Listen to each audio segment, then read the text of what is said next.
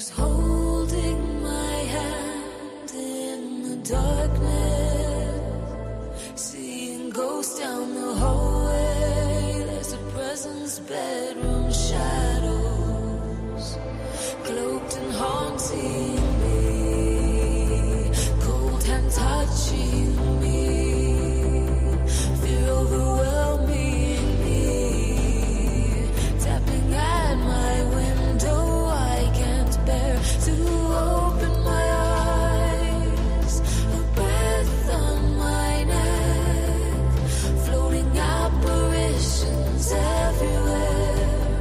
Go to sleep with the light on, I wake up paralyzed.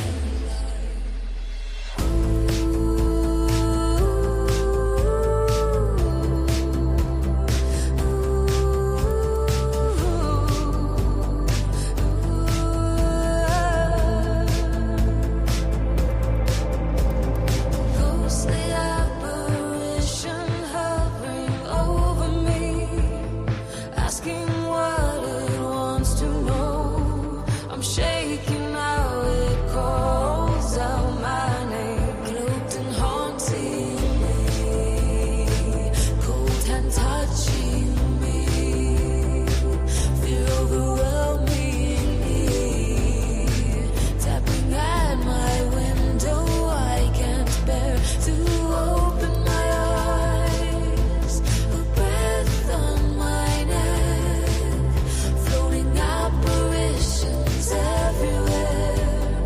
Go to sleep with the light on, I wake up paralyzed.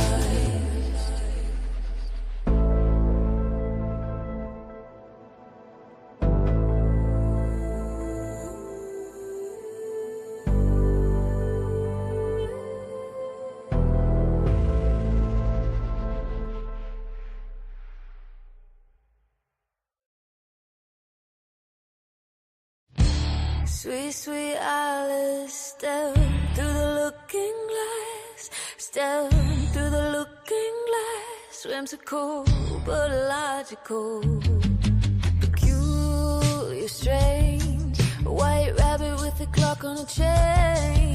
He's late for a very important date, but I must follow, I must know where the white rabbit goes.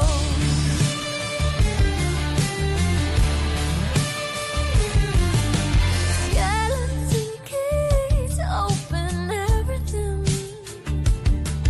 a wonderland key to change everything. Doors so small, wondering who could fit in there at all. A potion to drink, one sip it'll take. What a mistake. The wonderland cake, another mistake. Alice's tears begin a lake, so big the game is rigged. Peculiar, strange, a white rabbit with a clock on a chain. He's late for a very important date, but I must follow, I must know where the white rabbit goes.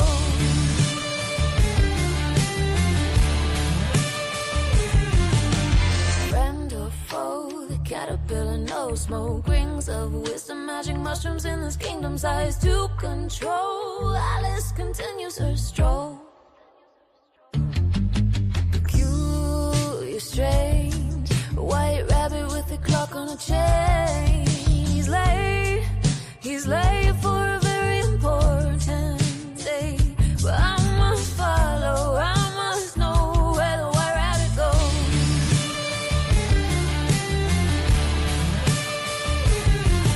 Red-headed deep party so bizarre, and everything is strange by far, confusing and absurd. The conversation is a blur, nonsensical riddles like playing a grasshopper as a fiddle. Why is the raven like a riding desk? I'm sure the answer is somewhere in the middle. It's all in perspective to say what you mean and to mean what you say. Peculiar, strange, a white rabbit with a clock on a chain.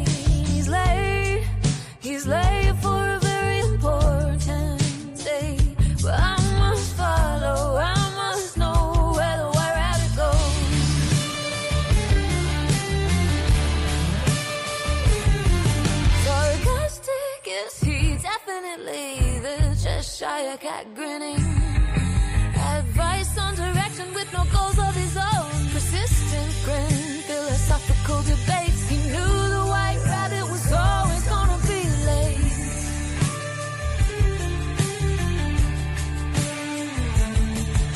Peculiar, strange, a white rabbit with a clock on a chain.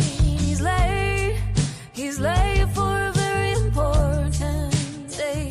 But I must follow, I must know where the white rabbit goes.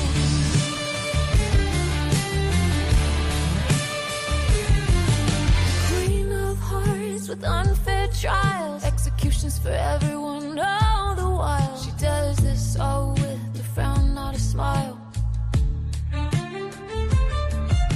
Angry as she with her unforgivable deeds. 7, 5, 2, what do you do when it's off with your head? You paint the roses red. Ooh, painted the roses red. They'll soon find themselves dead. Now it's off with her head. Alice wakes up in her bed.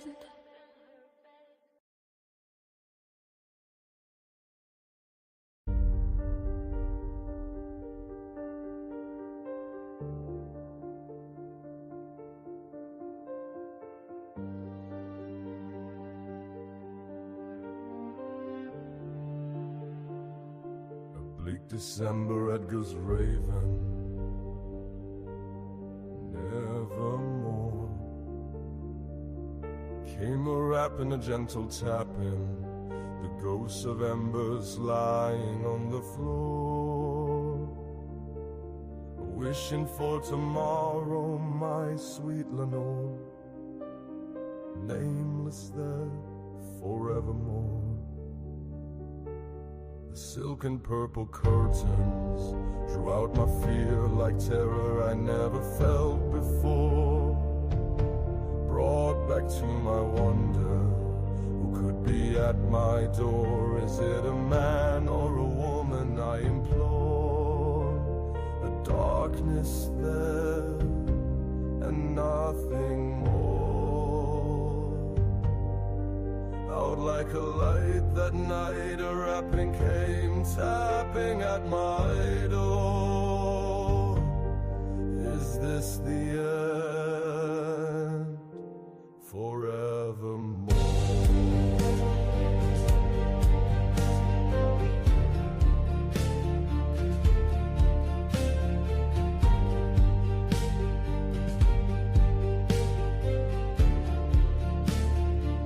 Into the darkness I gazed, a stood fear and doubt, a nightmare it seems, but only a dream.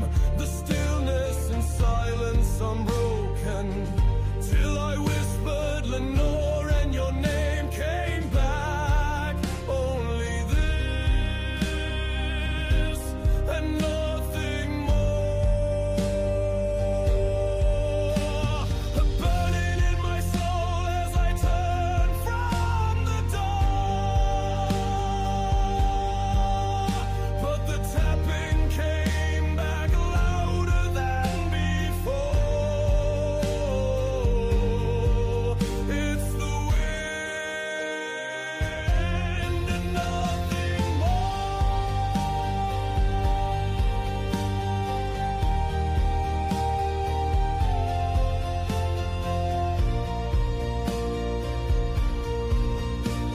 The window flew open, there stood the raven perched above my chamber door.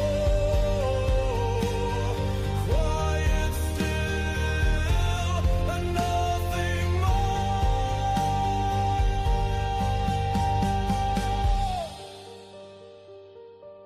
I feel a smile growing as I gaze upon its beauty.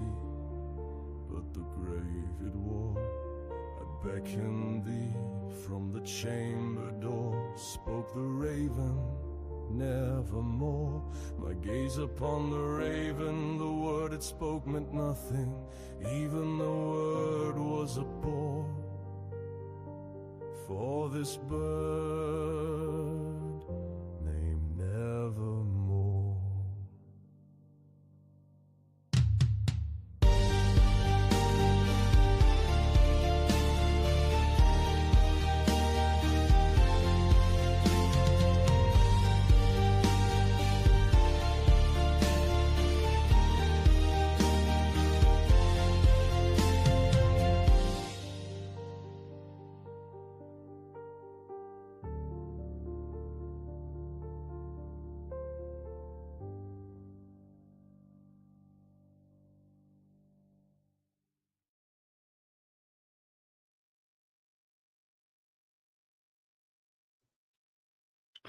All right, folks, welcome to Paranormal Roundtable.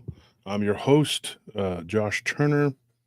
This is PRT. Join us in the real reality. How's everybody doing tonight? Are you guys in the real reality? Are you sure you're in the right reality? I just recorded last night. Don't know when it's going to air, but it was interesting. It was a Mandela effect. There was a woman. You guys got to stay tuned for this one. It's going to be in a couple of weeks. It'll drop. It won't be the next one. The next one will be a woman who thought that she may have been in love with a werewolf, a man who was an actual werewolf, because she has no other explanation for what was going on. It just is nothing else. You can't say what it is. So anyway, and it's a weird episode. There's quite a twist there, you know. She had me enthralled when she was telling me, and she was not like, when she was talking to me, she wasn't like fumbling for words either. She wasn't like, yeah, and no, dude, she wasn't like, she was just speaking like she remembered. She was remembering it. It wasn't like she had to think about it, you know. And not everybody that has to stop and think is not being honest either. There are people that just have, you know, they don't, you know. But she was very,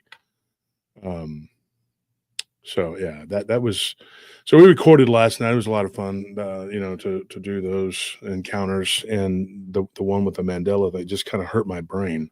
It was just like, I don't know what's going on with this Mandela thing. It is weird, weird, weird. I can't, you know, I'm not the world's foremost expert on anything, but that right there, just, I'm definitely not an expert on that. I don't know what that is. I can't tell you. I have my theories.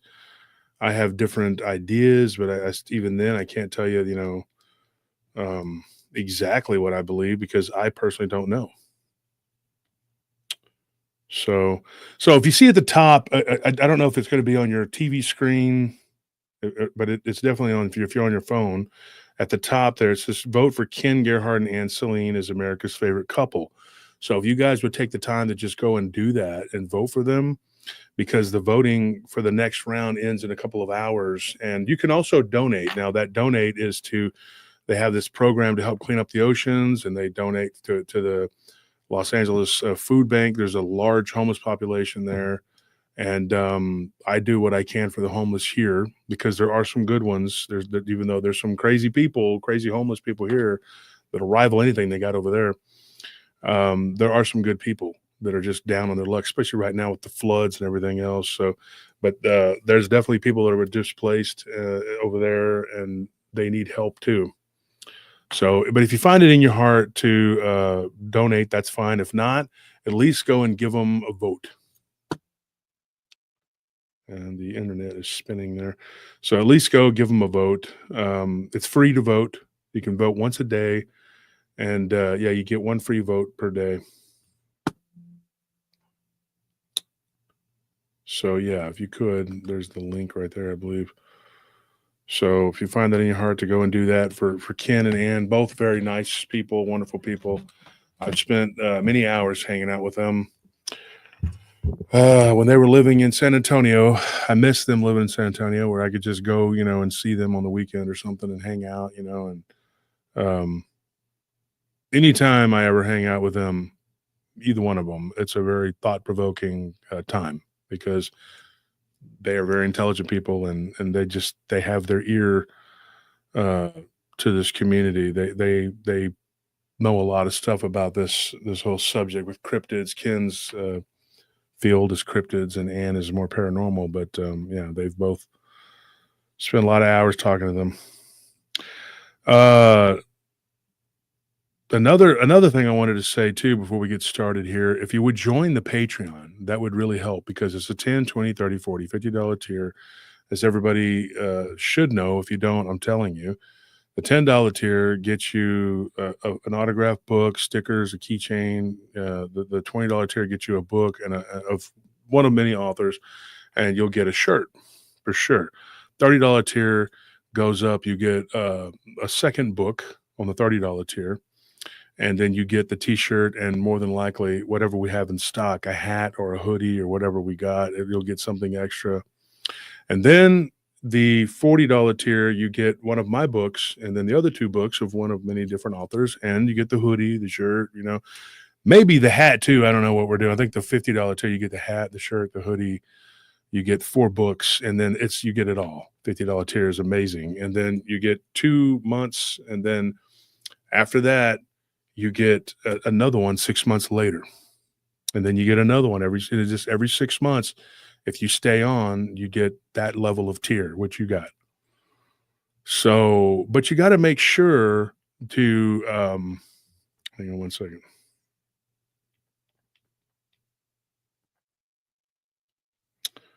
But you got to make sure that you jump on board, and the sooner the better, and make sure that you do that, because also when we move to the paywall, which we're trying to figure out how we're going to do this without making it hurt so bad. So one way is to join the Patreon, and we're just going to do the shows through the extra show is going to be through the Patreon. Most people's Patreon, all you get is just an extra episode or extra content. With us, you're going to get the extra content, plus you're going to get all of the swag. I've had a few YouTubers and podcasters tell me, like, how do you do that? Like, that's a lot. How do you do it? And I said, well, because I have a team of people helping me who are dedicated to doing this. This is what we enjoy. We like helping people, and we love doing the show and doing the episodes and bringing them to you.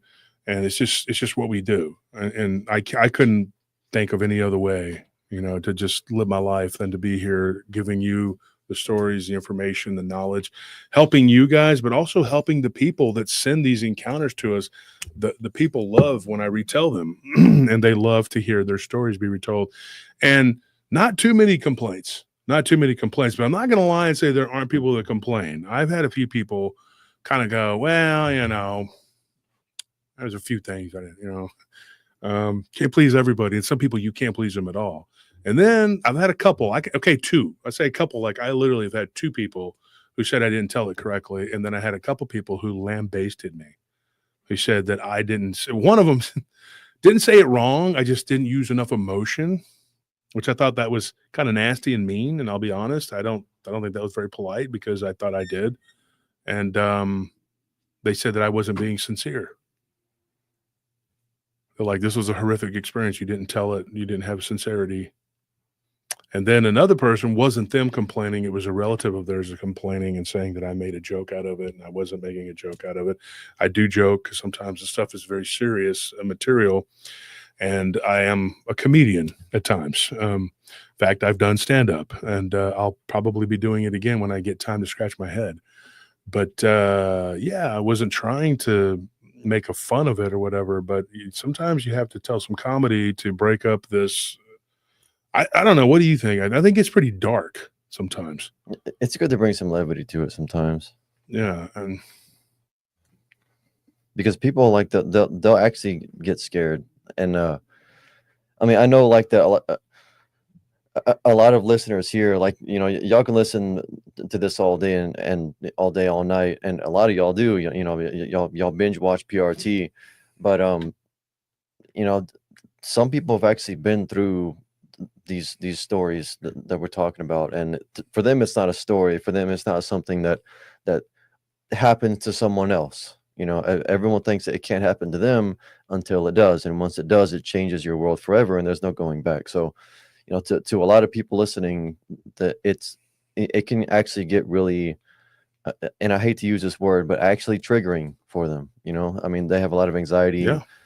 post-traumatic stress that actually does get triggered when talking about certain things. So, and we've gotten like a lot of good feedback about like how you joke. Sometimes, like from time to time, you'll throw in, you know, some lighthearted jokes in there. You know, Well, if you only have 2 people out of all the thousands of stories that we've gotten encountered, I say encounters, stories, whatever, but they have an encounter, I turn it into a story, right? yeah, But if you only got a couple people saying, well, you didn't do it right, and then you only have a couple people who are like, you did a good job, you know, but you weren't sincere. I mean, I think that's pretty good considering how many we've told. I can't even keep count how many we've told. yeah, And you know, and then you know what? I had another person complain because I was on somebody's show. And I got to be honest, it wasn't just one person. There were a couple people on that one too. They complained about me, like kind of throwing it out there, kind of nonchalantly, and not really going into depth on it when I was on someone else's show. hmm And they were just like, well, you just kind of threw my encounter out there like it was nothing, you know? But then I talked to them and they were like, oh, I get it, you know, because I was like, well, your encounter wasn't really long. You didn't give me a lot of information. It wasn't really long. They're like, well, you could have called and talked to me, whatever. There wasn't a phone number. And one of them I didn't, they're right. I didn't get, you know, but one of them I actually tried. I asked over and over again for a phone number and they didn't give it to me. So whose fault is that? I mean, they're not. I'm just saying that overwhelmingly it's been positive. There's not like a whole lot of people that are going like, you're a piece of crap. There's a handful of lunatics that are running around and they because they show up all over the place. It looks like there's a bunch of them, but there's really like, honestly, there's like 6 of them. I mean, you can count how many there are. There's like a half a dozen of them, but they're just like the empty can rattles the most, you know? hmm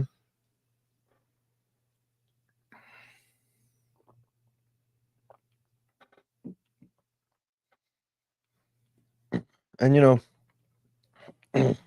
one thing that's good is that like you don't really hold it against them. Like if they kind of like feel some way about like how you told their story or whatever, because I mean, this is that's that person's experience, you know, and it's like if you're in their shoes, you know, then you know you'll understand. But if you're not in their shoes, then you know they opened up to you about something that's very like a very private part of their life that they probably don't even tell people in their lives who are their close, trusted friends and family.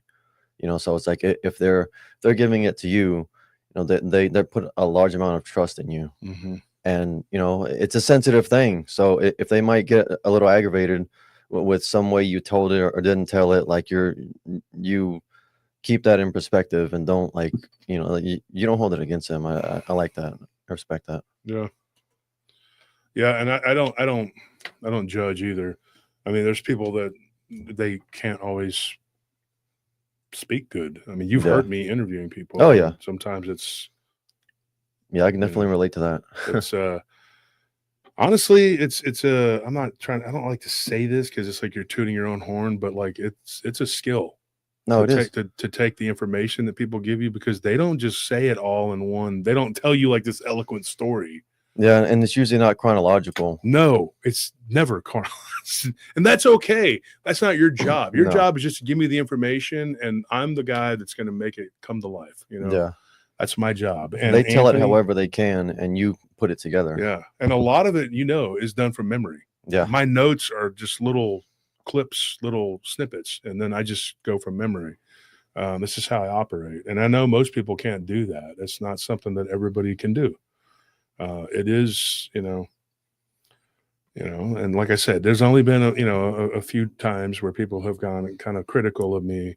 The people that are critical are more the audience members that have listened than the people who gave me their encounters. Like the people who gave me encounters overwhelmingly are supportive and thankful, you know. But you know, sometimes people are just like, yeah, well, you know, whatever. I don't care. It doesn't matter. Don't stop bringing those stories, folks. So tonight's encounters, we're going to get started. We get 300 in here because we will, and then there'll be people going, you just started talking. I was busy eating delicious piping hot Arby's, and you just started talking. What are you doing? I was looking for the Arby's sauce, and next thing you know, you're talking. I hate you. Why do you do that? You're a piece of crap. Not during the piping hot Arby's. Because if I wait, it'll become lukewarm Arby's. Especially not while it's piping hot. That's just disrespectful. That's very disrespectful. You got to wait until I need it to be cool. Yeah, until it gets cool. Yeah. Then there's a problem because I don't want lukewarm Arby's. Yeah. Who does? It's delicious and piping hot, and you can't even wait for it to not be piping hot. I can't eat it, dude. It's too salty.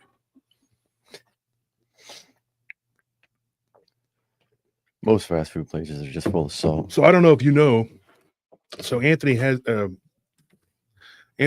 this. I don't know if you guys know. He has this. What do you call it? Like in our house, Anthony's like the animal whisperer. He rivals me when it comes to the animals. They love Anthony a lot, and so if it's not me, I don't know if you guys know that. I don't know if they really know like how much the animals love you. I spend a lot of time with them. So I found Story under our bed, under our door. Yeah, because she can squirm under the door, and she wrapped herself up in one of the pee pads. Luckily, it was unused. Yeah, but she just had a little blanket wrapped up on her. She's our little ferret. And dude, I thought she was doomed. I found her, I thought because she wasn't moving. Like, she sleeps real hard. Yeah, can't wake her up. And I thought, oh my gosh, she came in here to die. Like, I was just like, and Nellie wakes up and she's just like, oh my gosh. So she grabs the ferret and runs into Anthony's room like Anthony's going to be able to bring her back to life. But that being said, I got to say this, man. There's some people who, like I said, in this community, there are those who aren't enamored with me and they don't like me and they hate me. And I would go so far as to say if they could, they'd probably get rid of me in any way possible, whatever it takes. If they were in a car, they'd run me over. They just do not like me. They have very frivolous reasons too. They have like all these reasons, but not one of them is worth a damn. So I don't really know what's going on. A lot of people are telling me they think that they're getting paid. I don't know. It's the voices in their head telling them to do it. It's the demon monkeys in their head. One of the many voices. But somebody had said something, and I want to say this, just to make sure people understand. They're trying to create this rumor that I said that I healed my dog and brought it, made it not be blind. I never said that. I never said that. Jeez. I said I prayed for the dog. I laid hands on the dog, and I prayed, and I did what you're supposed to do, and I prayed in the name of Christ. And I'm a fervent believer in Christ. I'm a failed Christian. We all are. If you say you're not, you're lying. You're lying to yourself. You're lying to everybody. That being said, I did pray for the dog, and she is no longer blind. I really think she was blind. What if you had to say yes or no? Being completely honest, absolutely. She was blind. Even the vet told us that she was blind. Yeah. She couldn't see. Oh. She was bumping into everything. The first time I prayed for her, she seemed to do a little better. I waited. The next day I prayed for her again, and I just prayed and I prayed, and then she was better. Am I under any illusions that it was me? No. If you pray for something or someone or any situation or a person, it's God, not you. Yeah. You're not the healer. You don't have the power. The power of Christ heals. We had a situation with our living situation, back in the fall, and I say, well, I got us out of this situation and got us into it. But, well, it's not me. God delivered us. God helps you. You can't do anything without God. And once you start realizing that and you start accepting that, your life can become a lot better. But, so many people, and then they run half cocked and they say these crazy things. And, and I just want to tell the ops this. You're tagging people that you think are going to come running to watch your lunacy about me. Well, I'm afraid that's not going to happen because those people you're tagging already know, and they're messaging me going like, what the hell is this? And I told them, I said, go look at this silly crap. And then they're like, what is this, the Bazooko Circus? They're tagging people. And I'll be honest, they're tagging people like LA and Lyle. Do you really think those people are going to just go, oh, F Josh Turner?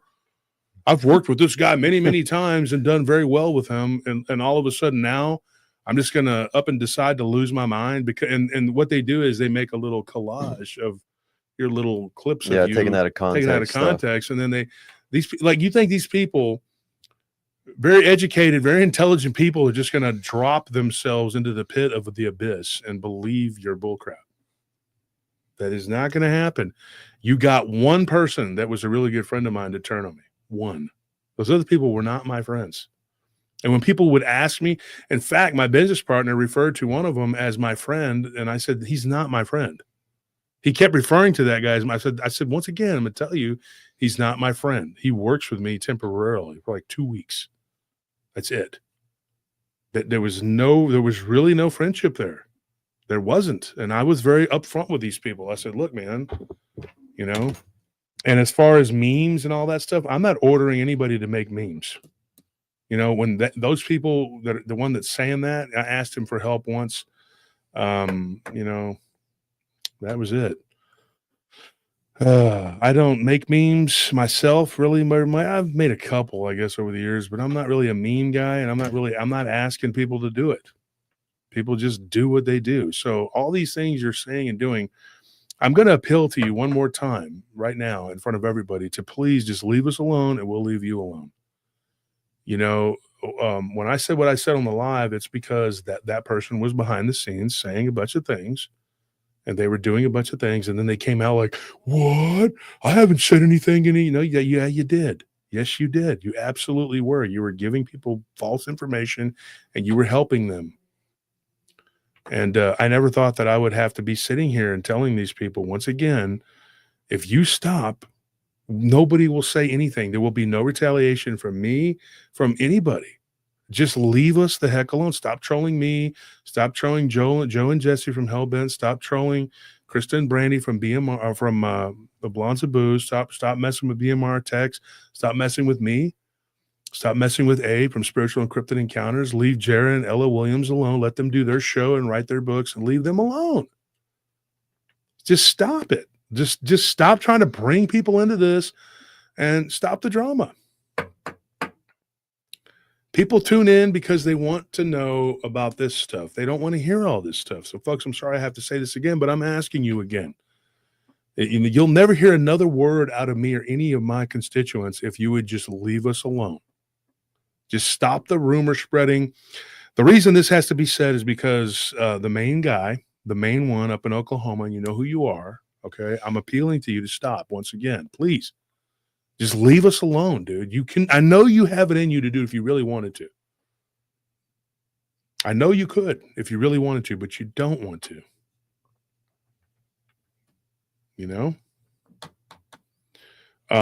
We saw what you did. He made 2 of his fake accounts. He turned them into my name and to Joe Doyle's name. And then you went into other people's chats and you started pretending to be us.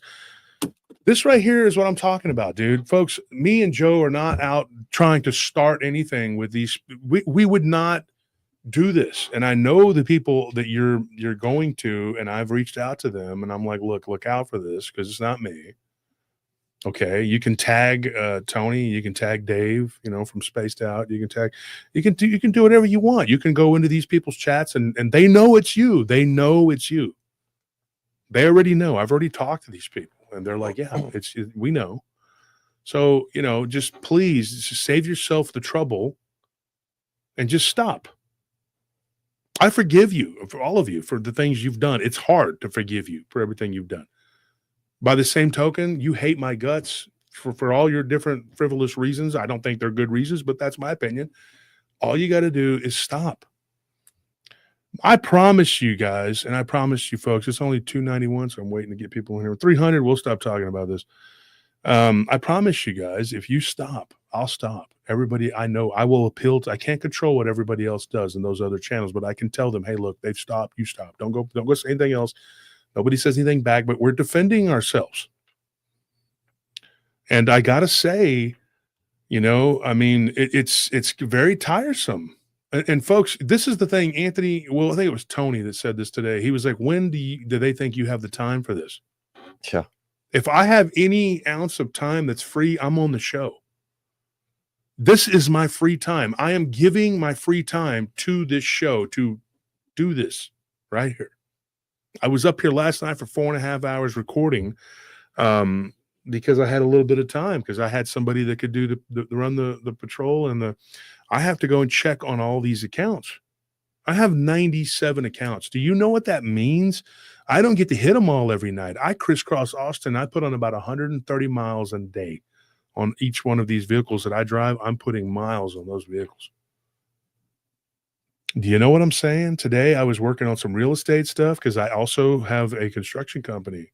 I don't talk about it a lot because it's not really my forte, but I have worked with people who do know how to do that.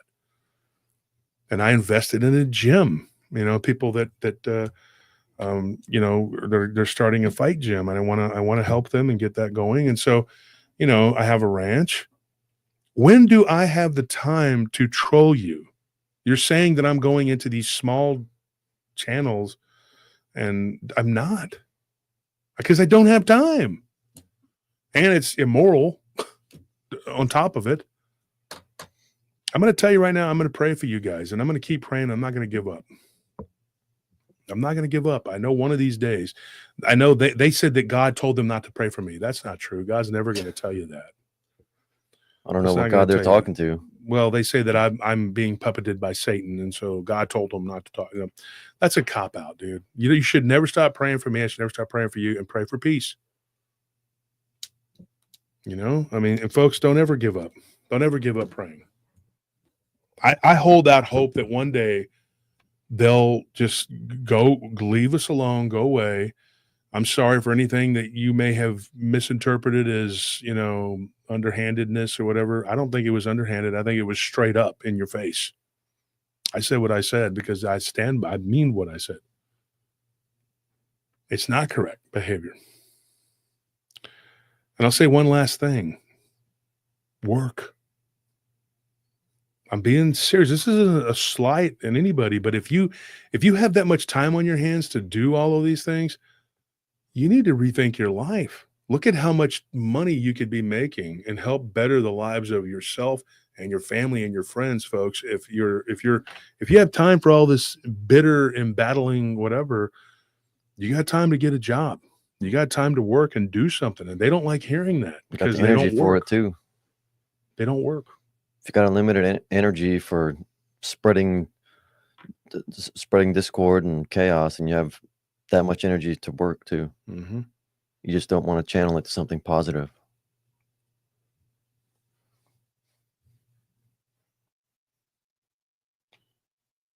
Sackus schmackus. Okay, yeah, really. Yeah, that really sounds like a real person. Well, I'll see you later, dude. Nobody comes in here and name that. Okay. So anyways, we're going to get started here. I'm not going to put any more time into this. I just needed to get everybody into 300, and then I start talking. The first encounter we're going to talk about, and then here's what we're going to do.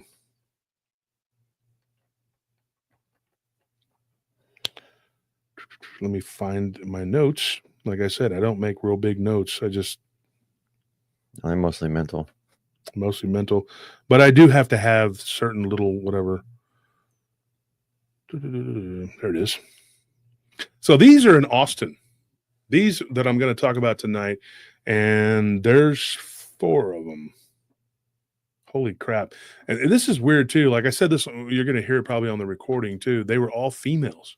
Like I had a big old thing that for like 4 days or 5 days, I guess what was it? Friday, Saturday, Sunday, Monday. Okay, 5 days. I got nothing but female. Just there wasn't no men at all. It was just all women. I've had the other way too, but it's like it was. There's time when it's all men. Yeah. It's PRT ladies' night. Okay, Sackus Schmackus says, "Yeah, I do that, but I take like 5 minutes to figure out because that's not your first language, really." Okay, are you from Oklahoma?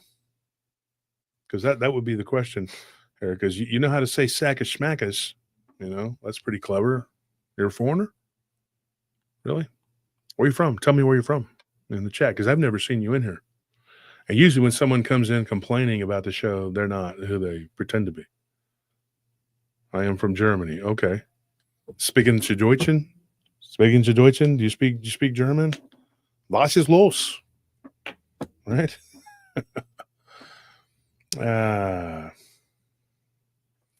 So anyways, I better watch it though, because I've been accused of loving Hitler.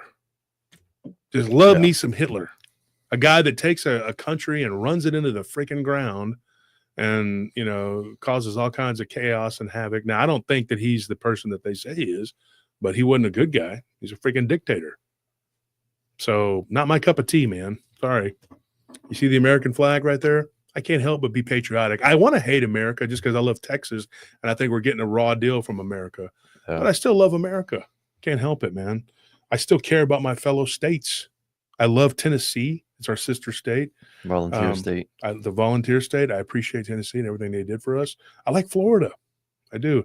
And I can't help it, even though some of the people really suck. California is really beautiful. I really love that state. Years ago, I used to spend a lot of time there. Oregon, Washington.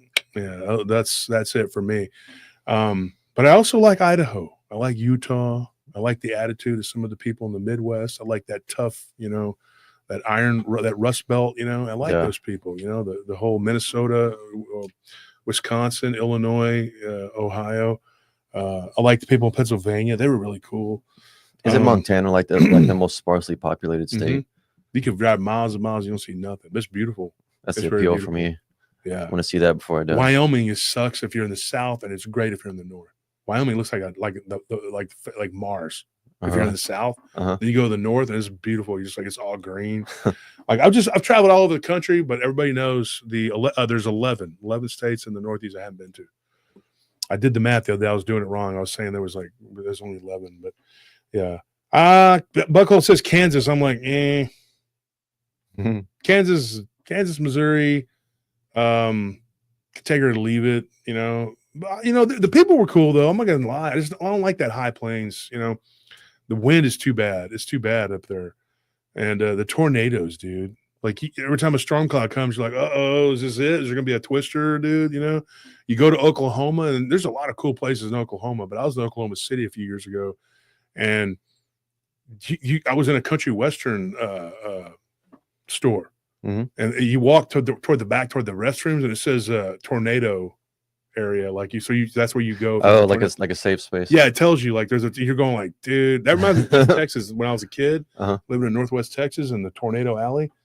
Man, I saw a tornado go over us when I was young. Somebody said Nevada. I love Nevada Texas too, man. I like Reno. I love Reno. I spent time in Reno. I hit a hot streak one time in Reno. I was gambling for 36 hours straight. Jeez. I didn't stop, man. I was like Doc Holliday with my friends were like, hey man, you need to stop. And I'm like, man, I'm good. I'm hot, man. I was up like $4,200. Jeez. Yeah, dude. Yeah, I was rolling that night, dude. It was awesome, man. But oh well, I lost half of it. But hey, I still walked out of there, and then we went to Tahoe and I lost the rest. But I lost the rest doing fun stuff. You know. Tahoe's cool. I like Tahoe. I've been all over the country, man. I've traveled all over. I like the South. I like the southern states. But these stories here.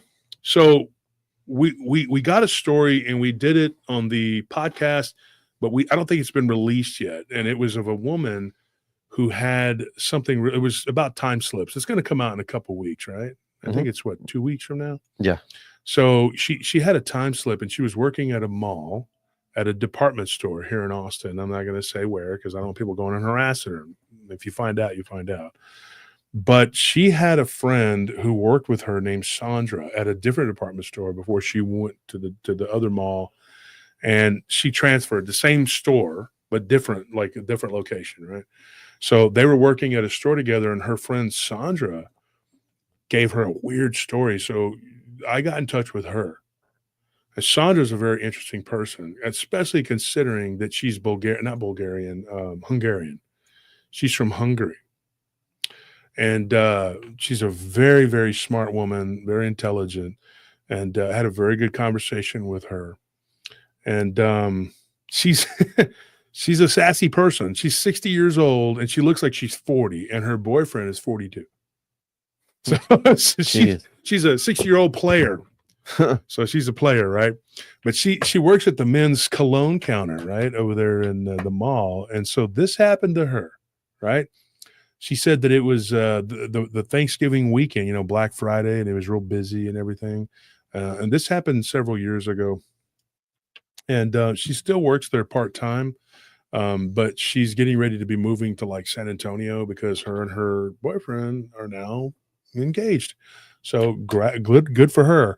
I'm not even joking, man. A 60-year-old that can be an Instagram model. That's pretty good. You got to take really good care of yourself. Yeah, she takes very good care of herself. And she tells me, she's like, the secret is to work.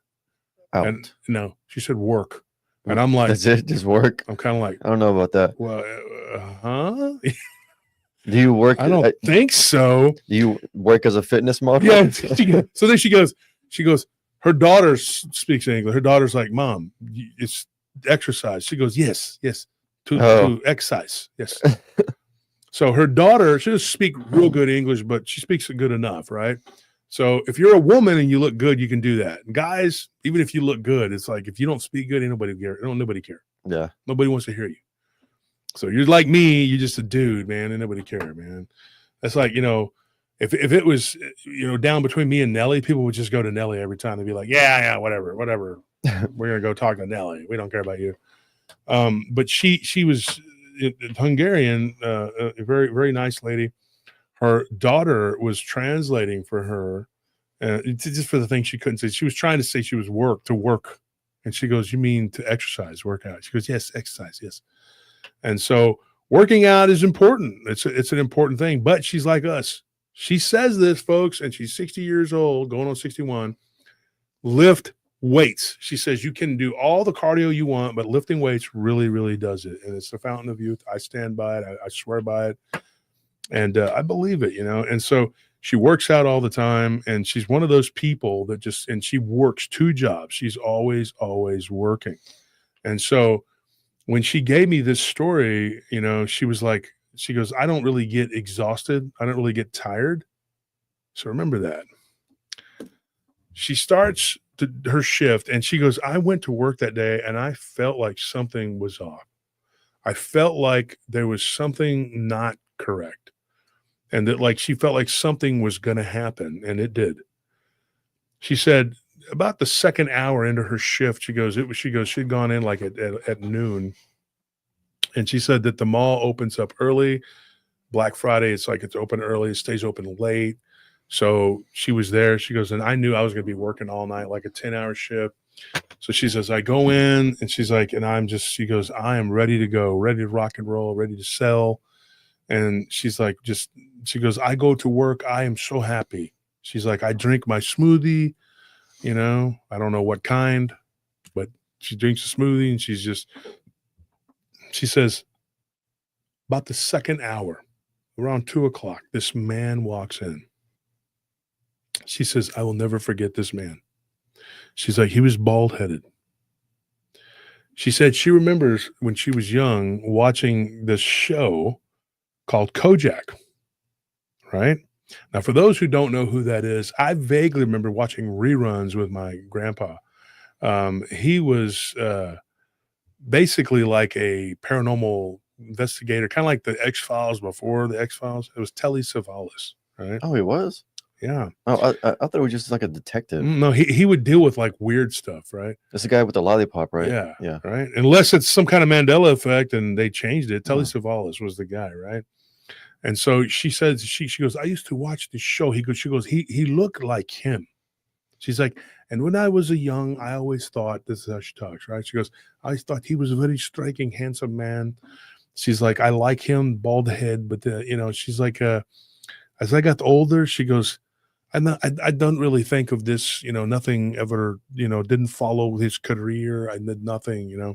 Then this man walks in and he looked like him. She goes, he was wearing a dark suit, very striking features, a handsome guy. She goes, and he knew a lot about the colognes. He wanted to smell good. He said that he had a girlfriend and he wanted to impress her, blah, blah, blah. She's like, the next thing you know, I've been talking to this guy for 40 minutes trying to help this guy. He had picked up 2 different Kolchak. Yeah, that's it. And so he picked out 2 different clones, but he wanted to buy a couple more. So she she goes, so another 20 minutes has been an hour. She's like, and there's other people that need to be helped. And she goes, but this guy was buying, he was picking out stuff and he was ready to buy it. So by the time he was done, it was like over $500 worth of cologne. So she sells it to him. She sells him a couple of the gift sets, and he's, and so she's like, oh, this is good. This guy's really, he's buying this stuff, and they hit it off. They talked, and she thought that he was a pretty cool guy, but she goes, but there was something amiss about this guy. There was something a little bit off about him, and she couldn't quite put her finger on it. She couldn't put her finger on it. All she knew was that he was very eccentric. She's like, he had these really nice jewelry. It wasn't gaudy. There wasn't a whole lot of it, but he had a couple nice rings. She goes, one of those rings looks like it was probably worth several $1,000s. She goes, I know jewelry. That's real. It was real. And he had a very beautiful, nice necklace, gold, all gold. And she said that this guy, the necklace he had on, though, was weird. There was a weird design that she didn't know it. She'd never seen a design like that before. And to this day, she doesn't really know what it was. He kind of tucked it in his shirt after the first 10 minutes of the conversation, and she kind of just briefly saw it. She had never seen anything like it. She said that when this guy spoke, he had this really deep voice. Like she goes, he had a voice like Elvis. She's like, and he smelled good. And when she asked him about the cologne, because she works at the cologne counter, right? Mm-hmm. He named some kind of weird cologne.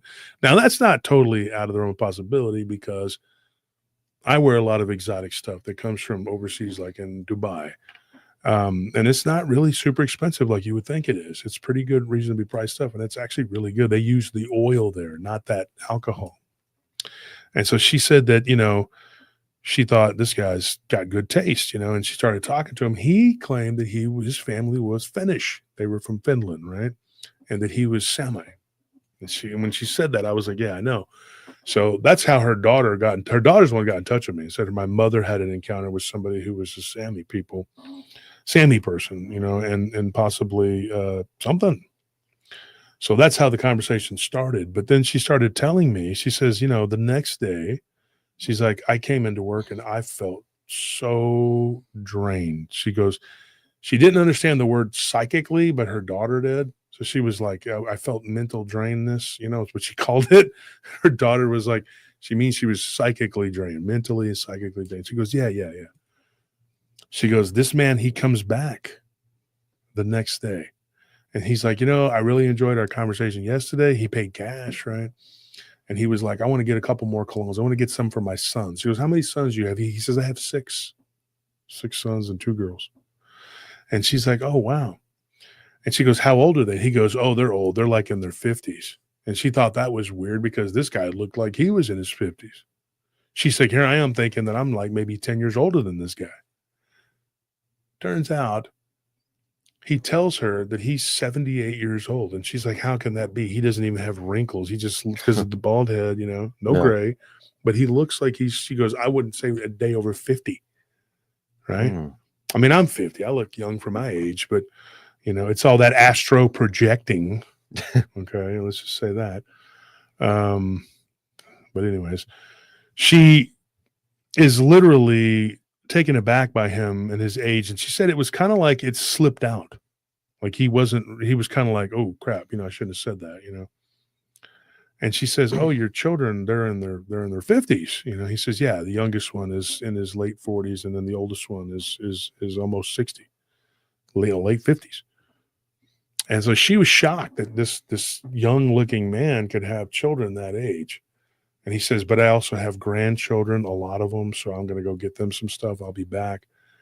And he was looking for like Tom Ford. I mean, these are like higher end colognes that he was looking for, I forgot there were a few of them that she had named that he was looking for. And, I recognize them as being more expensive. Like I don't wear Tom Ford, but it was crazy. And she said that night though, she had dreamed about him, but she couldn't remember the dream. She was very open about it too. But she said she thinks it was something kind of on the, sexual side of it, you know, and she goes, but I couldn't remember it. So when he came back in there, I was just kind of like, she goes, I was kind of, you know, freaked out. And so she said that there was something about him. She goes, she was drawn to him like a moth to the flame. And she just had a hard time believing this guy was almost 80 years old. And she thought, there's no way. He's got to be lying about his age. He's got to be younger than that. I mean, maybe 60, but no way 80. She didn't believe it. So then he tells her, he's like, you know, I want to go out with you. He comes back and he gives her number. She's single. Her husband passed away. She's a widow. And she hadn't really been dating or anything at that point. She was just like thinking, you know, kind of like you think, well, your life's over. You're just going to go into obscurity and fade away. The love of your life passed away, died of cancer. And so she's like, I'm just going to be here, you know? And what's up, Starscream? How you doing, man? What's up, Madeline? How you doing? So he says, you know, I feel like I'm just going to be here and that's it, you know? And here comes this guy, and she's like, but she was still kind of freaked out by him. There was something about him that she didn't like. And her coworker, one of her coworkers, was a Jordanian lady. She goes, she was all over this guy. And she goes, I knew I had to do something. I was either going to make a move or this girl was going to get him. Yeah. And she's like, he was very well built. He was very muscular. She goes, the first day he had his jacket on, he came back and he had his sleeves rolled up. And it was a little bit warmer that day. And she said that he was very muscular, very in shape.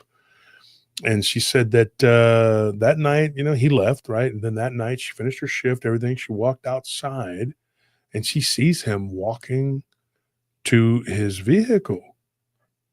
And so she walks along, like she walks kind of parallel to him, kind of gets his attention. And she's like, hey, she goes to wave at him and she notices his head down on his phone, whatever. This is where it gets effed up. She looks at this guy, she sees him on his phone, and she goes, she sees his face. His face did not look like that soft, beautiful, like look that he had, you know, that very chiseled, you know, like jawline, everything. She's like, his jaw was protruding. She goes, and when he would talk, it looked like he had these big teeth. They were conical. Not her words. Like she said, they were like, you know, fangs, but the conical teeth all the way around, you know? And so when she said that to me, I was kind of taken aback. I was like, oh, you know, we've heard this before. Like, you know, I've literally kind of said these people have like piranha mouth. Yeah. You know what I'm talking about? Yeah. And so this guy had like a piranha mouth, you know, she saw that. She was like, oh, she goes, and then I kind of fell back and was like, I think that's the same guy. It's the same clothes. He's got the bag from our store. You know, maybe he's been at the mall shopping all day and he had a bunch of bags. And he was on the phone and she goes, but you know what that was? It was demon face. Yeah. You know, people talk about that demon face. And so she kind of fell back and she didn't get his attention and she just took his number and threw it away. She was like, no way. I don't want this guy. She's like, I was driving out the parking lot. I threw the number away. So the next day she comes back, he's at the mall again. He's walking up to the cologne counter and she's so afraid at this point. She gets this overwhelming fear of him. She said that she felt this tightness in her chest and she goes, I just started sweating and I just had to leave. And I let the lady from Jordan take over and, you know, deal with this guy. So she said there was this really good friend of hers at work. There was this black lady that she was really good friends with. She goes, and so I told her about him, and that girl sees beyond. So like she has this ability, she can see through the veil. She's like, she was working the perfume counter, which is like adjacent to theirs. And so she was like, I have to tell you something. She goes, I saw you talking to him the last couple of days. She goes, and he has something black attached to him. She's like, I saw it yesterday. I didn't see it the first day. She goes, I saw it yesterday. She's like, but they were so busy. This is, you know, the weekend of Black Friday. So, I mean, they're just like busy working, you know? And she said that this guy was buying up all kinds of stuff, you know? So as long as they're buying, the manager doesn't care if you spend, you know, time on a customer because that person is spending money. But if you're just there talking, that's a problem. So she thought at one point, she was like, well, probably this guy is buying these colognes because he wants something from me. You know, he wants me to go out with him. You know, that's why he's spending he has money to spend. So he's attracted to me, right? Which was probably the case. And this woman tells her, she says, look, you got a problem. That dude likes you and he's got something on him. Now, her being from Hungary, she grew up with the stories of these witches, and they have their own version of the Baba Yaga and everything else. And so this guy had like literally this black demonic entity on him. This woman said that she saw it on him, and we know the vampires or whatever that they do. They have this other attached to them, right? And it's interesting because we know what we know, right? And so she's telling this story, and she kept having to kind of stop and pause when she was talking to me. And at one point, she started coughing so much. Sandra was coughing so much that I thought, man, she's not doing good. Like maybe you need to go sit down or something. She's like, and her daughter's like, Mom, are you okay? So it got kind of weird there for a minute. And then there was this, folks, I'm telling you, when we were on the phone, there was this interference. And at one point, I heard this. Okay. It sounded like a man's voice say, stop. It was so weird, dude. And I'm going like, what in the heck? So I'm like, this is weird, And so I had it on speakerphone. And so I took it off speakerphone for just a minute. I don't put the phone right to my head. I don't like that, Yeah. The radiation. Terrible for you. I was just like this, and I heard it again. I heard like, but it sounded like somebody saying it in the background. And they didn't hear it. The ladies didn't hear it. And I said, did y'all hear that? I said, it sounds like somebody saying, to stop. And I don't know if I'm tripping or what. And then later on in the conversation, they heard it, but I didn't. So it was, later on, it was in the conversation that it happened again. So I'm just telling you, this is what happened, right? So, yeah, it's really weird, Andres. I'm telling you, yeah, Andres says weird. Yeah, it was really weird. So I'm over there, but I'm focused, and I'm going to do my job because I want to get this story out. So I take demon attacks for you guys. You know how it is, man. It's okay. Yeah, I'm okay. Somebody's got to do it. Yeah, I'll get over it. Things I do for y'all. But no, so what happens? She says, she goes, yeah, that voice on the phone. She goes, I've heard that talking to different. She goes, I was talking. Her one daughter still lives overseas, not in Hungary anymore, but she lives overseas. And she says, I was talking to my daughter, and she was just couldn't even talk to her at one point because there was so much interference. It was just so ridiculous. Like she couldn't even like communicate with her.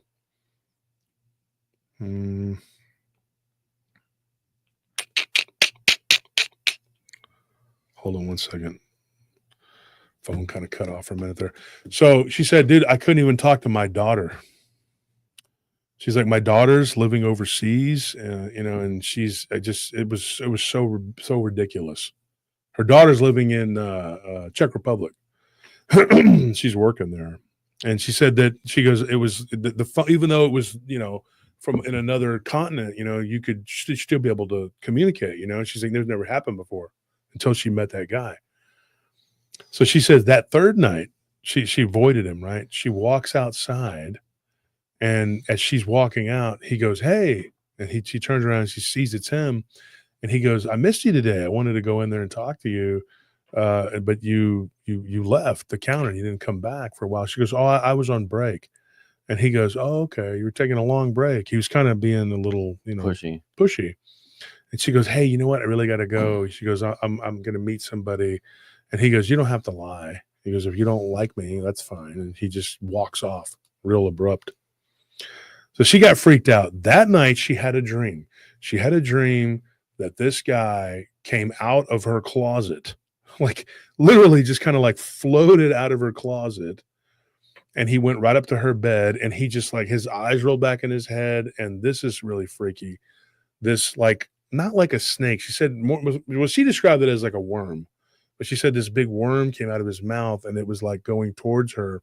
And then he fell on her on the bed, like just straight down, and she wakes up, and then he's gone. Like there's no like it's just, he's gone. Right. And she wakes up and she's just like, what the hell was that? It was like this black worm, like this phallic looking worm, And so it freaks her out. And she's like, at this point, when she's talking to me, we had to stop because she was starting to kind of choke up, crying, right? And so I told her, I said, if you need a minute, we can stop, whatever. And I'm just trying to listen to this. Then she says the next day, this was the fourth day after Black Friday. She said it got really bad. She said that she felt uneasy at work. She dropped 2 different bottles of cologne. She was helping with the perfume counter too, and she broke one. And so her boss was like, hey, if you need to go home early, that's fine. She goes, no, I need to finish. I'm good. She'd been working it for years. The boss was like, hey, man, we're not going to hold it against you. Just don't drop any more, please, And so she was pretty, she was pretty freaked out. She goes, and then that night I got off, work. And of course it's dark when you get off, and it's December, She's like, and I'm walking outside, and she said, I guess it was late November, early December, whatever. She's walking outside, and she's like, I go to my car and I heard something like this noise. Now that's my sound effect. She didn't do sound effects. She just sounded like somebody had like a cape, Mm-hmm. Their daughter was saying that, right? She goes, yeah, or some sheets or something, and they were flapping them. So weird, right? Yeah. She's like, and so I get scared. She's like, and I'm wearing heels. She goes, and I walked as fast as I couldn't run in them. She's like, but I walked as fast as I could to my vehicle. She goes, and I get in the vehicle, I take my heels off. She's like, and the next thing you know, she goes, I look in my rearview mirror, and there's this guy, he's standing there. And he's right behind my vehicle. She's like, and I'm just like, oh crap. And she goes, and then he goes to my left, and she goes, and I look in my rearview mirror, and I look in my side, and he's gone. Yeah, right after she hears the sounds of wings. Yeah. And so then she backs up, she pulls out, and she takes off. And I know this place where she's at too. I know exactly where she was driving. She described it, everything. She lives here in Austin. So she was driving down this one particular road. And like I said, I'm not going to say where it's at, but it's by one of the malls. And she said that when she got to the main road, which is kind of desolate when you turn onto that main road, not desolate, but you start driving in one direction, you'll go into the city. Another direction takes you kind of off into the countryside, right? Yeah. And so she took off to go that way. And then she goes, something flew over the top of my vehicle. She's like, I saw something.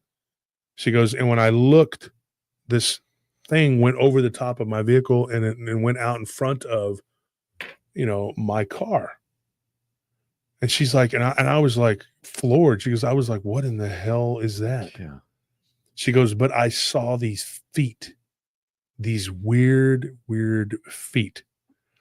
Now, fast forward about 3 years, she's with her granddaughter, and her granddaughter, who's, in her late teens, whatever, she was interested in watching a movie, and they wanted to watch horror movies. Well, they had pretty cool, actually. They had an 80s theme night horror movies, Mm-hmm. right?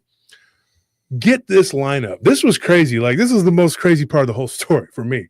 I was like, dude, those are some banger movies, right? The Howling, Mm-hmm. right? The Lost Boys, right? Really, really good movies. Like I am not a big horror movie guy, but if you're going to watch some horror movies, it doesn't get better than those two, I'm just like, and then Silver Bullet, right? Good movies. And so I was like, oh, hell yeah. She picked some really good movies. And then there was another vampire movie. I was like, yeah, whatever. I don't like that one. No, I'm just kidding. It wasn't a bad movie, but it wasn't an 80s movie. It wasn't an 80s movie. But it's not really my cup of tea. I'm not really, big into that. It was like, I think it was a Stephen King movie. It was, I'm trying to remember the name of it. Dang it. It's on the tip of my tongue. It'll come to me. It was a Stephen King movie. I wasn't really into it. I was like, I don't really care about that. Yeah. But they didn't even get to watch that. They just watched the other 3, and then all the girls got tired. She said they watched the 2 werewolf movies first, and then they got to the vampire movie. She goes, and I'm sitting there, I'm eating popcorn. She goes, I'd seen the movie before. It wasn't a big deal. She's like, my daughter showed up with her husband, and they were watching whatever, they were checking it out. No, it wasn't Salem's Lot. It was another one. It wasn't my thing. Christine. No. Carrie. No, it wasn't Carrie. trying to remember what it was. Now you got me. It don't matter. It's not important. It's not important, but it was just like that movie didn't fit in. I was like, I could take it or leave that movie. I don't care about that one. There was another one though that was like I think it was a Stephen King movie. But anyway, I just didn't. Firestarter. There you go. Somebody just said it right there. That's not. Yeah, it was Firestarter. Andres Curzales just said that. Yeah, that was okay. Wasn't like my favorite. Or not. I'm sorry, not Firestarter. There's the one with Christopher Walken. The Zone. Dead Zone. Dead Zone. Yeah, there you go. Firestarter is another one, but I'm not really into that one either. I don't really like that one. You know. Some of his movies are really good. I like several of Stephen King's movies, but I'm not. The Dead Zone, that's the one. Dead Zone. I'm not really big on that one. I mean, it was okay, but it wasn't like Lost Boys or The Howling or Silver Bullet. You know, those were like amazing. That's Stephen King movie. Silver Bullet is one of the best, right? The Night Flyer is pretty good too, but yeah, more cowbell, right? More cowbell. So she's watching this movie, right? So this is the point where they were in the cave. I know what she's talking about. And she said that it jogged her mind, like her memory.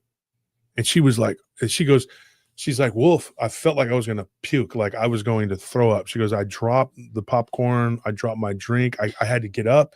She's like, I had to breathe. And my granddaughter and her friends are like very beautiful kids, very nice, you know, and they're all like, are you okay?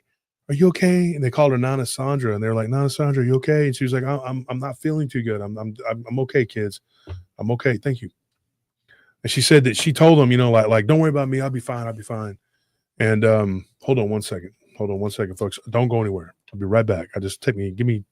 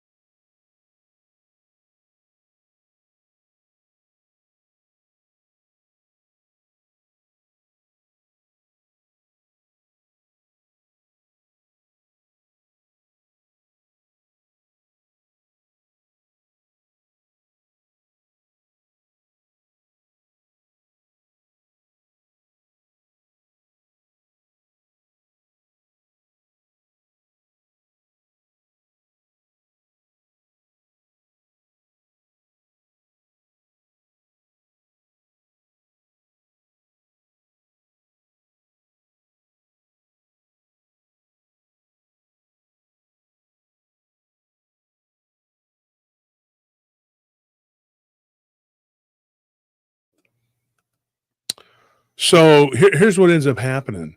Sorry about that, folks. I lost some people just because I had to take a short little break there. Tony just brought me something, a smoothie from Juiceland. So thank you to Tony. He's got to go to work. And then, unfortunately, I got to go to work. So does Anthony after this is over. Yeah. What a bummer. But hey, we'll have a good check.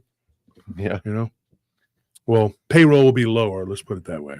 I don't get a check, but so here's what ended up happening. She says, I stand up, I feel like I can't breathe, and these girls are like watching this movie, you know, and one of them was already like half asleep. They all jump up and they're like, are you okay? Are you okay, Nana? You're okay? She's like, no, I'm okay. She said, I had to leave the room. And what it was is that scene where they had their feet, where they were sleeping upside down. Uh-huh. And you remember how their feet, I think they showed like Kiefer Sutherland's foot or something, and it looked weird. Yeah. Like, I don't know if you could pull it up and you could take it, like they could take it. She said that those feet when this thing went over the top of her car, they looked like that. They looked like those feet from the movie Lost Boys. Not exactly, but close enough to where she was like, that's what I saw. And that wasn't the last time she saw it. She was having dreams about this guy. She never saw him again ever in person, but she dreamed about him.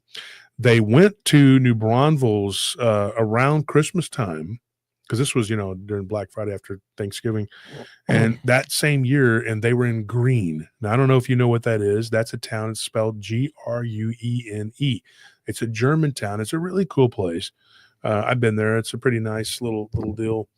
And it's outside of New Braunfels, which is another German settled people. They settled it, whatever. So she goes to eat at this place called the Grist Mill. Now, I've been there many times. It's a really good place. Great chicken fried steak. And so she says, we go there to eat. She goes, and I could have swore. She's like, when I was outside, she goes, I went outside to smoke a cigarette. She's like, yes, I smoke cigarettes. I've been doing it since I was 20. She's been smoking cigarettes for 40 years. I told her, I said, thought it was very unhealthy. And she's just like, it doesn't matter to me. I've been doing it since I was young, and I don't even care. She's like, and I got my lungs checked, and I'm very healthy. And I'm like, whatever. It doesn't really seem like it aged her. Of course, like she did smoke overseas cigarettes, which probably were better for her than ours for years and years. But I can't say one way or the other. And so she's right outside of New Braunfels, and she's in Greene, and she goes, I went outside to smoke a cigarette. She calls me Wolf, right? She goes, Wolf, I went outside to smoke a cigarette. She goes, and I hear the flapping noise coming from the woods. And I look and I turn around, and the tree branches are moving. She goes, I swear something was moving in those trees. And she's like, but then she goes, I go inside, I eat, and everybody's happy. My son, my daughter, their children there. We go home, do a little shopping. She goes, and she works 2 jobs. She has 2 jobs where she does sales, and she's really good at what she does. And so, yeah, I mean, that's her story. There's nothing else to it other than that. But what do you think? I mean, it's crazy.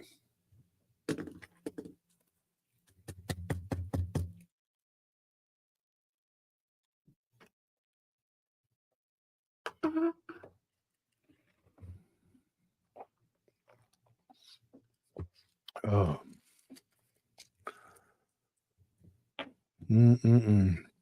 Hey, what's up, Richard? Stalker vampire.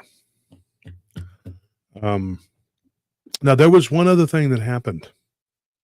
One of her coworkers that also spoke to this guy, who ended up transferring to a different mall. So this is similar, but not from her. And she ended up having something weird happen to her after encountering this same guy. They believe it's the same guy.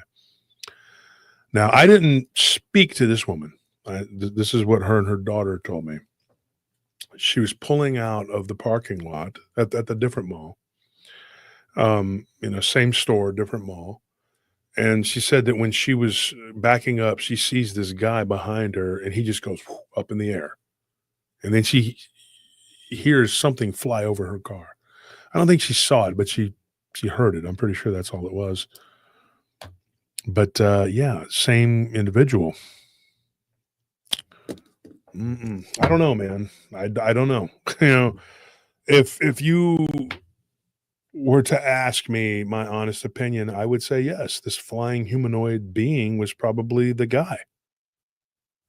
But let me know in the comments what you think.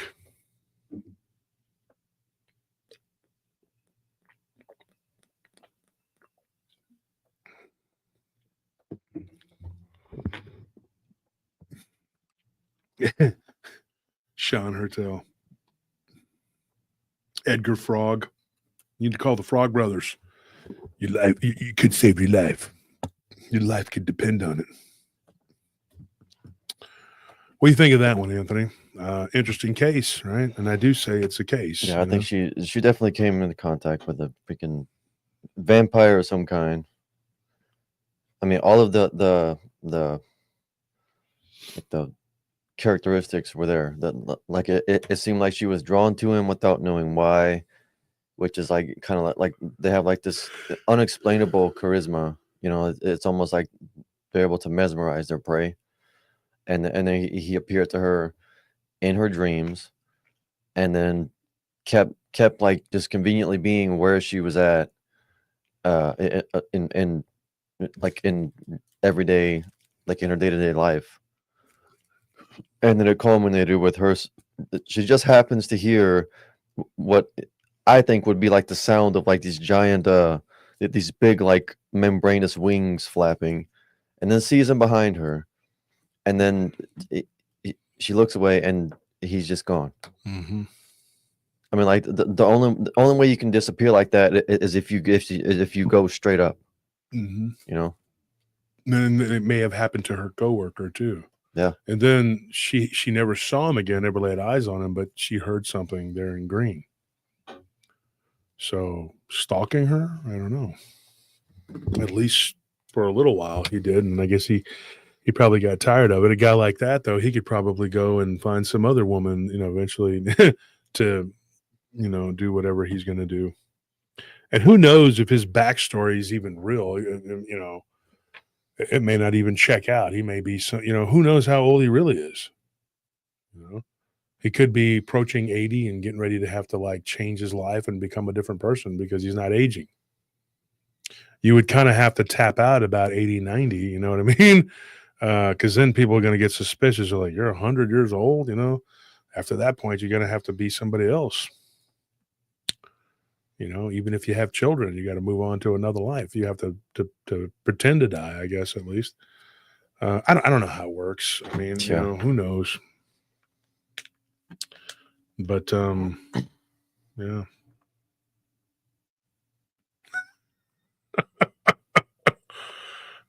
Beaky says buying cologne to lessen his old ass smell. Mm-hmm. I would think though that they could probably, one of the things we covered one. It's coming out next Tuesday, right? The one next Tuesday with the woman that was with the werewolf guy or whatever. I think so, yeah.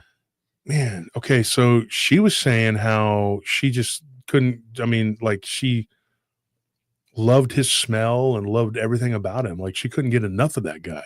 She was obsessed with him, and it was like they put off this scent. To I don't know. It's really freaky. It's wild. So Dick Richards, we finally recorded. Yeah, somebody says Rothschild Reborn. Patrick Mitchell. Yeah, good comment there. With the elongated head, the weird ass head.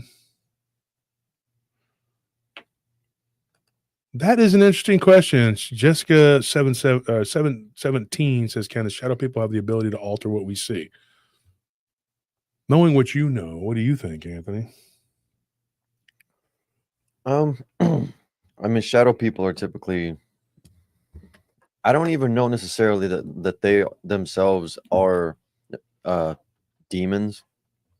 I mean, maybe some of them actually are demons, but at the very least, they're like projections of demonic energy or like a very, very negative unclean spirits. Because unclean spirits and demons, I think, are two different things. Like a demon is something that's completely taken over by and enslaved by the very force of evil itself, of iniquity itself. An unclean spirit is like something that it's like a living being, but it still has its own level of consciousness, but it's it kind of still like retains a level of free will and just kind of chooses to be like mischievous or chooses to be like crotchety or aggressive or whatever. Like with unclean spirits, you don't really know what you're gonna get. Kind of like how the Muslims view the jinn. I think that's probably more along the lines of what shadow people are. And when you're talking about these things, we're talking about like higher dimensional entities, beings that perceive the world at the very least in 4 dimensions rather than 3, and we can't really fathom what that's like. So from that perspective, like I think that it's fairly easy, and probably like a low level form of magic for these things to influence like what we see, to like influence how we perceive the world around us, like to just put this mesmerizing thing on us, because like they really do, like a lot of them, they straight up hate us. They can't stand. There's something about human consciousness that is extremely valuable to like in my opinion, every form of like conscious sentient life that is not like an animal or a human being, like whether it's an alien from not from Earth, or a spiritual being, like there's something about human consciousness that they all want. Like people are always like asking, like, well, why is Earth so special? Like, why are aliens here? Why us? Why human beings?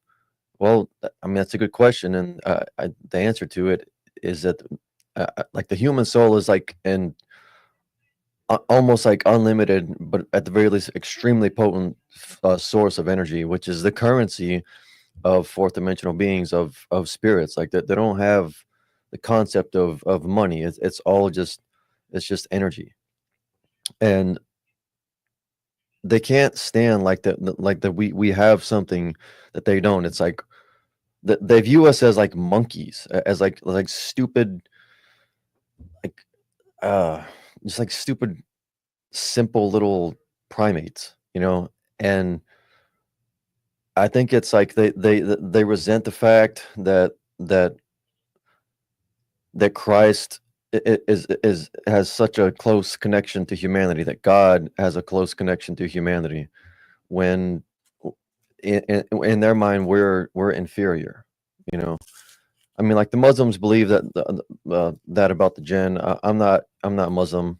We're not Muslim, but I think they do have some good ideas. I mean, they're not completely wrong with everything. So that's my opinion on that. What other questions do we have here? Wolf just had to step out to take a phone call for work.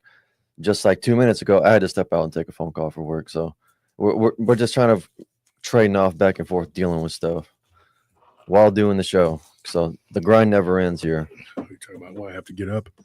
Yeah. Oh, I'm back. All right. Yeah, I had to deal with work. But yeah, I hope that answer wasn't too long-winded. I just always kind of feel like whatever I'm saying isn't good enough, or like I'm not explaining it well enough. So I mean, I try, and it comes out kind of long-winded sometimes, but short, sweet, and to the point. To answer your question, yes, I do believe that shadow entities, whatever they are, do possess the ability to exercise an amount of influence over how we perceive the world around us. To just pull the wool over our eyes. I mean, it can't be that hard. Like if you're something that functions at a higher level, I mean, like it would be like if you have a tennis ball in your hand, and you do that thing where you trick your dog into thinking that you threw it, but you just fake it and they go running. It's like the same concept.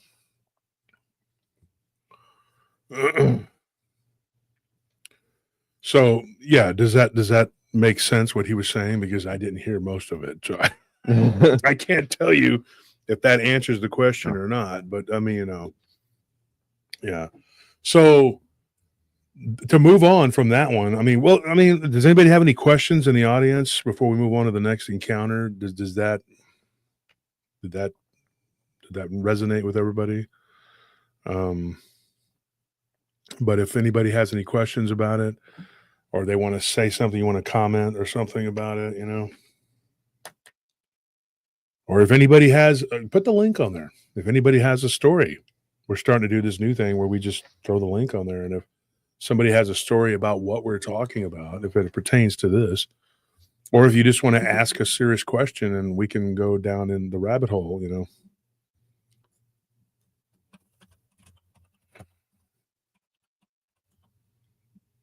Yeah.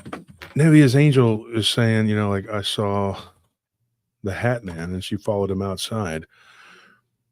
I wouldn't suggest anyone do that, but if it does happen, I would say very, very seriously pray the blood of Jesus over yourself and everything you have, your people, your pets, your land, your house. Dick Richards is asking the question, is this stalking? Dick, if you want to jump on, you can co-host, you can jump on with us. You seem to I really enjoyed having you as the guest co-host for those episodes we recorded. Yeah, and the fans like you too. They like the way you stare at them like you're about to punch them in the face. You'd have to be brave, Navia, to do all that. Because I don't think I would want to follow a shadow anywhere. When I was working at the Haunted Tower, I would see shadows all the time. And even when I did the show about it, I didn't talk about every single thing that happened to me. And I was thinking about this the other day, and Anthony, me and you were talking about it, you and me, and I think I told Tony, I think it was me, you, Tony, and Dee, we were all talking about it downstairs. And there's Dee right there. But I remember one time when I was on the 11th floor, I saw something that looked like a shadow, kind of like jumping from wall to wall. And I got so used to just putting my Walkman, it was Walkman. We had it back in the 80s, right? 80s and 90s. It was the 90s, right? So I had a Walkman and I just put it in and I was just like playing like Metallica or Coolio or whatever, whatever was popular at that time, Stone Temple Pilots, whatever. Just I don't have to hear it. I didn't want to hear this, and so that's what I did. And it was horrible. I don't know how I survived working there. It was terrible. Because you're like up in this giant tomb. You could sit there and scream as loud as you want. No one on the outside of that building is going to hear you. Yeah. I mean, there's no help. You have this big cell phone thing that's too bulky to even carry with you, and you can't get signal up in that tower, so you're not even gonna, the walls are cement, it's like you can't really get a signal in there, so it's like you could go downstairs and to the basement area where the control room was and try to like call the field captain, but it's pretty much all you could do. And I'd be in there and I would have all the cameras, and you would know when the building was accessed. You'd have these alarms that would go off downstairs. It would just go beep, beep, beep. So you're in that control room, and I would go to the restroom, and I would hear toilets flushing and stuff. You'd hear the water going. Yeah. And there's nobody in that building. It's just you. So what was that? You're hearing all that. Even ghosts got to poop and pee. Like all it was spirits, really, or demons. Ectoplasm clogging up the plumbing in there. What's going on, bro? What's up, buddy? How are you? What's up, eh? Why are you wearing the hoodie? What's going on there? It's a little cool in my room. I had the AC on, so I figured I'd represent. You're a weird guy. So was 101 degrees today here, and finally summer is like, hey, we're here. So thank goodness the day before the last day of July, summer decides to show up and just be like, hey, man, I'm here. It's been nearly 100 degrees every single day for like the last month here. Wow, dang, dude. Even that far up so there? Y'all are up there experience heat, and we're down here in like the high 80s, low 90s. Really? Yeah. Man, y'all got nothing You're going getting for y'all in screwed. Canada. Like you got Tim Hortons. Not even the weather. You got nothing but Hindu people who don't like you, and then you have 100 degrees. All the grass is dead outside. It has been for weeks. Damn, not here. It's green as hell. I need to take some videos. I keep saying that, but I'm going to do it. I just don't have time. I'm in the middle of trying to do my taxes. I'm working, doing stuff for the ranch. I'm doing stuff for our life is nothing but hectic crap. No rest for the weary, eh? Dude, I'm telling you, I slept 4 hours today and I feel great. It's like, at least I'm like, you got 4 hours? Well, you might think the sun shot off your ass. Yeah. You got 4 hours. What I wouldn't give for 4 hours of sleep. I got it today, so thank goodness. If I don't sleep 7 or 8 hours, I feel like death the next day. Yeah, you wouldn't make it down here, bro. We work. Actually, I'm the only one that probably doesn't sleep 4 or 5 hours. Like I can go on that. Like most of the people in our group here, they need like their little diaper babies. They need 6-7 hours of sleep. I don't need it. Hey, the body adjusts. I mean, the whole last year that I was working at that supplier place, I was only getting 2 or 3 hours of sleep every night and still going to work every day. So Paul Louis says it's it's 10 degrees Celsius where he's at. where's that? Yeah, where's that at? By the Arctic Circle? Paul, where are you at? Tell us where you're at, where this wonderful weather is happening. What is a comfortable temperature in Celsius? Like 20, 25? What? Yeah, 25 Celsius 25 exactly. would be nice, right? Yeah, it's been like 30, anywhere between 33 to 41 degrees Celsius here. That's hot. Oh, it's crazy. Yeah, That's all the, crazy. like I said, all the grass is dead, man. If he's in 10 degrees, so he's like what, 50 degrees over there where he's at? Where is he at? Well, 50 degrees Fahrenheit, right? That would be right. Wouldn't that be it? He said Australia, Victoria. Oh, because you're in winter, dude. Yeah. In the southern You're hemisphere. in the land down under. He's like, it's great down here, mate. We're cold. It's nice and chilly. It's awesome. The kangaroos are all wearing PRT hoodies. You're in upside down land. It doesn't count. It's amazing. I don't know what you blokes are doing. What's wrong with your weather? What's going on there? It's not winter there? Where do all the Crocs go in 10 degrees Celsius? Poor Wolf says North Pole. Yeah. It's a lot colder at the North Pole, but yeah, same difference. If you're wintertime. Oh, it's Paula. She's a female. Is it? I didn't see Yeah. who it was. I thought it said Paul. Well, it does say Paul. Paul Louis. Okay.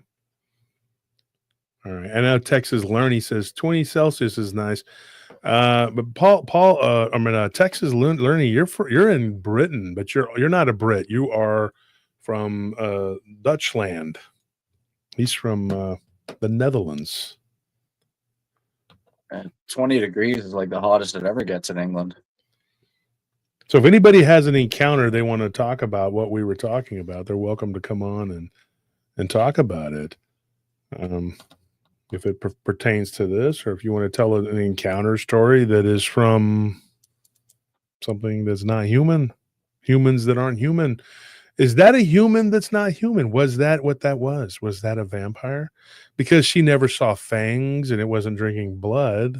I say it because it's, Yeah, that she saw.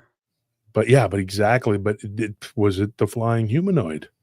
And if it was a flying humanoid, was it a vampire? Does it make it a vampire just because it flies? Yes. This is like absolute. You're like a Sith Lord. I deal in absolutes. Yes, it's absolutely a vampire. And he must be staked. He must be staked. It must be destroyed. Hey, remember what you were saying about that legend that when you kill a vampire that it turns into a werewolf? Mm-hmm.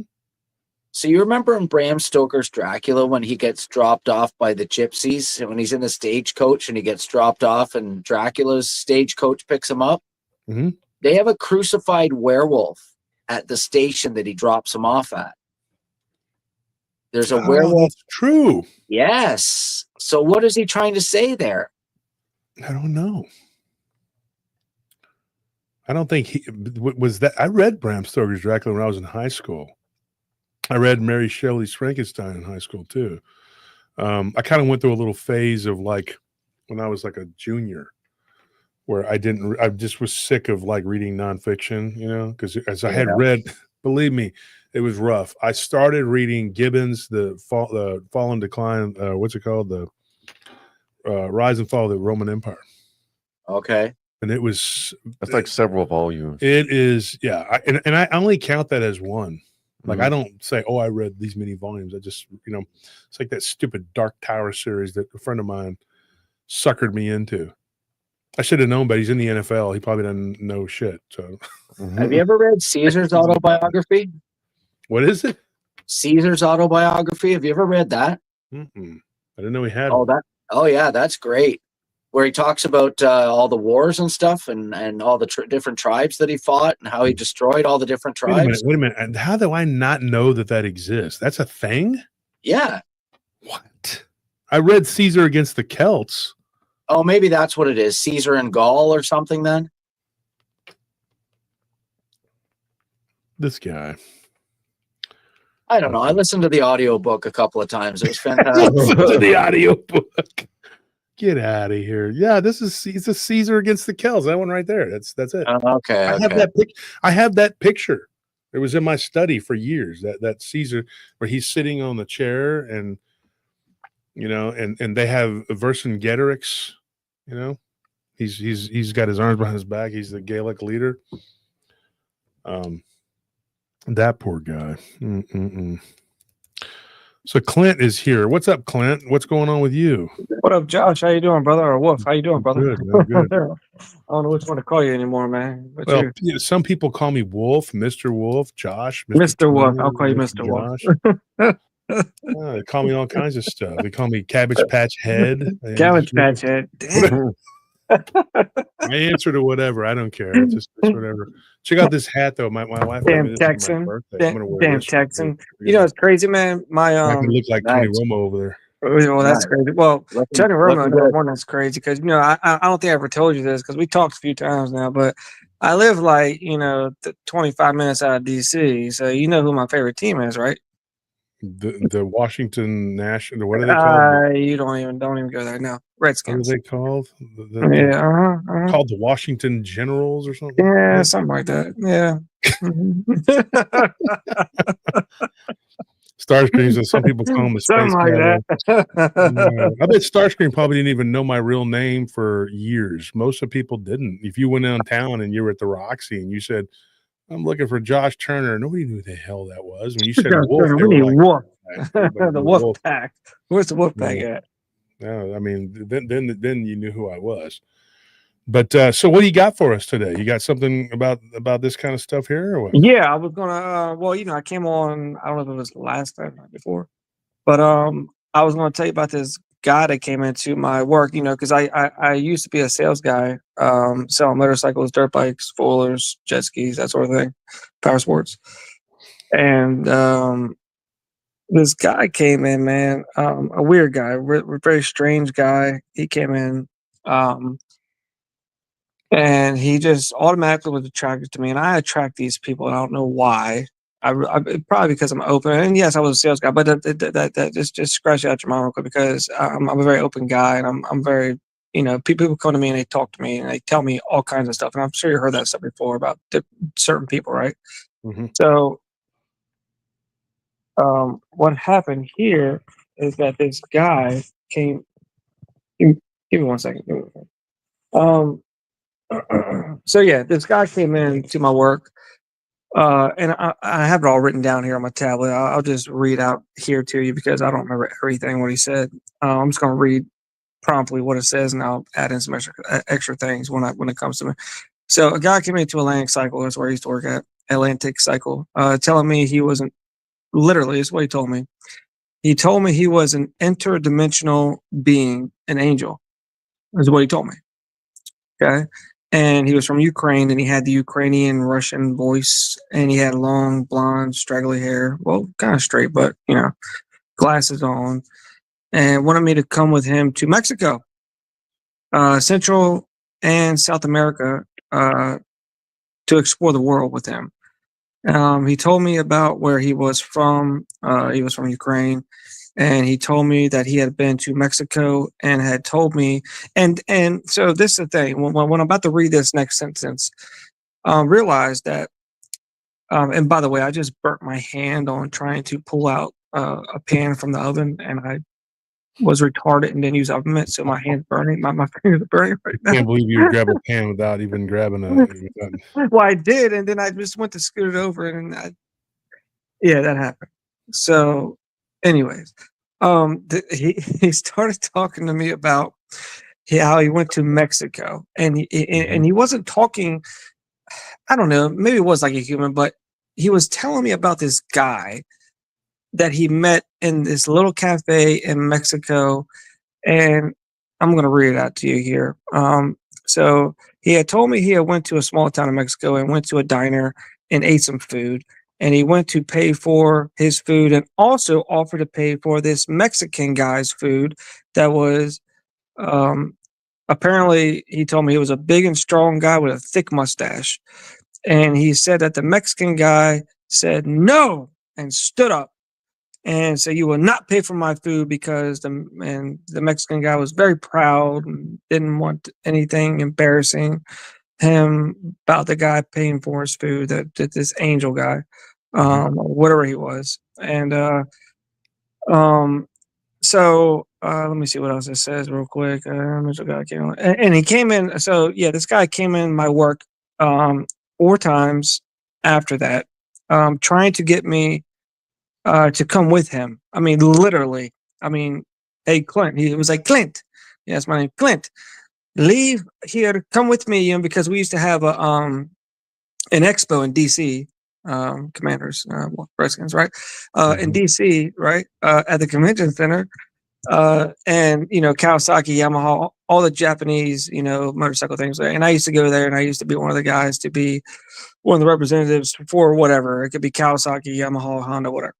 But this time, I don't think I was going this time, but I've been there a couple of other times, but it was in town that day, or that weekend. And he was literally, I mean, he kept, and I was dating this chick there at the one time. She was another sales chick there. And she was just looking and laughing and everything. And I was like, this isn't funny. Like he was trying to get me. And I asked him, I was like, "Do you have a family? Like everything like that? Do you have a kid?" And he told me that he did have a family, he did have a kid or whatever, but he just really wanted me to come with him again. This is like the second time he was in the freaking place. So he was a homosexual. That's what I was don't thinking. know, dude. I mean, I thought in my head, and she thought in her head, that maybe he was going to take me out and drug me and do some, something like that, probably. You know what I mean? Wow. And then he came to my work a third time, and when he came in next time, his long hair was gone and he shaved his head. Okay, probably like a 3 or 4, you know what I'm saying, on top. But I mean, the long hair was gone, dude. And he just kept asking me, "Clint, come with me. Buy a bike. Do you want to stay here for the rest?" He kept saying, he was like, do you want to stay here for the rest of your life? And then, to be honest with you, I did ask him about a bunch of stuff, because back then I wasn't too, I didn't know, I know a lot, but I didn't know a whole lot. This was, I'll say, back in 2017. Okay. So I asked him about the Illuminati, because back then, everybody was like, Illuminati, Freemason, Freemasons. And I was like, all right, man. I was like, "You're from Ukraine." I was like, "You're telling me you're an interdimensional angel." I said, "So what can you tell me about the Illuminati?" And he said, "Oh, Clint, don't talk about that." He says, "Illuminati is not important." And that's what he told me. I was like, what the? I was like, all right. And, I'll be honest with you, I don't remember what the hell he said to me. I mean, because I was trying to ignore him a little bit, but he kept coming to me, talking about bikes. He was trying to convince me to buy what he had, a dual sport, motorcycle, go on off road and whatnot, to come with him, to go all the way down, traveling down to Central and South America. And he was like, "Man, you should get out this town here in Waldorf where I was, and explore everything, man." He was like, "If you don't, you're just going to stay here for the rest of your life, man. You ain't going to do anything, man. Don't you want to do something with your life and everything like that?" I mean, he kept telling me that stuff. And I was like, "Yeah, I do, man. But like, I don't know you, bro." Like, I didn't want to tell him that, but I was like, "Damn, dude, like, you're telling me, like, you first came in here and you told me, after we talked unless you're recruiting to start a gang, I mean, why would you be so adamant to just have some dude? You keep going and seeing some dude to get him to come ride around with you." Yeah, angel means flamer in Ukrainian. Yeah. Is that right? Really, really weird. Like we were just talking about a certain individual who won't. He just told me that he was he told me he was he told me it was well, this is what he told me. He told me he was an interdimensional being, and that he was an angel, and that he came to Earth. Is literally what he told me. Like, I'm not joking. That's literally what he told me. I mean, maybe that's what it means in Ukrainian. I don't know, dude. Like, no, that's what he told me. Cousin Jesse from the Spiritual Encrypted Encounters. Yeah. Hugubus Succubus. Right? What's his name? Piter? What? I don't know what. Was his name Piter? No, I forget what his name was, man. His name was like it started with a U, like he told you he was an interdimensional being. Yes, he told me he was. His name was Yurgay. Yurgay. Yeah. My name is Yurgay Yuxul. Yeah, like yeah. It was something like that. It was like, "You're Krega, you're Craig." Yorkie Yeah. or I some think shit it like was that. your gay flamer. Yeah, you're Yorkie gay Butkus. as hell, and I'm trying to kidnap you and There you never go. bring you back to your family. Yeah, something like He that. was your gay Butkus. Yeah, Butkus. Yeah. So you There went. you go. So you went with So him. you had your experience with the Huggubus Succubus. I mean, I can tell you about Red Demon I experienced. I think I already told you about that one. But yeah, no, I've experienced plenty of succubuses. So did you go with him? No, I ain't go with Well, I him. mean, he's still alive, so obviously he didn't. I mean, That's I what I'm talking don't. about. It's weird enough, like whenever some dude just kind of pops up And you know like the crazy part is about this is that his car was a old school. I want to say it was like something 1990. Fuck it, I'm not sure. I'll say 1990, like box body. I don't even know if maybe Caprice, but box body with the wheels on it. The wheels, not the tires. The wheels were all black as well. Like it was like a old school car. Like, but it wasn't. It wasn't pretty. It was just all gray and like if you could turn into one of them vans, you know what I'm saying, with dark eye windows, it'd be like that. But it was a car. so yeah, one of the candy vans. See, and now Lerny, he's a regular over at SCE on the Abe show, and he says when the Huggubus came on that show, I was laughing so hard. If you go back and you watch that show, the guy that's on that show, dude, I remember he was so mad at us because I called him out on it. I was like, "Are you gay?" And the dude was just like, "Well, yeah, what's that matter?" He goes, "Well, that's why you're saying all this weird." Are you serious? You talk to you as gay? I mean, I don't care that somebody's gay or not gay. Is this, if you don't affect me, but if you're coming to my place of business and telling me I don't care. let's run off together and go walk on the beach together Yeah. and step on piss clams together, and I don't. Whenever someone's putting like a certain slant on something, Yeah. and you call them out on it, they get so embarrassed. Mm-hmm. Do It's like- interdimensional beings usually tell you they're interdimensional beings? Yeah, I mean, who the hell knows? I mean, Yeah, who the hell knows exactly? Or I he don't just know. wanted to get Clint alone so he could wear his. He wanted to his give me a suit, love, you but know? he came in there so many times, dude, like 5 times, I guess you could say. I'm gonna My give you girlfriend kept I'm gonna give laughing you at me. the She was like, 411 on "She this, thought it was the Clint. funniest thing in the world." I'm gonna give Yeah. you the 411 on this, Clint. I'm gonna tell you exactly what this was. Don't All you jokes dare! aside. Don't you dare! All right, good. All jokes aside, I'm gonna tell you what he was. He was going in there because he wanted to wear your face when he did his little cookie dance Oh, like in just front of the mirror. Yeah. You know, I'd mate. and that's what he's gonna be doing. That's what he's gonna have Clint's face on there and be like, You were, "Oh, such soft skin." you were gonna put the lotion on the skin.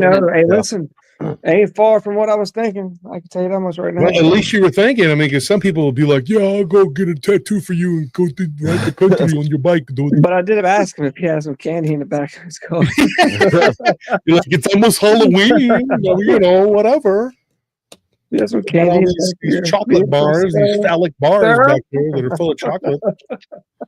And nuts. Exactly. Sean's like, yeah, it puts the lotion on his skin. Yeah, it probably does. It was gonna be some Clint lotion. Dude, I was gonna be in a tomb somewhere, well, actually a hole somewhere. You know what I'm saying? You could be down there with a little dog. Would you make it the sex Yeah, with me? little poodle. I would make Hey, it how the you sex doing? with me. Can I I would please make it the just sex have with me one more hard. thing? Would you make the sex with me hard? Hey, did you see that teddy bear they found with the human skin sewed all over it? What? Yeah, look that up. We found it in California. I think it was California. Where, It was just where do you find that all this stuff? You always You have know some what? crazy information, I dude. thought I I heard don't know. It comes my something way. like that in passing. This was That's like recent, wasn't Canadian it? stuff, man. Yeah, it was Anthony. Yeah. Okay, yeah, Maddie just brought up a good point. She said that weirdo wanted for Wolf and Abe to say they'd be attracted to men. That's what it was. He kept saying that. He was just like, you've never, if a guy, what did he say? He said, if a guy looked like a woman, isn't that what he said? If a guy looked like a woman, would you be attracted to it? And I'm like, kind like of he was weird-ass creating question is these that? weird hypotheticals that, like, if you answered it, like, Then there's no yeah. winning. If you like one of those games where the only way to win is to not play. Yeah. So what are you doing, dude? If Yeah, I'm gay, you have to be gay. Did anybody that's in the audience might have noticed that when I was on that show, like the guy kept going like he was smelling himself. Did you ever notice that? He kept going. He kept going like this. like he was smelling something bad. I was like, Yeah, dude, he what was is this guy weird. needs to take a shower or something? What's this? Because I was noticing, I was like, man, there's something wrong with this guy, man. So I was like, I was texting Abe and Jesse. I was like, yeah, this dude's not right, man. I was like, there's something wrong with this dude, man.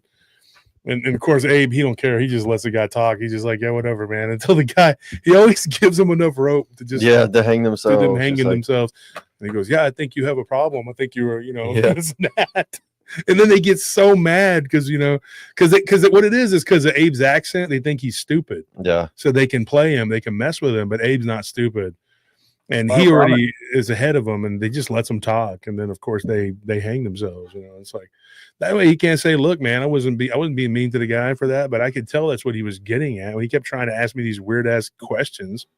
And yeah, and Lauren says, "Yeah, he was pissed. He was pissed." Yeah, what we're talking about is, in case you guys don't know, Abe a few months ago he had this guy on there, and Jesse was calling him the Huggibus Succubus because he was so weird. He was trying to get us to say that we would be attracted to a man that was really a woman or something like that. And I was like, dude, like the Antichrist if somebody coming. pulls you into that, aren't you going to not be attracted when the twigs and berries come out? Like, I mean, that would kill it for me. Like immediately, like that, I'd be like, whatever, dude. As a counselor, the first thing that would come to my mind, I would have to ask him where a question like that came from. Mm-hmm. What made you think of that? And see, Came from dark way times, you throw it back to them. Yeah. You don't answer the question, but you give them a question instead of an answer. It takes all kinds, man. Yeah, it's the parasites.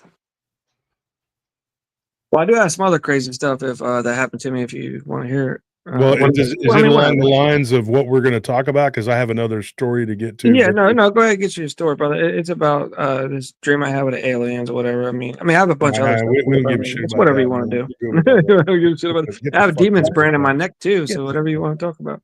Yeah. Nothing more to hear about that. I love you, man. I'm messing with you, bro. I don't love you like that, though. I don't love you like we're gonna go ride motorcycles across the country together. Let's go to Cuba together, my friend. Nothing more exciting. Stay skin saggy, my friend. Yeah. Nothing more exciting than a man. He is the gayest man in the world. He rides a bike with no seat and didn't notice. 3 guys walking to the bar on one bar stool where they sit. So, I mean, I don't care, dude. Like it's. I mean, honestly, I've been accused of like being gay, being homophobic, being a Nazi, being an anti-Semite. Then they call me a Zionist. A Zionist, that's a good one. That comment was based on one thing I said, because I said that Israel would be used as a sacrifice by the Khazar Jewish people. We're going to use the regular Jewish people because I believe that. I believe they're being parasites. That's what the protocols say.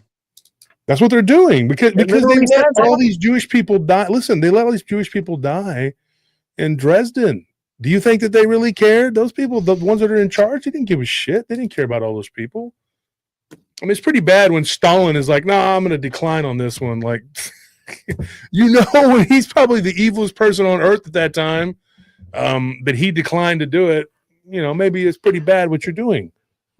Nobody thought about that, but I say things and people are like, "Oh, what?" Because they're way, way back behind, and they're getting lapped so much they think they're in the lead. They do. They really do. They think they look back and they see me about to lap them again. They're like, "I'm in the lead." I've done lapped you about 80 times, dude. That's by the way, Josh, that guy that you always talk about, that talks crap about you all the time. I went to his podcast, and I listened to what he had to say about you, and apparently he did an hour podcast on you. Oh, he did a 3-hour one. Or maybe it was 3. I don't know, but I listened to an hour of it, and yeah, I mean, he was trying to say all kind of stuff. He said he talked to your girl and whatnot on the phone, and I mean, maybe he did. I mean, I really don't care. He talked to her one time, and I was there, and he made up a big old scenario. Like, do you see me flipping out and getting jealous? Because I know that didn't happen. I mean, he's so full of shit. Right. I mean, it was other stuff too, but I was like, He dude, says it's all crazy normal stuff, stuff that he was dude. trying to say. I mean, it wasn't even like damning shit and stuff. You know what I'm saying? Like, I was like, all right, dude, whatever. You know what I mean? What he tried to say, and I'll just say it right now. I mean, like he tried to say that he was a cop. He told us that he was a police officer and that he was answering calls. And he gave us this big old. I'm telling you the honest truth, folks. He gave us this big old story about how he had to go to a wreck and there were children that were dead. I mean, this guy had it all. It turns out he wasn't even a cop. His own sister told me, he's like, no, he just makes up shit. I'm just like, golly, like what the freaking, you feel dirty after you talk to these people, man. You know, I'm going to get into this dude. I don't want to talk about him or any of those other lunatics over there. There's nothing to do with an ounce of reality. They don't live in reality. They can't even tell you why they really hate us. They have all these reasons and none of them is good. Like they don't have a good reason. It's just a bunch of bullshit. I think it's just you're way cooler than him. I think that's what it is. Probably. I'm just a normal guy. And he's abnormal. That's why his show's called that. Cool people, you know, is what it is. Anybody's free to go look at his train wreck of a show and just you come and tell me. I mean, when Abe said that there was a cockroach on there and they thought they claimed it was Bigfoot, he's telling the truth. That is the absolute truth. I mean, it's a joke. But the problem, though, what makes him so scary is that he does put so much time and energy into lying, and he goes to all these different people, you know, and he tries to politic to everybody to be against you. His anger toward me, you know, it probably wouldn't have been so bad if I hadn't stuck by Abe and Bettina and, you know, Joe and Jesse and what's his name, Jerry and Ella. If I would have just, because he literally told me that, like, if I would just kind of move out of the way and let him troll and attack people instead of standing in the way, we wouldn't have had a problem. One time where he tried to, I guess, like a year ago, he said, hey, listen, me and PRT, we're going to talk and we're going to talk things out and everything like that. And everything's good. We tried. There's no talking reason. There's no talking to him. I got you. Yeah, I mean, that's why I figured. I don't know, man. And that's what I was like. You can't reason with somebody like that. But he has convinced a few people over the years, the last couple of years of this war that he started.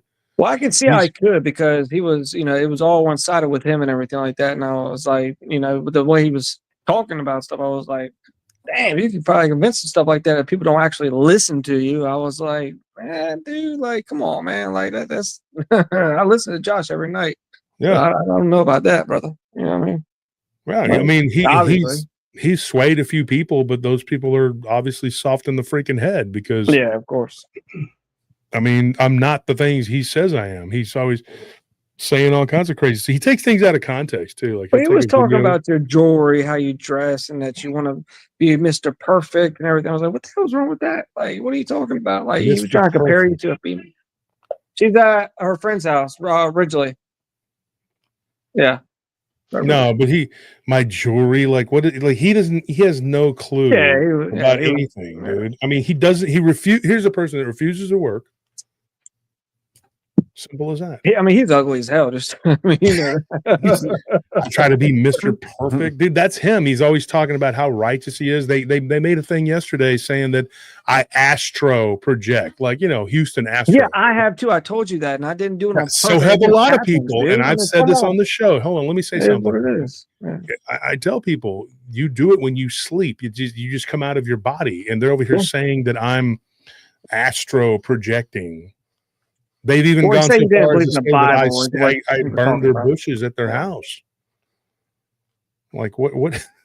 Dude, it's goofy. I mean, it's just, but like I said, I mean, he does get a few people to go along with it, and then he's built a narrative that his children were taken away, not because of allegations of abuse, but because a conspiracy by me and Blondes and Booze and all these other channels got together and then he's got a tub of shit lying Larry over there saying, oh, well, that's what really happened. Yeah, they're jealous. They're all jealous, so they ganged up on him. Jealous of what? What the F is there to be jealous of? There's nothing there to be jealous of. The guy that just sits there and trolls people with a bunch of different accounts and what else does he do? He just spews venom and hate all day long. Well, he walks around in the woods like something's going to pop out. I mean, I don't get it. He don't even go into the woods. That's his own property. He drives down the road right there by his property. He doesn't go very far. He stays in the same area. And because he drives a truck that will break down. And like all that I'm poor, whatever, that's all because he won't work. Don't work, don't be poor. I mean, that's like a simple formula. The other thing he is not injured that he can't work. Now, if he was hurt that he couldn't, but he walks all over the woods, right? Or whatever. Right. Well, why don't you work? It's a simple thing. Yeah, he tried to say you didn't own your own company, just so you know. Yeah, the company on paper is owned by Marty Gonzalez, right? Marty Gonzalez is my business partner. And I kind of figured that, dude. I get it. You know what I'm saying? We have a company, and but that company, I am invested in that company. And at one point, I was 70% of the business of that company. I'm now about 60%. Right? It's a silent partnership. But I mean, what does it matter? Like this, well, exactly. No, I mean, they tried calling my business partner while he was sick. Listen, they tried calling him while he was ill, folks, and harassing the shit out of him. This is what they did. And then they called all these different hotels and said that I was working at a hotel because they saw me one night pulling a shift at a hotel. And then that night I got some stories from a lady that was a bartender there, and I videoed it, And so they claimed that I was asleep and that I had gotten fired or demoted or something, and that Anthony got promoted. It just blows my mind. The shit they say just blows my mind, dude. So these people, that's why I challenge any of you out there, not you guys, but the people that are saying these things, come to the show and say what you have to say, and throw all of your bullshit out there and watch me knock it all down and refute every bit of it. It's all a bunch of bullshit. They have no leg to stand on. They can't say anything. They can't say nothing. They've been caught hoaxing a woman in a bunny suit. They got caught throwing a rock and saying it was Bigfoot. He was tapping his sister and saying it was a ghost. I mean, this is all caught on camera. That's how stupid they are. And then they had a show about the woman in the bunny suit, which is his sister Sarah, in the bunny suit. The body type, everything is a big, heavy-set woman. I mean, it's just so ridiculous. But like I said, he really does get some people to buy into his bullshit because he sits there and says, I don't say this. That's what he does.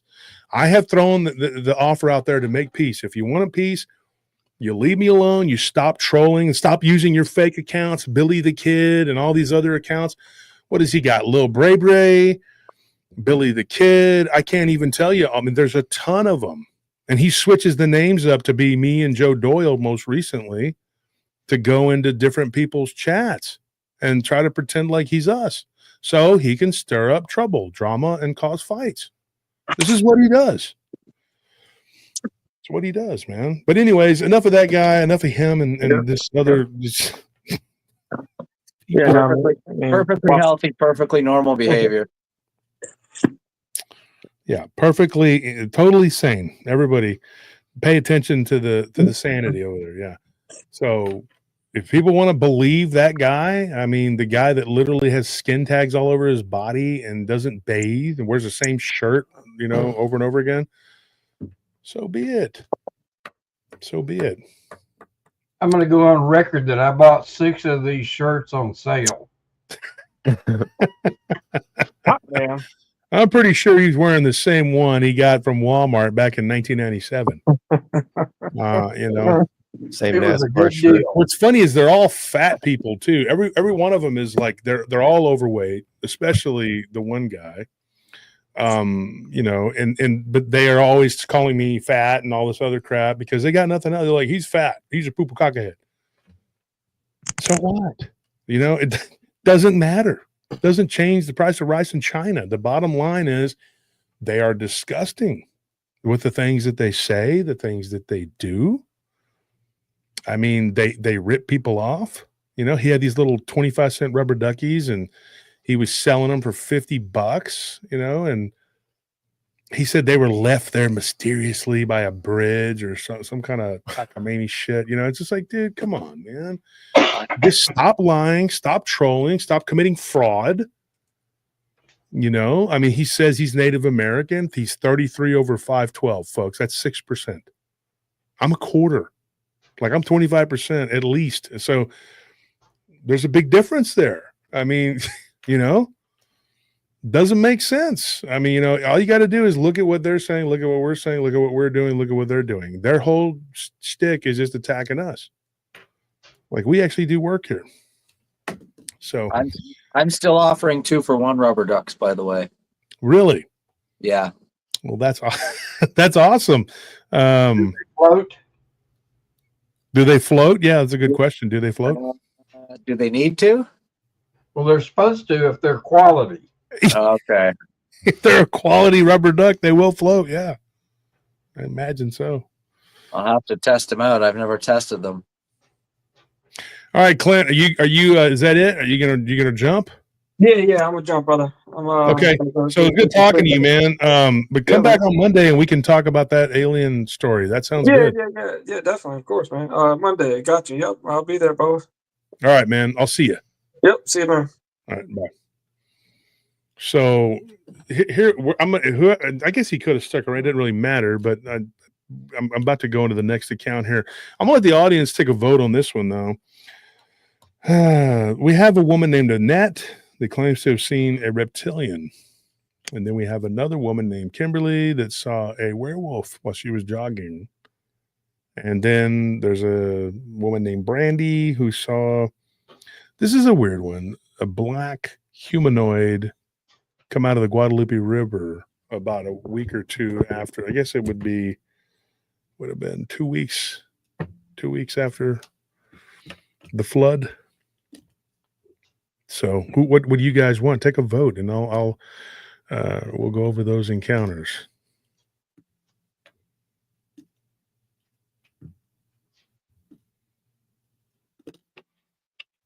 Somebody says werewolf. Look at that. A lot of werewolf, humanoid, werewolf, reptilian.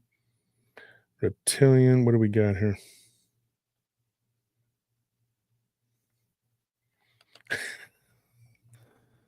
So Paulie is asking if you take it to bed with you. The rubber ducks? Yeah. Well, yeah. My bed is filled with rubber ducks right now. Yes. Really? It's full of them, huh? But like dozens. Can you go grab one and just show us the ducky? He has a giant rubber duck bed, like the race car bed, but it's just he's gonna wait till somebody buys one, then he's gonna run to that 25-cent machine and then like the penguins on Batman Returns. Yeah. I've got one question. Do they say made in China on the bottom? Probably. Everything does. Everything does. Yeah. So we have a bunch of, so it seems to be pretty close here. Somebody asked about ghosts. Shelley asked about ghosts. Reptilian, werewolf. Well, it could be anything. What do you want, guys? What did Tony and what do you want? Good werewolf stories are Werewolf? good. But don't talk about Democrats. Don't talk about Democrats. You set my Samsung watch off the other night. I needed to calm down and do a breathing exercise. Yeah, see, Lawrence, you're right. They're 25 cents and 50 cents. You can go here at the Pinballs arcade right down the road from my house, and you can get them for, well, I guess it's not right down the road anymore. It used to be, but I saw is the machine 50 cents. You can get them for like, I think 30 cents. Because I mean, like the swipe, it comes out to like 35 cents or something like that for the card. It's crazy. Like, and you can, they guarantee a win. Like if you keep playing until you get one, that's how cheap they are. Yeah. Then you can turn around and sell them for 50 cents and say they were left by some mysterious force on a bridge. Hey, 5,000% profit's pretty good. Yeah, exactly. Or you could just go get a job and work. It could be that easy. But no, they don't. And then they go, oh, he's always talking about how he's busy. Yeah, he's got time to be on the show. Yeah, because all of my spare time is doing this or preparing for it. So, yeah. Well, just to be contentious, I want to hear that thing about the Guadalupe River. Jessica, send us your encounter. Yeah, podcast.com. I'll put the link right that's kind of a contemporary topic, in Texas. Mm-hmm. So. Well, yeah. I think with that particular story, what happened was, I think after that flood, it stirred some stuff up. That's what I would assume. Let's get started. So everybody's kind of divided: werewolf, reptilian. We'll go with the werewolf since we talked about what could have maybe possibly been a vampire earlier. Can't say 100% because there was no blood drinking involved, but I mean, you know. So this one was pretty. She was jogging down the Greenbelt, and the Greenbelt's pretty big, and this one was down in south of Austin. So she was only in the Greenbelt, and of course, how much of the Greenbelt has been destroyed by the homeless camps? Like 40%. They said 40% or something like that. Yeah, been completely destroyed. But this woman was jogging, and that's what it was. I mean, it was so bizarre. It's not a super long, involved encounter, but she sent it to me, and her name is Kimberly J. I'll just say that. And she gave me her full name and said, "Hey, check this out. I live in South Austin, and I was jogging.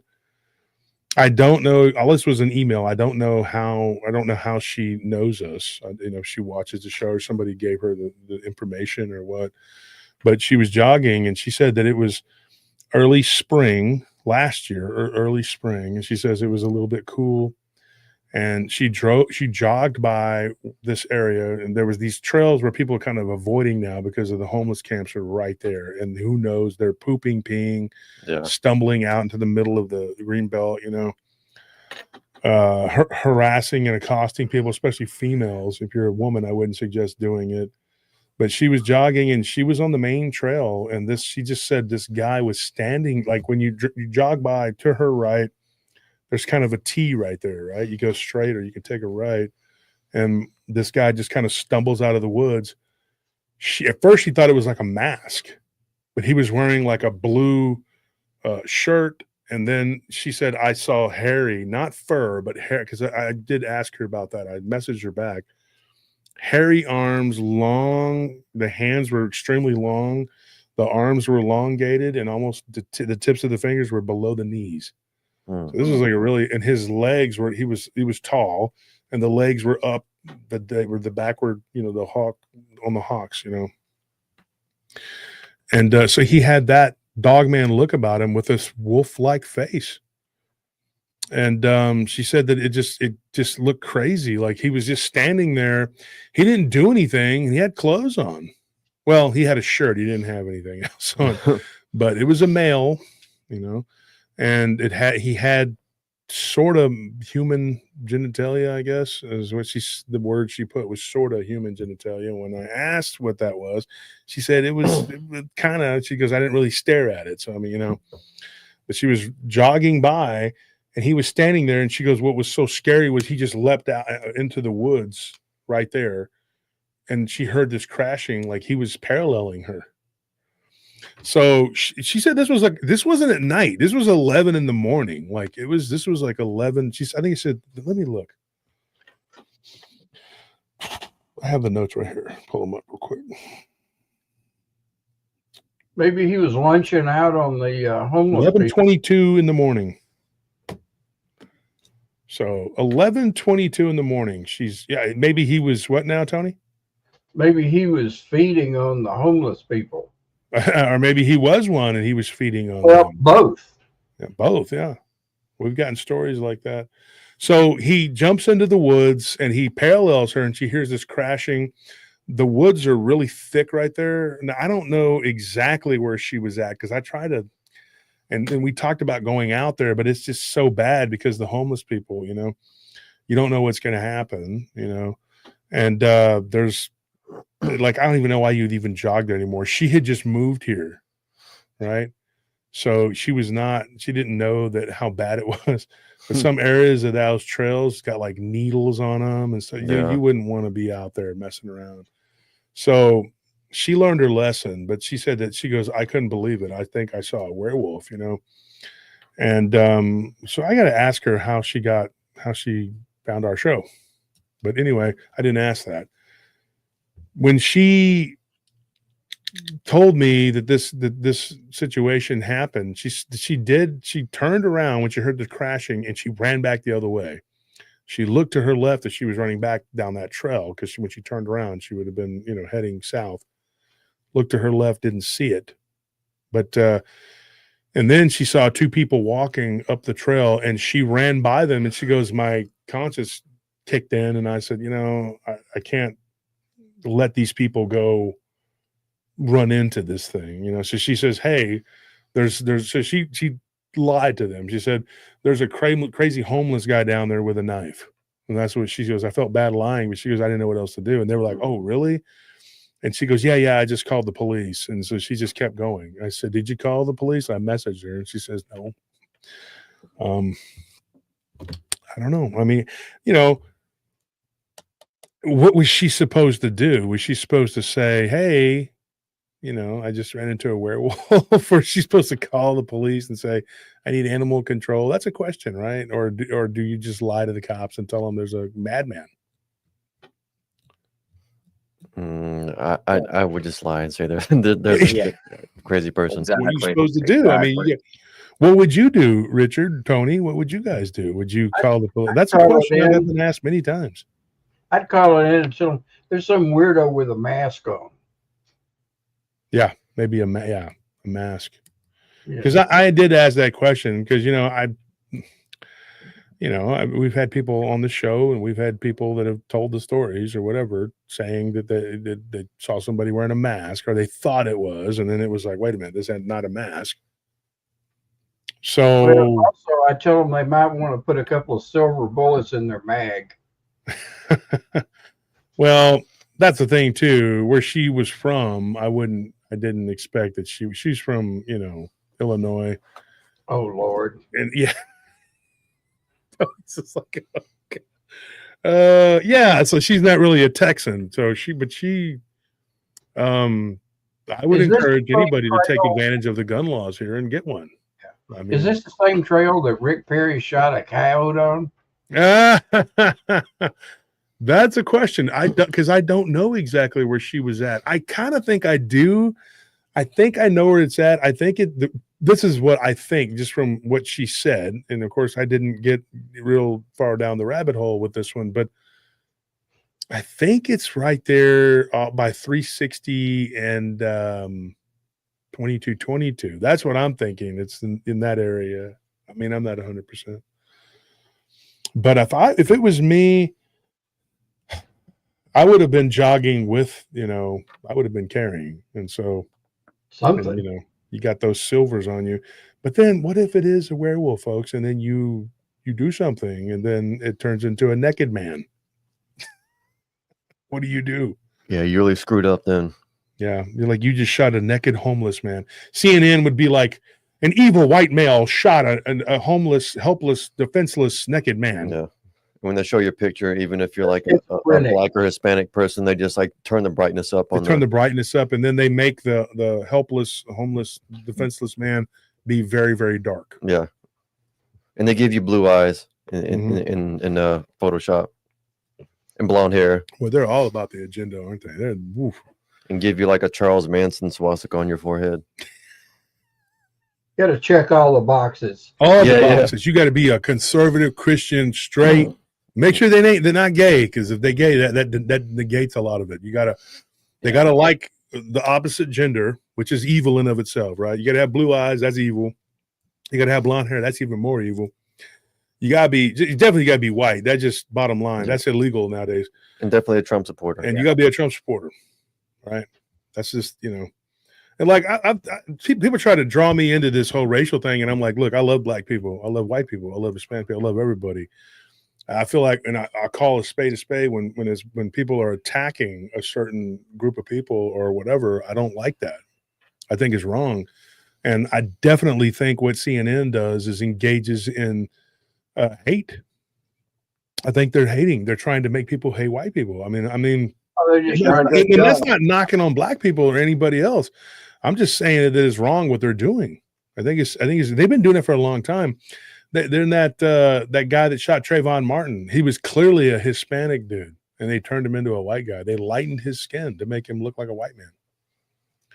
So, and Jordan Cogburn says MSNBC, yeah, they do it too. Yeah, Lori Gibbs says, I love all people, so do I. But I think, it's wrong. What's wrong is wrong. They've definitely sowed the seeds of discord, haven't they? For sure, man. Yeah. Well, it's divide and conquer. Yeah. Mm-hmm. If they can convince you that it's all different races instead of the human race, then they're able to really plant that spell. Yeah, and they use gender, they use race, they use religion, they use all of it, politics, everything.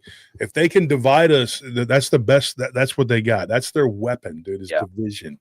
I love to see people of all different types coming together, just saying enough of this shit. Enough is enough, because they're calling them out on their horrible, lying, fraudulent behavior.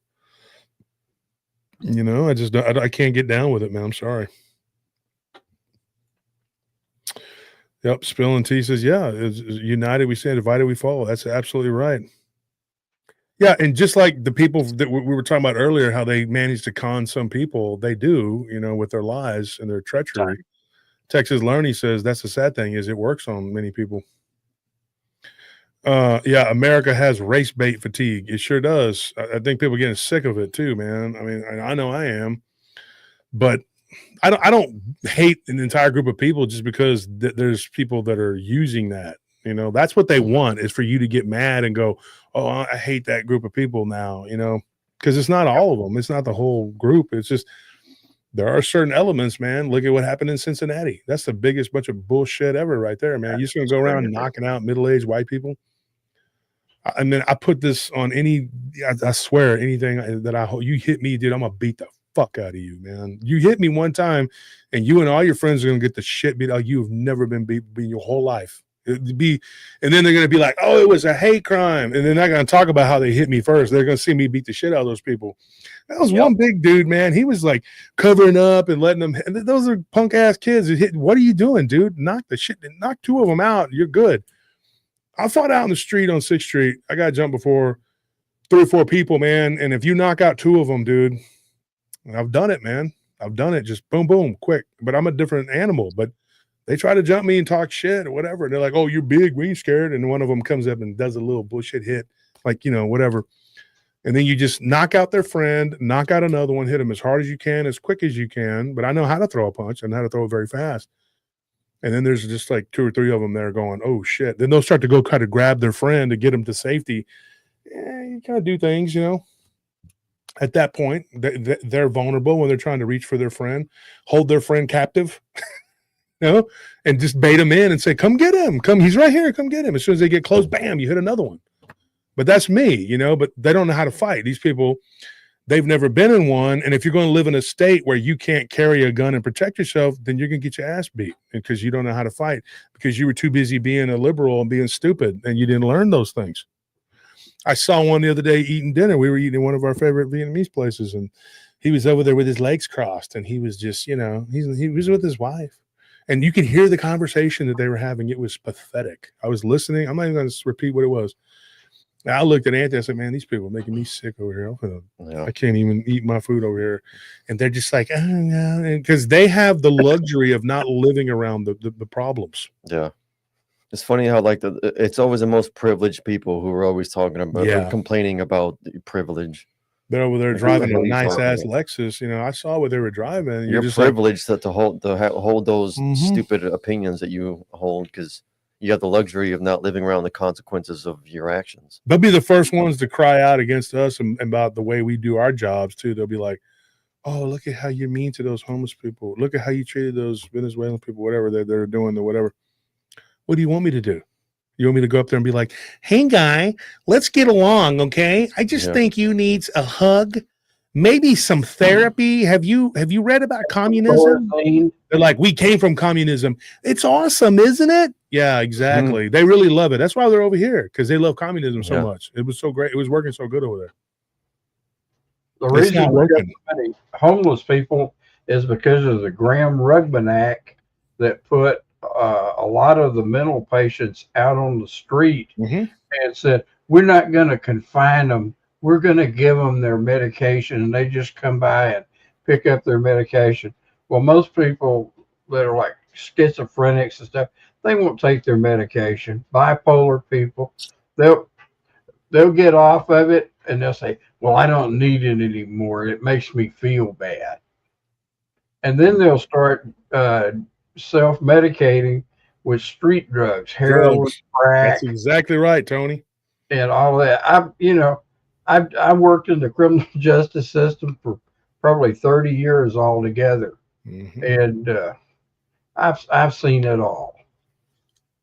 Been there, done that.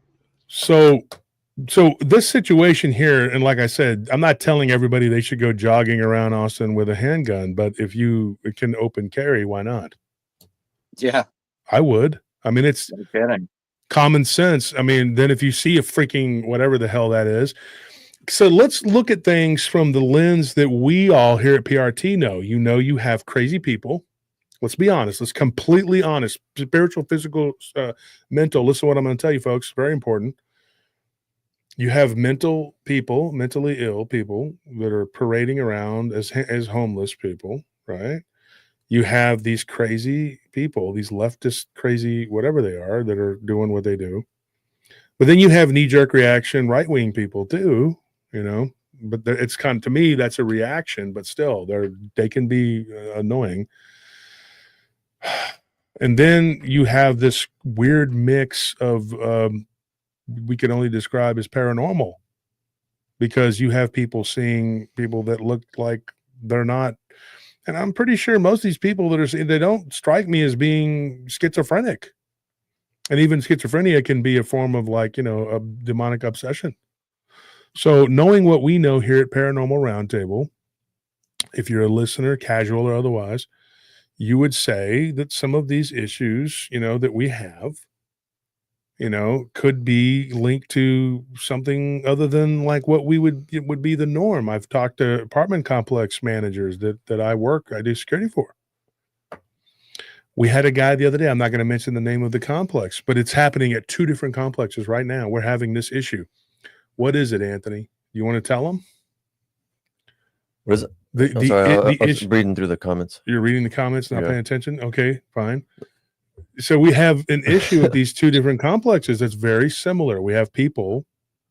Do you want to just tell them what it is that's going on? I mean, you don't have to mention the names or anything like that, of course, obviously, but of the places. But it's happening in 2 different places. Complaints. Are you talking about the break-ins? No, the noise. The noise complaints. Oh my God, that's so annoying, dude. Yeah.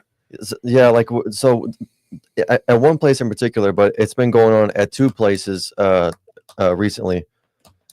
So we get these noise complaints, and somebody will complain that their upstairs neighbor is waking them up, but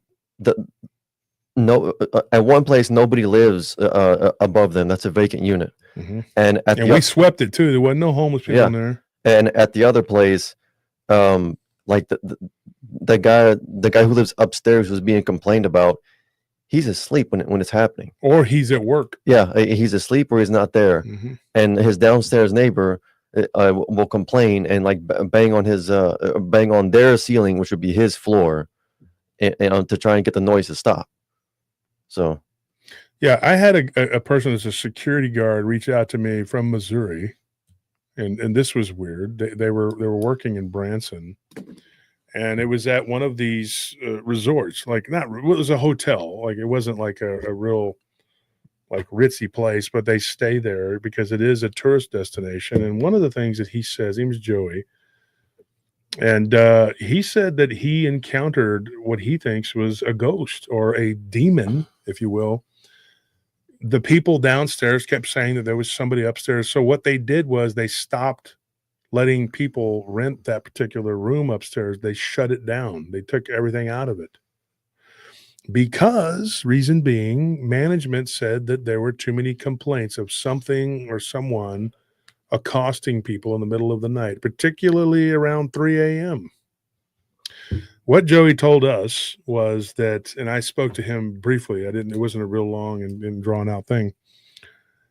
He said that he went in there one night with a fellow officer, and the police were called, and then the police showed up because of the weirdness of the nature of it. They didn't know how to write it up in their reports or the police reports, because what they saw looked like what they said, it looked kind of like an Asian woman. That's the best they could describe it.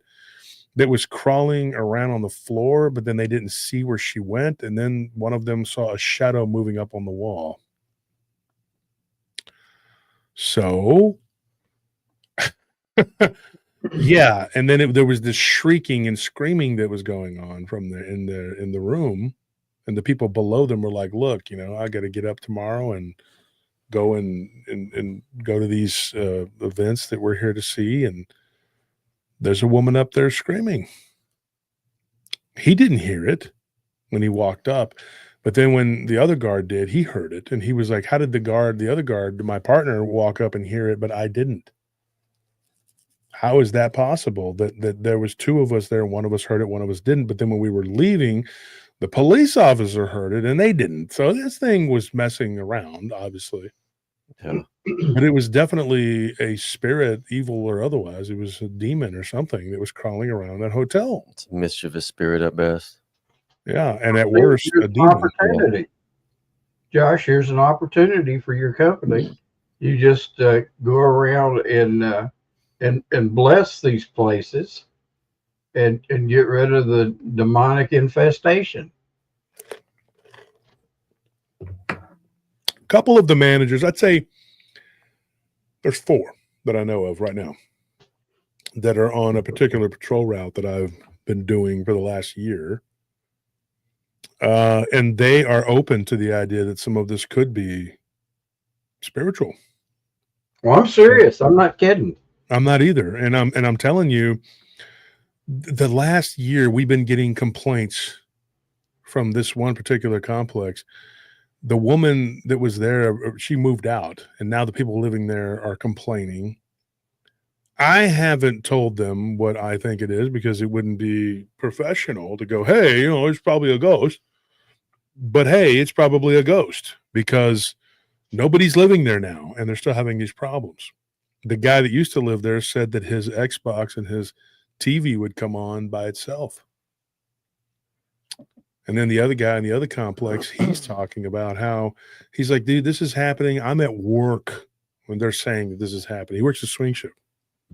He sent a big old long thing, to us saying, hey, and my business partner, we're talking about it yesterday, and he goes, how do we approach this? He goes, you're the ghost guy. I'm like, I'm not the ghost guy.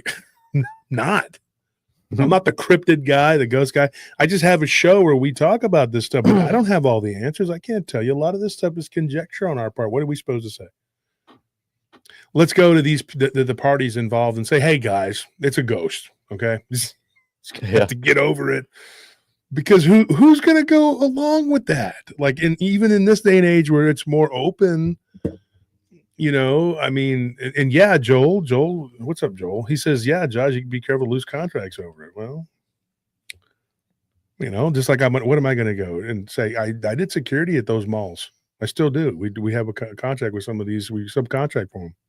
So what are you going to do? Tell them, no, you didn't see what you saw, Sandra. That could not have happened. You're crazy. Or the flip side is, you know what? You saw a blood-sucking vampire. You better watch yourself, girl.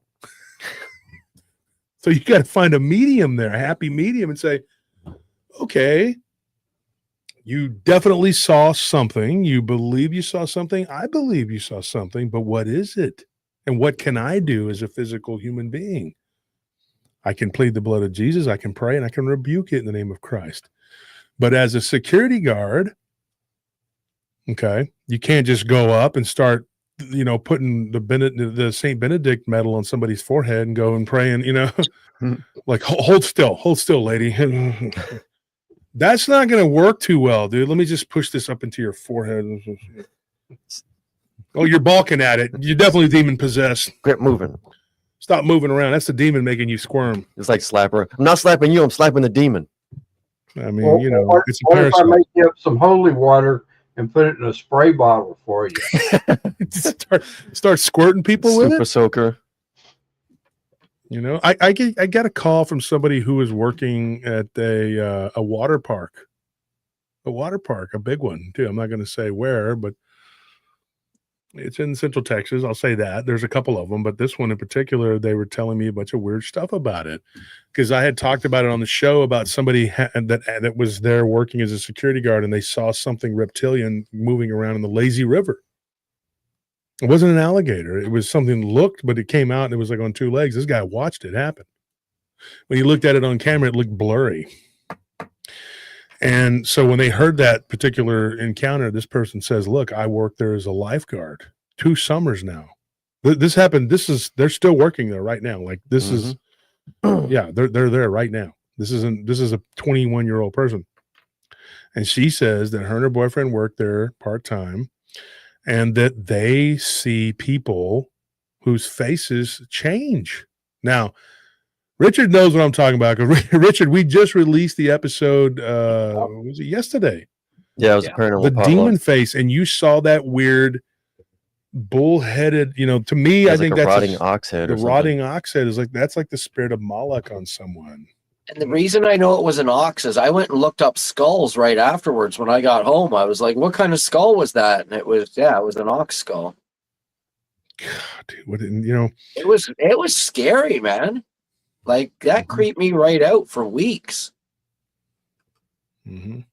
I didn't go walking by that money mart again, that's for sure. And you that has not happened to you before or since like that? No. So let me give you nice folks this encounter, and I have a couple of now. Anthony and me, he can attest to this. We talked to a woman who worked at HEB, the grocery store, right? She gave us some weird stuff. She says, I can give you some people that I worked. She worked at two different ones. She says, I can give you some that worked at the one I was in South Austin before she transferred to the one up north. She was very forthcoming. She was a really nice young lady. So through her, we interviewed like maybe not even. It was more than that. It was two guys and three girls. So it was 5 people that worked with her at this one particular HEB, and they think that these people were all connected. And these workers, 2 of them worked together in the bakery. Oh. And they saw a person whose eyes would slit up. And what was so weird, like one of them worked in the bakery and then they transferred over to the meat, or they were in the deli department. They transferred to the bakery. Same people would go to the deli and they would start eating like meat, like, unprepared meat, not the deli. I'm sorry. The meat department. Crazy, dude. Like just eating it raw, like right there in front of everybody. Gross. And these people would see their eyes slit up like a lizard's. So there was a woman that was standing in line. I'll tell you exactly which one it was too. This was at Far West. This is what she said. She was in line at the Far West HEB. That area over there is predominantly upper middle class, very large Jewish population. There's a synagogue right there around the corner. And Annette is Jewish too. And she gave us this story. She says, I was in the HEB and she said that there was a woman behind her. And she said that she kept moving her head around, kind of like, moving her head back and forth. And the person that was checking her out was like, what they're like looking at this person like, what is this? Why is this person flipping their head around, So she says, I'm there with my son. And I ask him, I'm like, are you okay? I asked the woman, and she's like, yeah, I'm fine. And then she would stop and then her head would start moving around all over the place again. And she saw, and me and you, Richard, talked about this case off air, but she saw the face, like, her chin elongate, her nose elongated. And she was very honest. She's like, she looks, this is a Jewish person told me this. She's like, she looked very Jewish. She had a nose, and she said that she thought that she had seen her before, in the area. So she was definitely not some strange person that just showed up. She thinks she'd seen her before. And she's like, man, she goes, I grabbed my son and he's a 14-year-old, whatever, when this happened. And I put myself between her and my son. And she said, I felt my skin crawl on the back of my neck and my back. She's like, it felt like there were bugs on me. Oh. They get up to the checkout and she checks out. She buys her stuff. The woman that was there doing that, in her basket was all raw meat. There was raw meat. There wasn't just raw meat. There was some deli meat too, like, But it was weird because, Jewish people don't eat pork, but she had pork. She had all kinds of stuff in there. And Annette said she was pretty sure she was Jewish. Yeah, because she thinks she had seen her like at synagogue, and she was like, I don't know who this is. She's like, I'm looking right at her. And she was like, she's got, Sadim on her, Dybbuk, something, this is something very bad, And she goes, it scared the hell out of me. She goes, I couldn't get out of there fast enough. And shout out to her sister who listens to the show, actually, hooked her up with me. But she said she like ran to her car. Like she was like, got the hell out of there, just, something very terrifying like that. It's like, what do you do?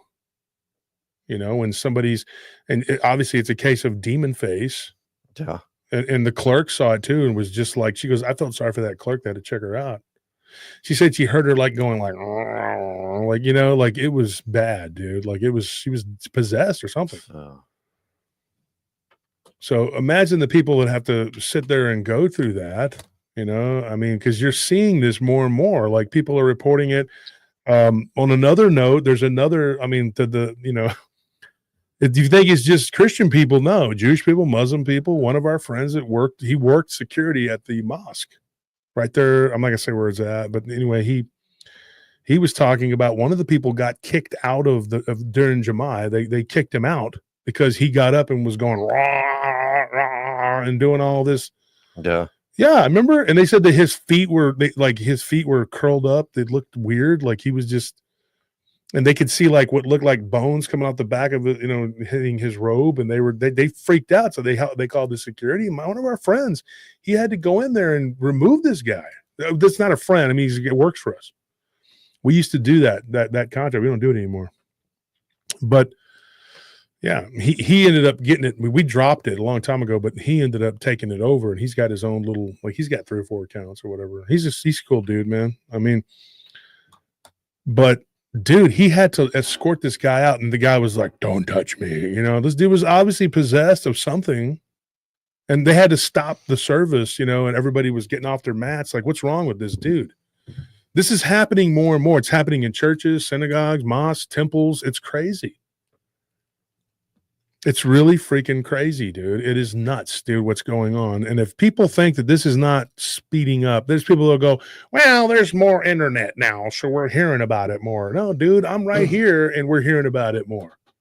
I went to the eye doctors. I've told this before, but I went to the eye doctors in 2023, and I asked the eye doctor if a lot of people are coming in seeing stuff, and the look on her face was just like, yeah, how'd you know that? She goes, a lot of people are coming in here seeing stuff now. Mm-hmm. And I said, like, what kind of stuff? And she just said scary stuff and didn't want to talk about it. God, I got all freaked out and didn't want to talk about it anymore. And when I asked the secretary, she's like, how did you know that? How did you know that?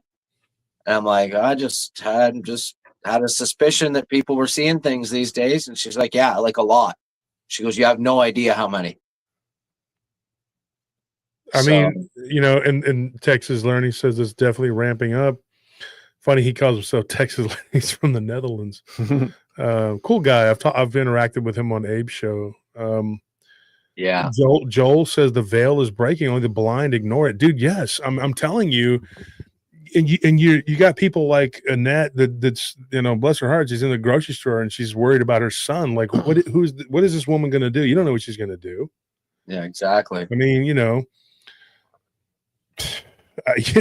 got this woman that's Kimberly's jogging in the Greenbelt and sees a freaking werewolf or whatever that is. I mean, this is crazy stuff. It's not like we haven't heard about it, but it just seems like it's a lot more of it now. Yeah, it's a lot more of it now. We picked these out because they were here in Austin. Yeah, you see things like in the middle of town and during the day. Remember when we were driving that one day and we were going to, I'm not going to say, but we were going to one of the accounts. We were dropping off Scorpio. Mm-hmm. And it was us 3. It's probably been about two years ago. I'll never forget. Remember that guy? He was holding the shopping cart right there in Lamar by the gun store. Mm-hmm. And he was going like, wow. Yeah. Dude, his head was moving so fast, dude. Tony, Richard, let me tell y'all, man, you did this. It was crazy, right? Yeah, he was flailing his head. His head was moving like this, up and down, and like this. And we were at the stoplight, and it was you or Scorpion. One of y'all said that he's going to die. Yeah. He's gonna fall over dead, dude. Because his head, there's no way you can move your head like that and not do damage. It was crazy, bro. Like he's trying to give himself CTE or something. Yeah, he probably succeeded. What's the movie where the angel goes to that that diner out in the desert, and all the demons come and they're driving from all around, like the whole world gets possessed, and they're all doing that with their heads when they're driving. They're all doing it has like the ice cream man in it. The ice cream man? Who's that? Is that the one where the old lady is inside sitting in a booth? Yes. Legion. Legion. Thank you. Legion, Thank you. Okay. So is that a good movie? I think it's a very good movie. Okay, I'm not asking you, Richard. You're weird. Tony, what about you? You think it's a I'm messing with you, Dick. You know I'm joking, man. I know. I watched it. I thought Grandma was pretty bizarre when she turned. Grandma? Yeah, Wait, wasn't like part of that movie like the angel Gabriel turned out to be the bad guy or something? It was like something ridiculous. I remember like watching the part of it and thinking that this is stupid because like now either Gabriel or Michael or someone they're fighting with some other angel because one of them is the bad guy or something. Yeah, like Hollywood comes. It was like so poorly written. Stuff, that I mean, like that's why I don't watch them movies, dude. I just remember that part. Yeah. See, there was a fight between Gabriel and Michael. Okay, yeah. Debbie says, Debbie Cawthon, what's up, Debbie? Says there's a fight between Gabriel and Michael, and then half the audience says it was good. The other half said it was an awful movie. And Dick needs to show. All right. Well, the stuff that it showed you about the supernatural aspect. I just removed a comment where somebody said you have the retardation. I removed it. Don't worry about it. I do have the retardation. Oh, see, you ruined my joke by saying that. Don't do that. Get upset and go, oh, man. That's what you're supposed to do. Stand your ground. Oh, okay. Somebody says it was Gnostic propaganda. So Joel is not a Gnostic believer. He is not into that. Jessica says that dude waxed demon granny with a cast iron skillet. These movies get real. I remember there was some other stupid movie by that fat comic book nerd Kevin Smith, Dogma, where Ben Affleck that was forced upon me. Matt Damon play angels, but they're the bad guys too. That was dumb as hell. I was forced to watch that against my will. I had to watch it to keep the peace. Not with Nelly. It was some other stupid person. They were like, I don't even think we should watch this dumb piece of shit. I'm like, oh, you would. And Canada does not take credit for Kevin Smith. Do what? Canada does not take credit for that, man. Oh, that's right. He's Canadian. Canada is not responsible for Brian. Yeah. His name Brian. Jay and Silent Bob aren't funny either. Brian Adams. We have apologized many times. Uncontrollably. That's a question right there. How did he get so famous? The powers that be just pluck him up and think, oh, he's a good libtard and let's make him do, And if you're a libtard and you're watching the show, there is hope for you. If you keep watching long enough, you will learn about the real reality and you'll join us and then you'll look back and go, brother, how did I ever do that? How was I like that? You will have no greater ally than a repentant leftist because they've seen the nonsense. They've seen it all. My dad is finally, thank God, hallelujah. Yes. He is in the fold. He was just like, we were eating dinner on my a couple days after my birthday. We went to eat dinner at Freitas, great seafood place. So my dad took me out to eat. Very, very good time. We apologized to each other. I mean, there's a lot of water under that bridge. I don't think that I'm not going to sit up here and say we're great friends, but I mean, at the start, at least we're getting along. But he did a lot of bullshit, man, and I did too. I retaliated, but I mean, there's just so much anger, that was there. But I'm a forgiving person. Once it's over, it's over. I just move on. But some people can't do that. They'll be like thinking about it. Yeah, man, if that, man, and they go back to that well. I don't do that. So I just let it go. And so we were talking and he was just like very, very like, man, he goes, I just didn't feel safe. I couldn't, he goes, I had to come to my senses that this is not the old Democrat Party. It's not, I will say this, and people probably ain't going to like what I'm going to say, but Bill Clinton actually had a good economy. That's the one thing I could say. He was a psychopath, and so was his wife, but so were the Bushes. They were not good people. And I gotta say, I'm not a Republican. I'm not a Democrat either, for sure. But I'm definitely on the right. But I'm not a Republican. But Bill Clinton balanced the budget. You know, like this dude that was in there, he wasn't even running it, and these people, they were just trying to destroy the economy. Like it was so obvious from an economist's view, which I'm an economist, and I know how to make money with the economy if it's correct. Okay, a lot of people have taken advice from me, and I've helped them make money. So I know what a healthy economy looks like, and that was not it. Right? I own three businesses. 4 streams of income, five actually streams of income, but and I don't do as well as I would like, financially, because these people were just trying to kill us financially. Thanks.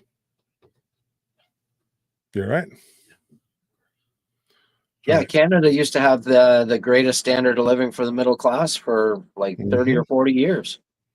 And now we're like 46 or something retarded like that in 1 year, or in 10 years, sorry, under Castro's son. Well, there are a number of banana republics that have a higher rated school system than we do. I mean, we used to be up in the top 4. We're now probably, I think last time I looked, it was 54. And there were banana republics that had a better education system than we have. Yeah, they don't teach the kids to write or read anymore. Now, so y'all want to hear some crazy stuff? I just got sent this right now. Here's something stupid right here. Okay. This comes from not one of my favorite people, but folks, she needs help. She's mentally ill, in my opinion, and she needs to be prayed for. But this is the kind of stuff that they spew. She says here, do y'all know Josh and Nell, that's my wife, asked a man to be interviewed on their show, and he agreed to the interview. But when the man said he had information on the Lady Bird Lake serial killings, whatever, I don't remember anybody coming. Did somebody ever say they had information on that? I don't remember that. But it says suddenly Josh and Nellie told him they didn't want to interview him. I would love to interview somebody can you imagine that you could break that case open, dude? That would be incredible. Why would you say no? Suddenly Josh and Nellie told him they didn't want to interview him. So Austin, Texas has an LBL too, Lady Bird Lake. Okay, whatever. I do believe this is this woman. We'll call her D because I'm going to be nice tonight. But she says, I do believe Josh and Nell made a confession here by suddenly changing their minds when the man wanted to talk about the serial killings at the lake. Okay, lady, I'm going to tell you this. Okay, you're demonically possessed. We know this. This is the devil spewing from your mouth. We have talked about this on the show. And I have said this many times that there is something going on there. They're saying that there is not a serial killer. I say there is. And I say that 20-something people that died the same way says there is. And they're all like, oh, no, nothing to see here. Bullshit. I believe that is what I'd love to have somebody that had some information that could help bring closure to this. Is it you and Nellie, and that's why you guys don't want the information? Apparently, that's what I'm being accused of here. It says many men and one woman were murdered. My eyes are getting. Let me see here. It sucks being 50. Many men and one woman were murdered at Lady Bird Lake in Austin, Texas, a block from Josh's favorite gay bar, the Iron Bear Bar. Amazing. Yes, in Austin, Texas. I didn't know it was a block away from the Iron Bear in Austin, Texas, where Josh frequents, and said Josh told me in one of my posts, yeah, they had good food and I liked the atmosphere. She needs the gay dudes. Yeah, and I'll just say it. Her name is Dana. She needs prayers, folks. Let's not attack her and go crazy because they're using her as a mouthpiece because she is a mentally unstable individual, folks. So she does need our prayers. We don't attack her, please, because you're only fueling that demon. You know, they arrested a dude in Toronto there that was stalking the homosexual bars and killed a whole bunch of them a few years ago. Really? And people in his building said that every few nights it would sound in the middle of the night, it would sound like somebody was throwing furniture down the trash compactor. Oh, well, how did they not know that a body was being tossed For down there? years, bro. For years. The one couple. Well, it's like Dahmer. Like, how did you not? The whole thing smelled like rotten food, ass, whatever. You know, it's like you don't know. For years, they said it happened dozens and dozens of times. There's no telling how many people. Wow, that's crazy. Yeah.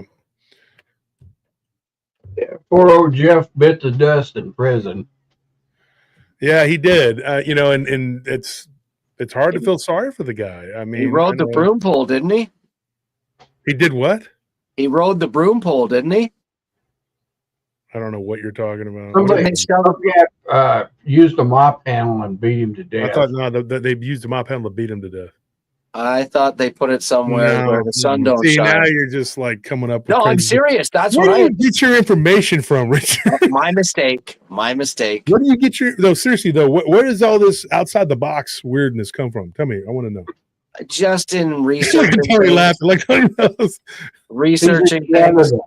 He's in Canada, right? That's what it is. Yeah, we get probably riding the Starscream like what? Yeah, I heard they held it down, and anyway, I guess I heard wrong.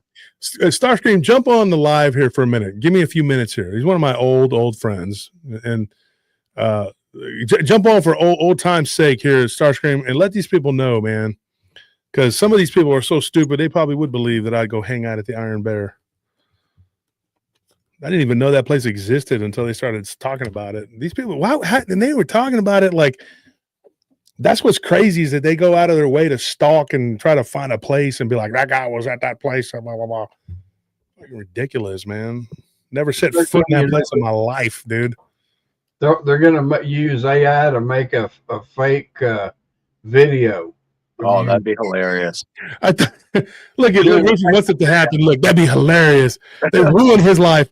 No, it wouldn't ruin my life. It just made me laugh because, like, I thought about doing a video and like going in there. Do you remember that scene in Sopranos when Vito was dancing? You know, yeah. And then they come in there and they're like, "What the hell are you doing?" And he was like, "It's a joke. I'm joking." Yeah. So I thought about making a video like that and just being there dancing around, and then like Anthony, Nelly, Tony, my brother, all come in there like, "What are you doing in this bar?" I was like, "Oh, it's a joke. I'm joking. I'm just playing around. I'm just rubbing up on these dudes, man." And then when you're walking out, you see me walk out all indignant. Well, I'm just gonna leave. And you see like the assless chaps. Yeah. So many people would probably be like, "Oh, look, I knew he was, busted. He was the weirdo. He was busting in the Iron Bear, playing around." I keep wanting to call it the Iron Bull. I guess because it sounds like people that would go in there would be into Moloch. Yeah, for real.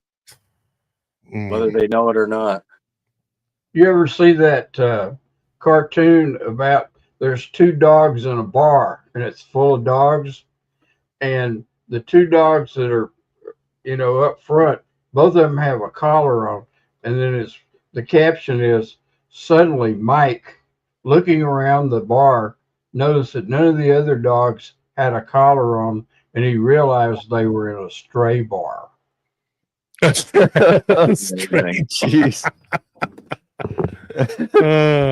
Well, you could kind of get AI to spoof you into the stray bar. That way you wouldn't be directly attacking anybody.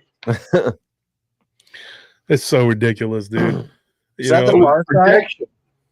You have to understand from a psychological point of view, and I that's what I'm trained. One of the things I've trained in is every time somebody says something to me that's kind of weird, it throws up a red flag, and it's like, well, I wonder where that came from. Well, why do these people always go to the gay thing about the Iron Bear or whatever it is? Mm-hmm. It's like, why is that their go-to thing? Are they projecting themselves onto you? Yeah, they're trying to say that on that video I made on. Well, yeah, they are, because that video we made when they made that video about Maddie the doll where they killed Anthony and then they chopped. They literally folks, in case you don't know, they made a video. We talked about it on Rumble. Mhm. They made a video about Anthony and Maddie, and it's supposedly, Ike, who talks like this. He's pretty suspect by the way he talks and the way he moves. But he talks like this, and he says, this is a listener sent me this, and he says it was about Maddie the doll, and it just happened to be Tony in there, Anthony and Maddie. Yeah, some listener sent you that, and it just happened to be all their names, right? All of them. Sure. They kill Anthony. Anthony goes and he dies in a car wreck. Then Maddie gets chopped up and burned. Yep. That's sick. That is, dude, these people are crazy, folks. They're not just funny and goofy. I laugh at them all the time because I'm not afraid of them. But there's no doubt in my mind that if they could, they would probably do the things that they talk about. And good thing that one dude's a fat coward and he hangs out at his property with his mommy. We're not going to get into the rumors that we heard about him and his mother. But yeah, we've heard a lot of weird stuff. We've heard that he's a homosexual and that him and his mommy do stuff. So that's probably where it comes from. I mean, I didn't spread those rumors. I'm not the one that spread those rumors. There were other people that said that was close to him that said that. And he's over here talking shit to me. I'm like, dude, I'm not even the one that makes these memes. I'm not the one that does any of this shit. And he attacks me because he's jealous. He has a problem. The main problem with these people, this is very simple. Not besides the jealousy and all that. He had a thing going where he was able to troll people and get away with it and pretend to be different people. Bradford Johnston, he used that account to get me and Cryptid Hunters into it. He was pretending to be her. Like he was, and he was using that Bradford Johnston account. He used the Peterson Damon account with Janice Blake, who is a psychologist from the state of Virginia. He was Bradford Johnston? Mm-hmm. Really? Mm-hmm. My opinion, that's what I believe. I think he was, yeah, of course. Wow. He was all those people, dude, and he used those different accounts to do all this different stuff. I'm pretty sure he was probably the one, and they keep trying to say there's no proof. Yes, we do have the screenshot of the thing with Vic. Yes, we do. I don't want to stir it up and get it all back going again because he's got a bunch of people that'll come acting crazy. But yeah, he did say something when my mother died. Now I'll repeat this. They keep bringing it up because they're psychopaths. He didn't say anything about my mother. What he did was he attacked me on the day my mother died. And that is the truth. And I retaliated and I got just tore up by his listeners. But by the time it was all said and done, he lost a bunch of subs. I mean, you shouldn't. And he doubled down. He said something else. We have the screenshots. But, like I said, I don't want to bring. They're trying to get me and DW to fight again too. They're doing anything they can. Dude, these people are horrible. But I'm going to say this again, and I'm going to appeal to you once more to stop this destructive crap. I mean, just leave us the hell alone. I don't think I personally do not believe that they are capable of that. I don't think that they can. I think when they have committed so much of their soul at this point to hell by lying, spewing all this venom and this libel, we've spent bunches of money trying to get them to stop by getting cease and desist, which they ignored. And then one of them even went so far as to say that they had one on me. No, they don't. No, you don't, Larry. You liar. He's lying, Larry. We call him that for a reason. And tomorrow, I promise you, I give you my word, tomorrow or the next day, they're all going to say a bunch of shit because this is what they do. Where they get the time and effort and energy to do it, it's because they don't work. When you are unemployed and you commit yourself to just being online and ratcheting with people, I mean, that's you can do a lot of shit. I don't have time for it. Anthony, you were talking about that earlier today. You were like, you and Tony were saying that. Yeah, it's like, where do you find all the spare time? I mean, I'm not seeing it. Well, I'm glad to see y'all working so hard so y'all can keep paying in to Social Security so that my railroad retirement and Social Security check keeps every month. I appreciate y'all. We do work a lot. Yeah. Ain't gonna be no Social Security around by the time I'm 65. It's all gonna be gone. We're on our own, dude. Ain't nobody gonna help us. I mean, we don't. Mm-hmm. That's why I told my brother, like, don't even bother putting money in the Social Security. So, and then they hate it when we get donations. But you, like right now, okay, I know Ike, you're stalking me. You always do. You and Jessica Hippo, whatever, Jessica, the Jessica Hippo girl. Here it is right here. We've had 3 donations all night. He's always saying, oh, they're always giving him donations. He's so jealous of that. He gets so mad. Nobody's even giving us anything, Ike, and I'm giving my time. See? That's his whole thing. His whole thing is that he wants money, but he don't want to work for it.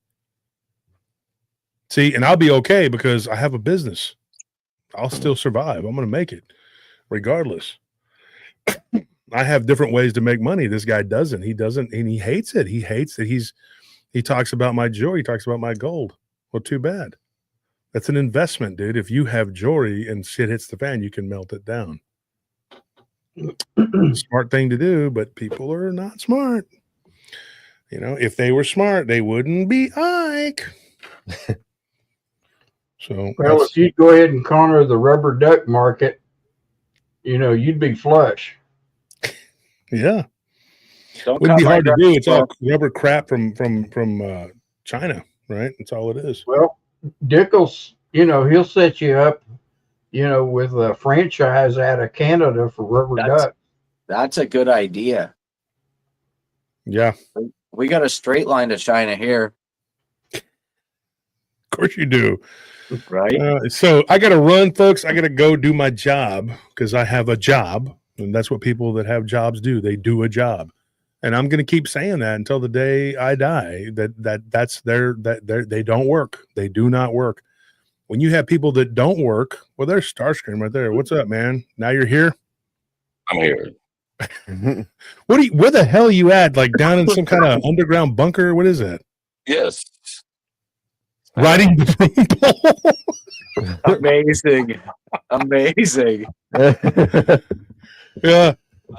I'm actually in Houston. Oh, because you travel, right? You're down in. What are you doing down there? Well, if he's riding the broom pole, he's probably off of Westheimer. Is that where it's at, Westheimer? No, man. I'm actually like part way living in Houston, part way in Dallas. It's a long story. Well, yeah. Actually, you're not the only one that's old. I had to get on my reading glasses just to see what the link is. So, golly, I can't believe this, dude. I look at your face and I know we're old, dude. I'm like, damn, dude. You look like Leonardo da Vinci and shit, dude. Oh wow, thank you. I appreciate that. I'm glad I called in. Oh, Tony, you all right? What he means is that you look distinguished. You look distinguished, my friend. Good say. Thank God, I don't have that gray hair going on. Look at this. No dye, bro. This is just my hair, brother. I got a little bit of gray. The beard's showing though. Yeah, your beard. You got that beard going on. But let me ask you a question, dude. Have you, as long as you know him, you met me in 1997. That's when I hired you. I hired this guy to be a bouncer. Well, originally you were going to be a barback, and I said, "No, I wanted to be a barback." Yes. He was mad as hell. He wanted to get those tips. I said, "No, man, you're going to be a bouncer. I need more fighters. I don't need more people that can run beer up and down the stairs." You needed somebody who had a punchable face, and I was that person. You look like somebody like that people want to punch. Yeah, man. I said, dude, I look at your face, screaming. I said, I could beat it up all day. That's what I looked. That's what I said. I literally said. That's all right. Well, you know what though? Scream has seen me throw down. There was a guy that pushed his face on Halloween, and dude, I tore that dude. You also saw me knock out a couple guys on the dance floor. But you've seen me throw down. That's actually how I learned your name. So I think I learned your name actually after the first 2 months because you had to show it to a cop, I think. Because he's busting out, the cop's talking to him, and he opened his wallet. I looked over there. It's like, oh, that's the real name. All right, got it. And after like 6 months later, he's like, you don't even know. I said, "Look at your name, Josh." He's like, "No, it's not your ID, man." Like, jeez. Nosy. You and Chico and Squid trying to be nosy, trying to see what my name was. Well, Squid knew though. Me and Squid over knew because we got arrested together. They handcuffed us together because of this douchebag because they were chasing him, and they said, "We're gonna come back for y'all. Like y'all better not go anywhere. We're handcuffed together at the front door. Where are we gonna go? Where are we gonna go with the handcuffs on us? Well, you know what? Let's go down and drink at the Blind Pig over there." I wish I would have had that kind of speed in high school, man. I could have played more ball. I was fast that night, dude. Yeah, you got away, and then they came back and punished us. They kept us in handcuffs for an hour. Don't worry, they punished me as soon as they got me back to the station. That was they were mad because I didn't like having my cuffs behind my back, so I had to like roll around my my legs there and had him in front. And when what was his name? The one that didn't hate us all. Yeah, when he got me out, he got really pissed and started just kind of. Yeah, but I did beat the charge. So there you go. So there's a lesson, kids. If you want to beat the charge, just have them beat the crap out of you. Yeah, they beat me up in the paddy wagon, dude. They kicked me out of the pad. They kicked me in the ass out of the paddy wagon. I fell. Yeah, they forearmed me and everything else. You know why? They arrested me for littering. I'm not gonna say their names, but there were 2 cops. They didn't like me at all, and they arrested me. They whooped my ass pretty good too. What if they're still there? You think they're still alive? No, one of them actually was pretty cool. I ran into him at Academy one time, and he bought me a pair of shoes, dude. Really? I kid you not, man. Yeah, the chubby one. He was actually really cool about it. He was just like, "Hey, man, look, we got off on a bad foot." Once he figured out like it was better to be friends, and then he was like, "Yeah," he bought me a pair of shoes. I'm not even joking. I'm being serious. Oh yeah. It was better to have the people shooting at us first, and then they could see them and go find them. They could see where the fire was coming from. Like, all right, I can't from over here. They're ducking that way. The old battle days, man. So let me ask you this though, Starscream, and all the time that you ever know me, have you ever known me to frequent a gay bar? Oh yeah, we used to go in there every Monday. Every Monday, huh? Which one do we go to every Monday? It's industry night. We went to the Red industry night.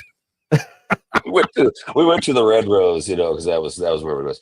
The Red Rose wasn't a gay bar. That's a strip club. That was the male strip club, though, wasn't it? It was Yellow Rose. Nah, there's no male strip. There was one male strip club in Austin. I know. I can't remember the name of it. It was over there. Remember where the Realm was? The Realm. Remember? There was one up near Round Rock because I DJ'd at that one actually for you DJ'd at a gay club. No, I DJ'd at the male strip club, and that was That's a gay club. That's the same thing. What do you? No. It's male strippers, female customers.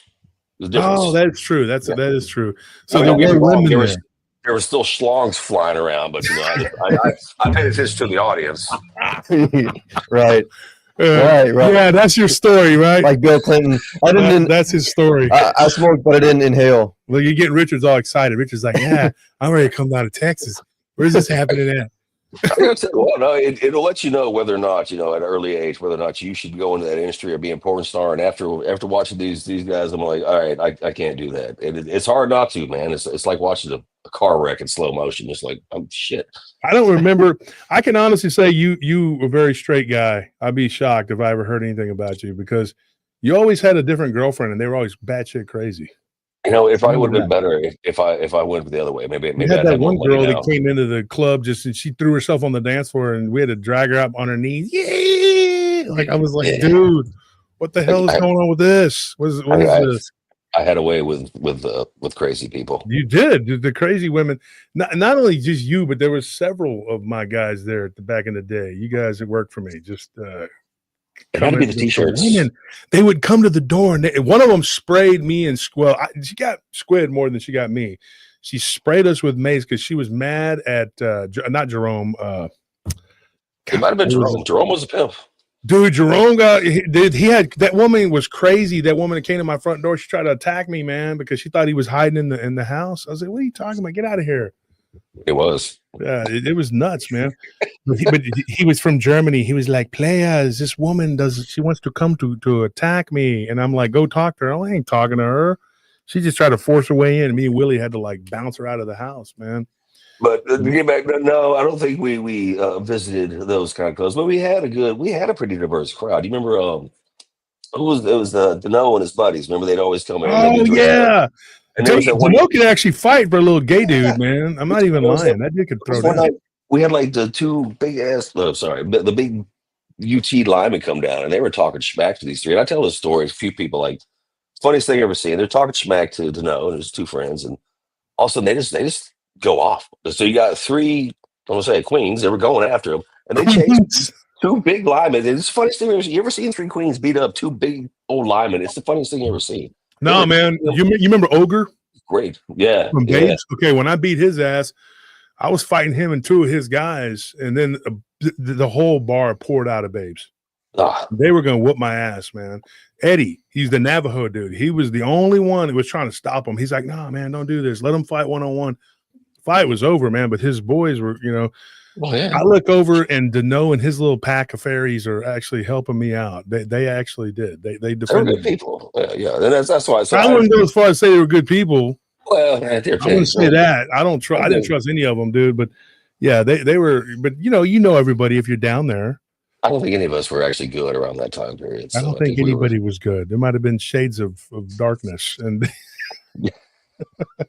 I was Darth Vader, dude. Everybody knew that, dude. They used to play, guys. When I would go into the club, Gustavo, the DJ, you would hear dun dun dun dun dun. I'm not even joking. They play that. I'd come up the stairs, and they would play it, and everybody knew I was there. The Imperial March for you. They did, and then he would say, "Wolf is in the building," and everybody would cheer. You think I'm even joking? You can ask Scream. I am not joking. That was the thing. They did that every weekend.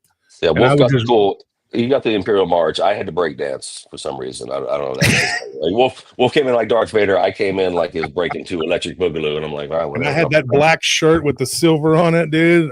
I was pimping, bro. I was like, I had that V shape. I was a bad dude, man. So, I came in the club, and everybody behaved too. They would start behaving when I got there because playtime's over when I'm there. There was always like hundreds of people in that club. It's the largest capacity of any dance club in Central Texas. So wait, what led up to the story? This guy was like just talking schmack, saying that, oh yes, I saw Wolf going into I always want to say the Blue Oyster Club from like Police Academy.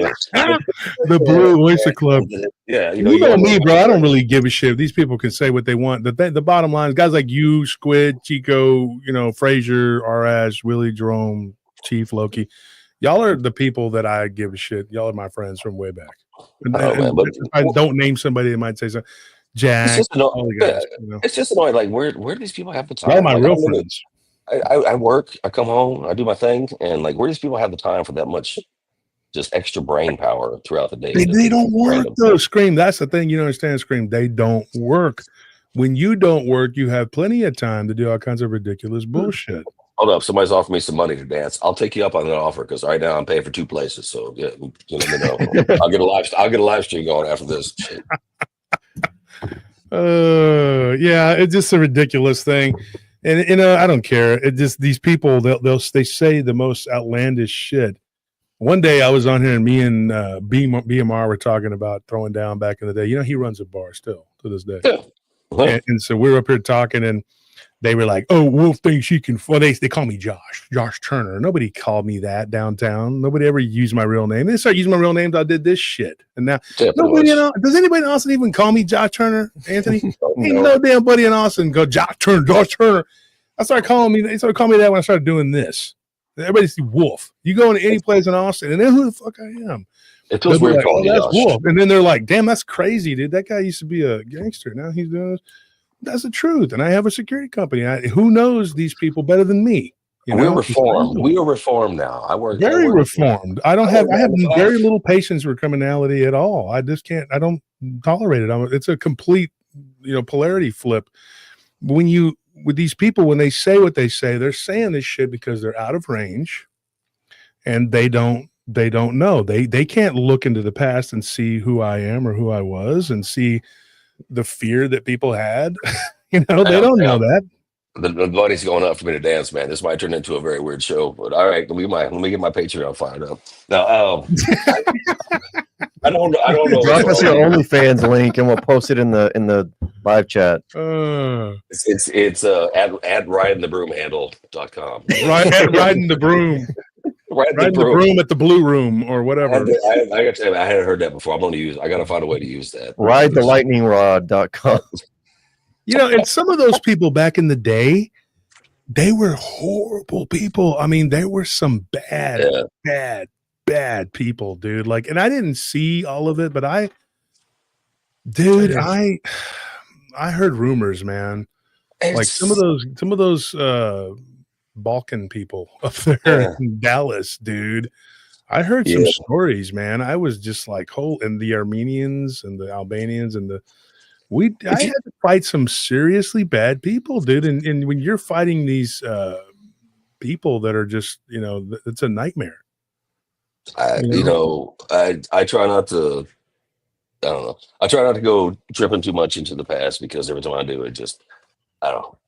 It brings up like we had a lot of fun, but we also had a lot of like, what the bloody hell were we thinking? But Melissa's just in it to win it tonight. We'll talk later. Are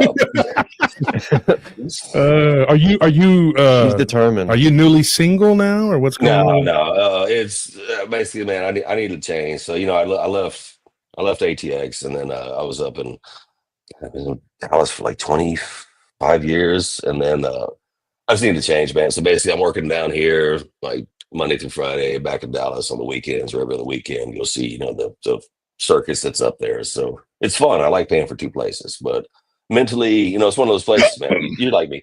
We get to this point, you're just like, I just need to change, need something. And also, I want to do some different type of work, same company and stuff. But for me to focus, especially at this age, learn something new, it's like, dude, I got to lock myself down for.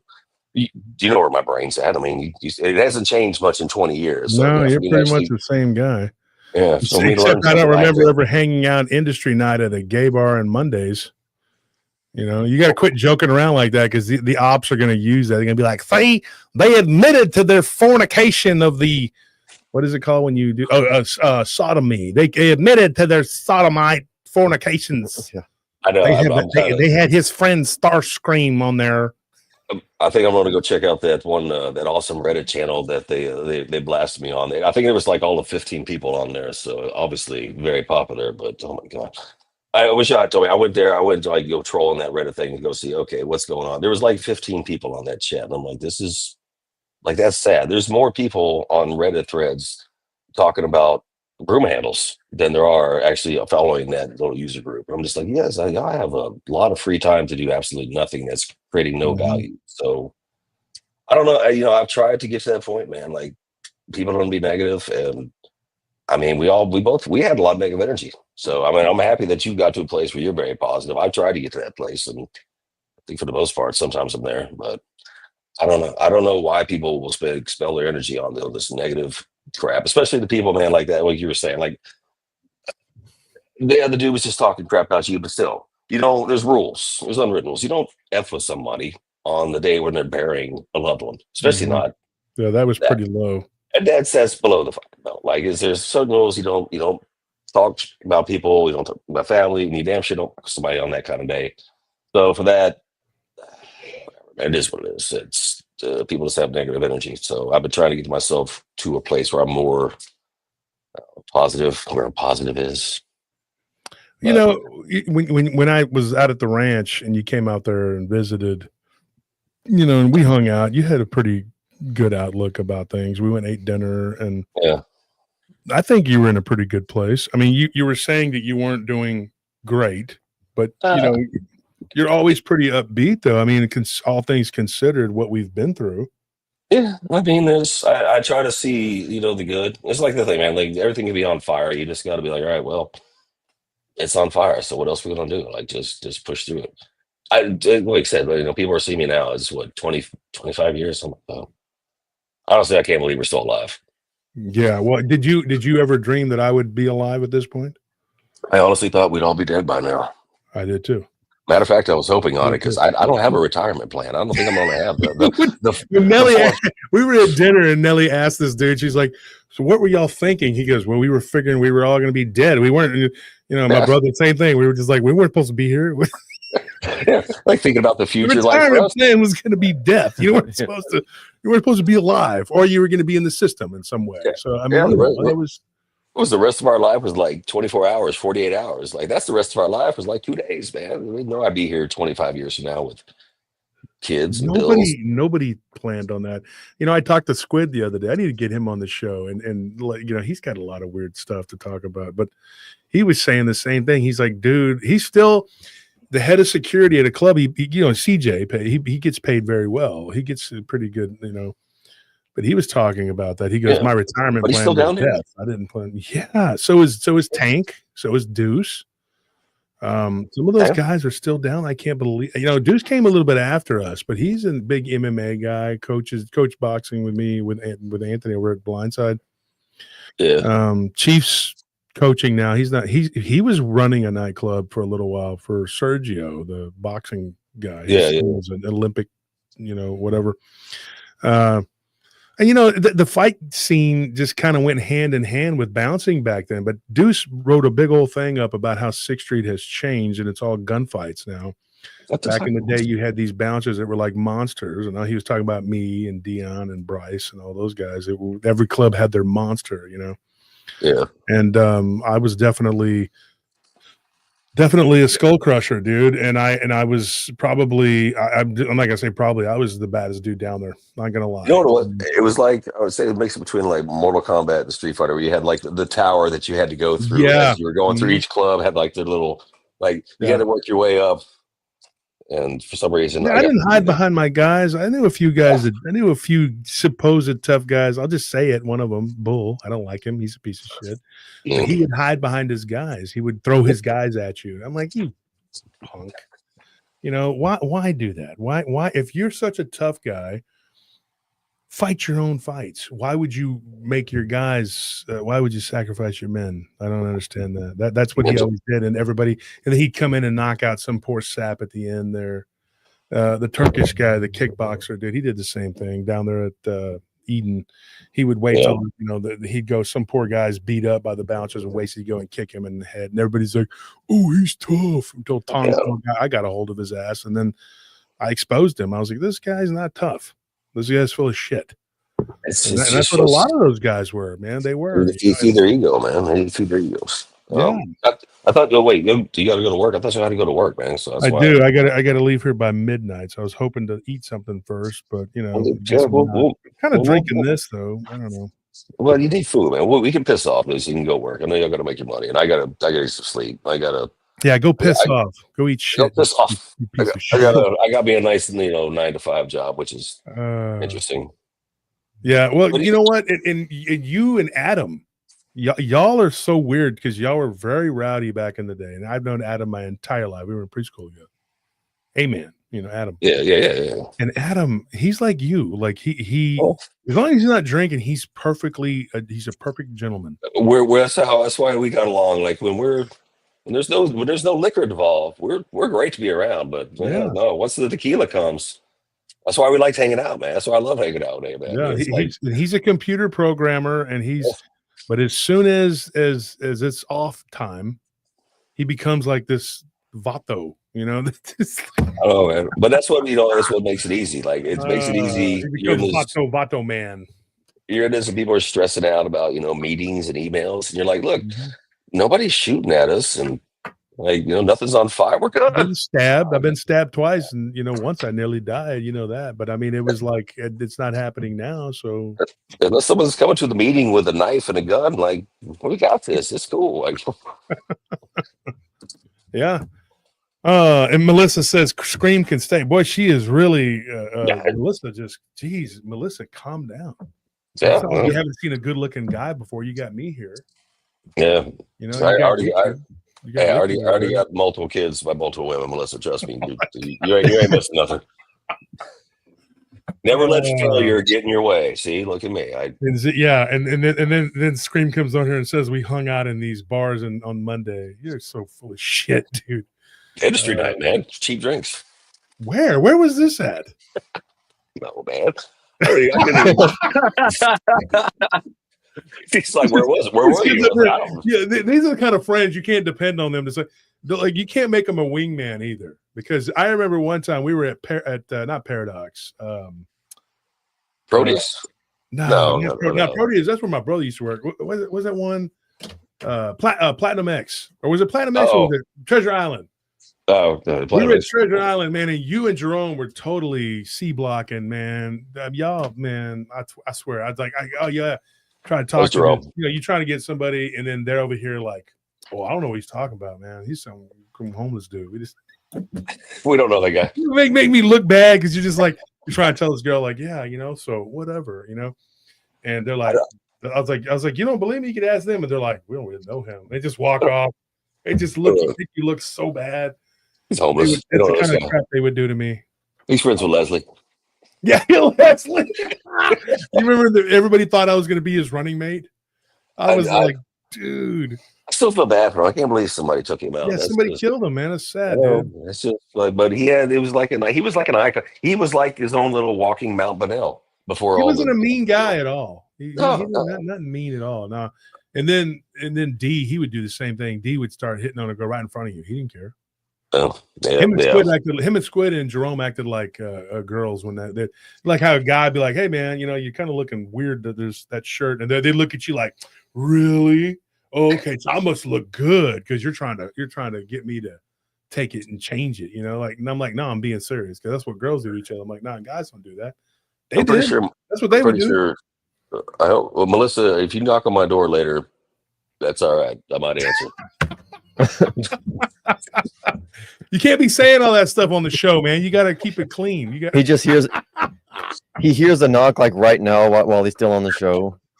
He's like, I'm already here. Talks like this. Hello, it's old man. Are you there? Starscream, are you there?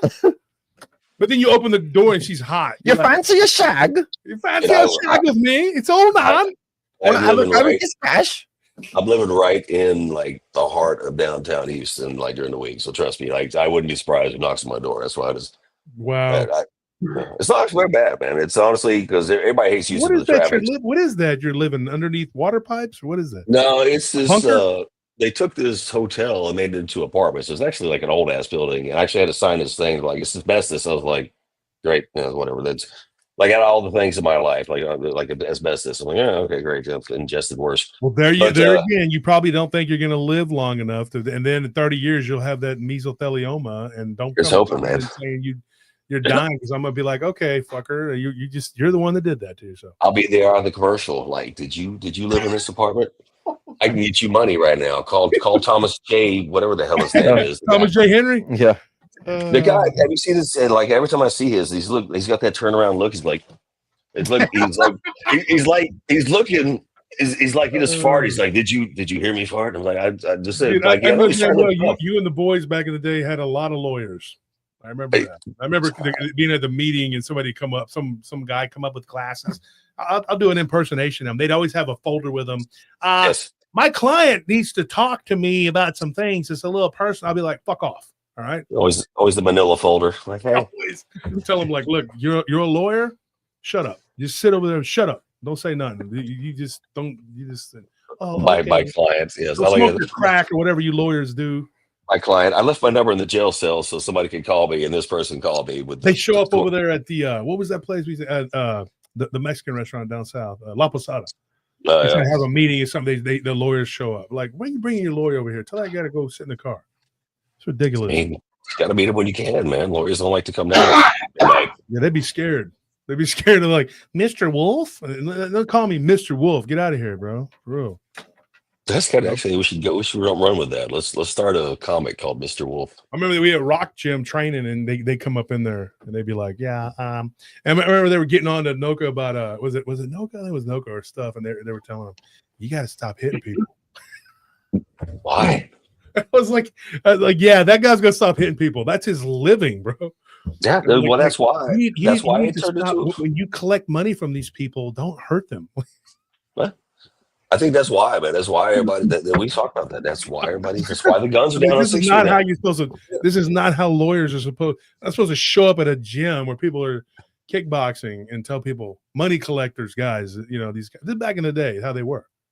Yeah. And then they would be like, can you talk to them and tell them that they need to stop punching people in the face?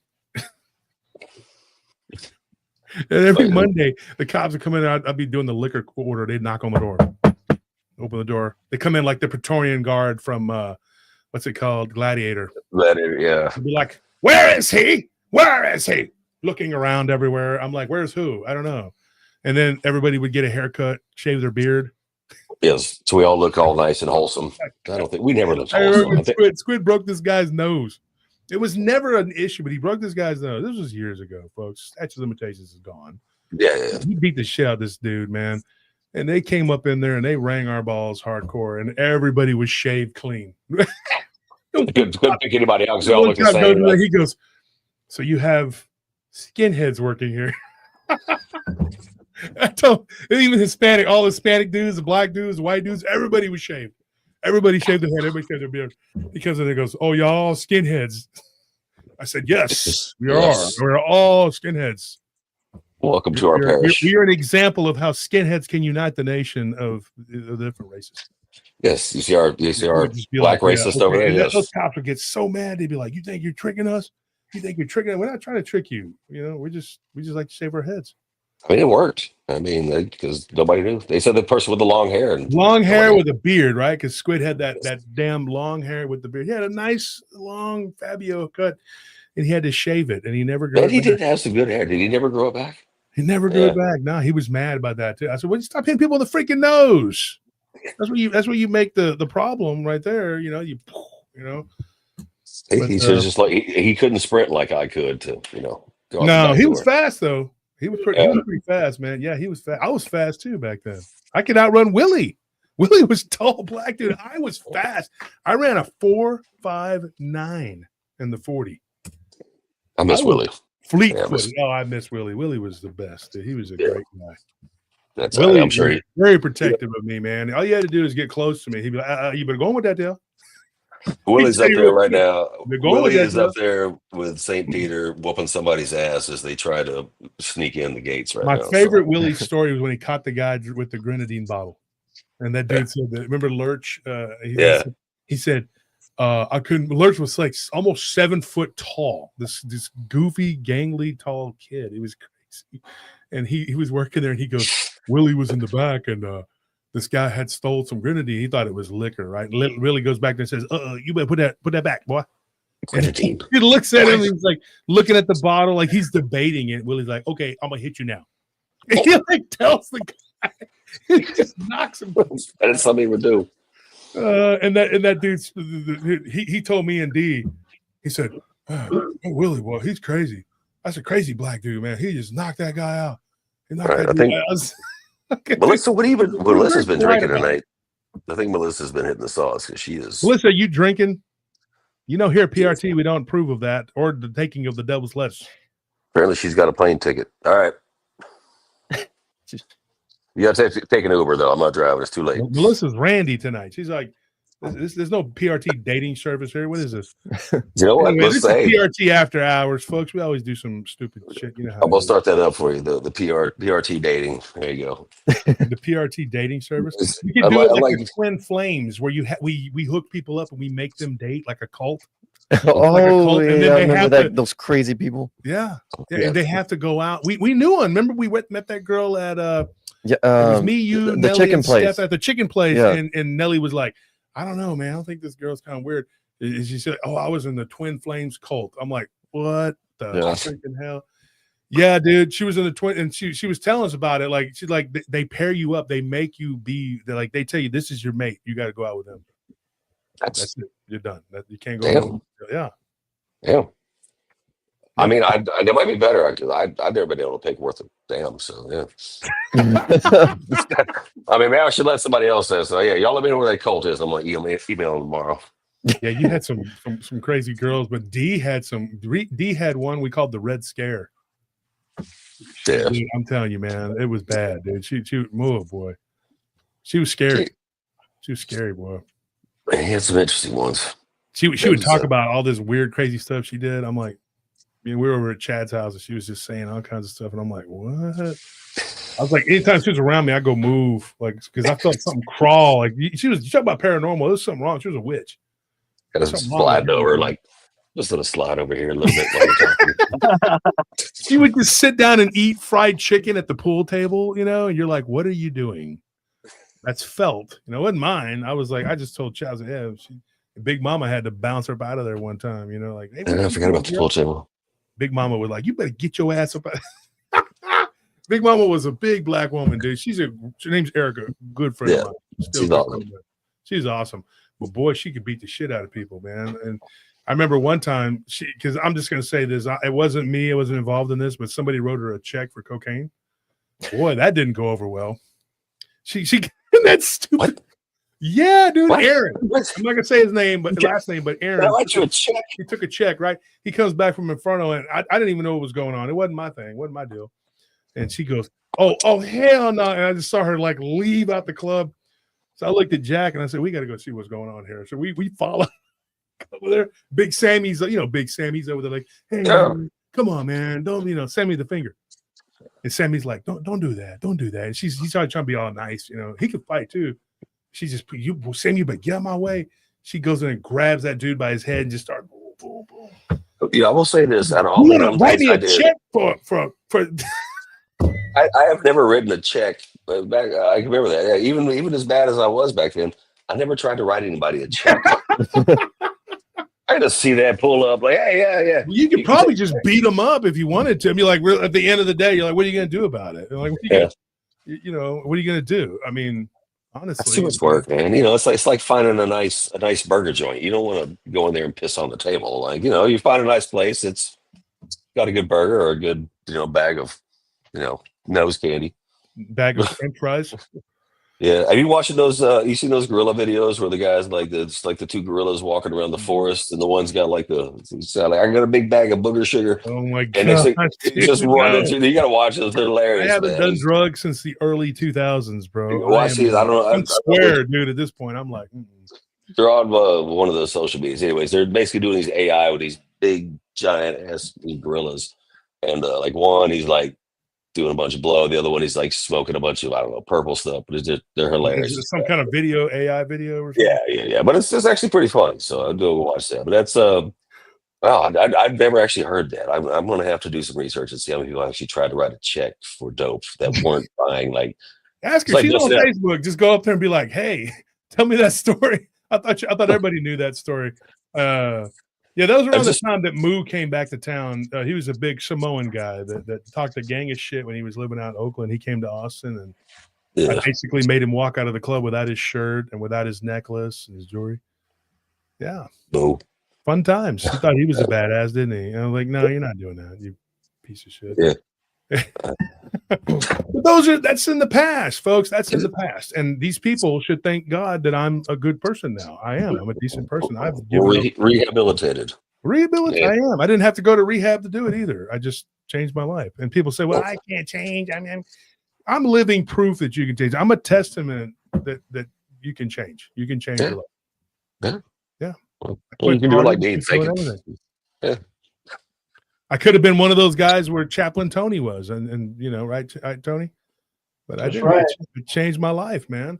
So time to stop, being messed up or whatever. I'm proud of you, man. I'm proud of you and Adam and all of y'all for doing what you did. I mean, Adam was he was a rough guy. So were you. So was all you guys, and you guys have changed. I got tired of having to try to drink a frozen grape juice at 7 a.m. in the morning and some whatever nasty crap they throw through the bars. Just it's like, here's your breakfast. I'm like, what the hell is this? Okay. It's like a frozen milk box from school and whatever it was. I don't know, but I'm happy everybody's still alive. And guys, sorry, I know we Wolf kind of went down traipsing down the pass. So I'm sure the listeners are. Well, it's a testament that we are, different people. People can change. I know you were the security at our conference, and people would talk to you. They would never know that you were a wild child like back in the day, or that we did any of that crap. I had two girls ask me to frisk them. Should have taken them up on that offer. I think Melissa thought you were not Melissa, Monica. That she thought you were cute. I don't know. She's like, don't you want to frisk me? I was like, I mean, yeah. I don't know. It's too weird these days. I don't want to get sued for like, well, sir, she asked me to frisk. Or you frisk them and they have the beans and franks. Oh, the berries and twigs. What are you smuggling in here? So tomorrow the headlines in the ops will be he's ruined now. He's talked about stuff I've already talked about before, and now it's over. He's destroyed himself. No one will tune in to listen to him ever again. Nobody will be there on Sunday. He's done. That's it. I'm gonna go check that one channel. On him. He's done. Yeah. I'm gonna check that one Reddit thread with the 15 people on it and see what they do. I'm probably typing away right now. He's really gonna hate this one. I'm gonna talk bad about him again and his mother, who's dead. Seriously, what kind of a-hole does that? Through the mud, like nobody has seen it already before. I think this, folks. I'm going to say this to the audience right now, folks. Real is real. If you're here, real recognizes real. I am a person who is now a Christian, but I have been in a bad way in my life. I've done bad things. I've hung out with bad people. Obviously, Squid and you and Z, bad people. And I've seen but you know what? I've seen. We've both seen this. We've seen politicians. We've seen billionaires do worse things to millions of people. Absolutely. I don't sweat anything. I don't hide like, who I am. I don't pretend like I'm a perfect person. I don't go, I'm praying 6 hours a day, because I'm not. I'm but I do pray every day, and I say what I got to say, and I do what I got to do. And so I think that at the end of the day, I'm a real person. I think people can relate to that. I never say that I was without sin. I don't say I'm a preacher, because I'm not.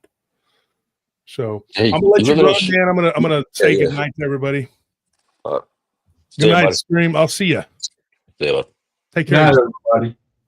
All right, Tony. So Richard, I'm gonna see you, man. The recordings we did, I think they were fire. I think they're gonna be very good. It's gonna be that Shiva story was fantastic, by the way. Well, you can credit well, it's weird, Dirk Dennis. I want to say his last name, but yeah. I mean, what he went through is pretty incredible. You didn't expect it to be that in depth, but what do you think I'm going to do? Get half the story? No, for sure. But what I mean by in depth was I didn't expect it to follow him all around the world like it did. It's a demon. Yeah. What do you think it's going to do? I don't know what I expected. I don't know. Yeah, that poor guy put up with some crazy crap. That's for sure. Mm-hmm. That's what happens, man. And something attached to him in Romania. Yeah, well, I just saw something move right there. Right, I just saw something move, folks. Lord have mercy. We're talking about this stuff, right? Yeah, but maybe it was that vampiric thing that he encountered in Romania, in Bucharest. It could have been. That show will come out. What is it, about 3 weeks from now, right? Yeah. All right, I'm gonna let you run, Richard. I'll see you, man. My brother from Canada. God bless you. Nice hoodie there you got. Thanks, buddy. Appreciate it. All right, I'll see you. See you later. So, folks, if anybody is offended, I'm sorry, but I'm not sorry, because I have a past, and I've never shied away from it or balked. These people, they can criticize me, but Christ went to talk to the sinners, and I was one of them. I thought that I was still a good person, at least to some degree, but at the end of the day, you have to take a look at yourself and you have to go, hey, I'm not, or I wasn't. And if going and hanging out in gay bars is your thing, that's your thing. It's not mine. I've never done it. It's not my thing. Never set foot in that place they keep talking about. They love to keep throwing that out there because Roger from the LBL made that up, and I'm pretty sure it was him. I don't know. I think him and Mike probably worked on it together. It takes at least 2 or 3 of them to have the brains to fill a thimble. But I mean, people are people. And I got friends on here. Loki comes in sometimes, Chief, and a lot of my friends come in here and they watch the show, and it's not everybody's cup of tea, but I can tell you this, I know a lot of people from the old days, and they're not, I'm going to tell you this right now, they're not the get along gang. They were pretty bad dudes, kind of dudes that'll mess you up. And I knew a lot of them, and I was the boss, and I'm not, I wasn't a nobody going into this. Some people say, oh, he was just a nobody. Well, down here, everybody knew who I was all around this area in Texas. And I had friends all across the state, I had friends all over the country. I've always had a pretty big network. I could have kept living my life in sin and doing what I did, but I decided not to, and I changed it. I wanted to change, and I made it. Some people didn't like it, and some people, jumped for joy, and others gnashed their teeth. I've always had haters. I've always had people who wanted to kill me. I've said this before on the show. I've had people shoot up my truck. I've had people do it more than once. This is not something new. I mean, and I got away from all that. Now I have this intense hate from these people, but these knuckleheads, they really don't know me. They don't know shit about me. All they know is what we let them know, and then they take it and they think that they know something. You don't. You really don't.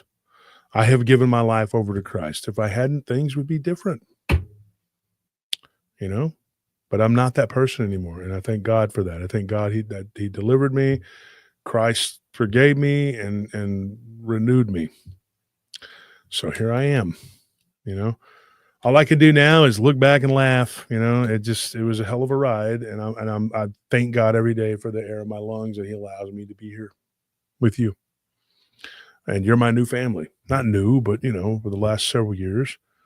You know, thank you for allowing me into your home and allowing me to be a part of your life and bringing the entertainment and the stories and everything to you. Next time we're on, I'll tell that story about the woman that had the encounter with the creature in Guadalupe River, a place where they, right before the flood, they found what they caught in the spring. They caught like a bull shark in there. So crazy stuff, man. Weird, wild stuff. Food for thought. This show took a weird turn, but it's a weird subject, you know. And here's my shirt here. I miss the America I grew up in. I do. I miss the 80s. I miss the 90s. I miss Saturday morning cartoons. I wish that things were different, but they're not. So we make the best of it, right? So that's what we do. Thank you guys for tuning in. We'll get back on the giveaways on Sunday. We're going to try and get everybody's stuff out. We're going to try and do it this week. We have some new people coming in. We hired some new people. And so, yeah, we got to work, and we got some new people, so we can get everybody can get what they want, and we can take time to do what we got to do for the show. We can do I can rest a little bit. But until then, I got to work. So I got to get going, folks. I'm running a little bit late, and this person's needing to get off. They're already texting me. So thank you for tuning in. Thank you to those that donated. Tomorrow is what? Thursday. We won't be on tomorrow, but we'll be back. We'll be back on Sunday with a whole new episode. So we love you.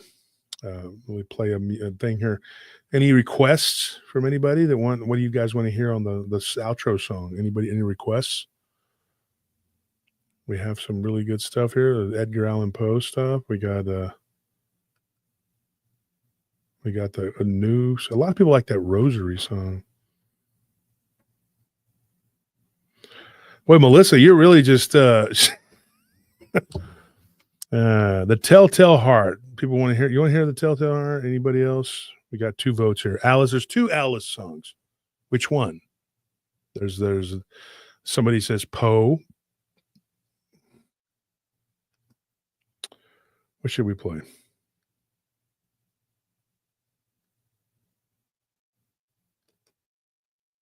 The Rosary. Yeah, the Rosary is. I like that one. That's a good one. Let's play that one.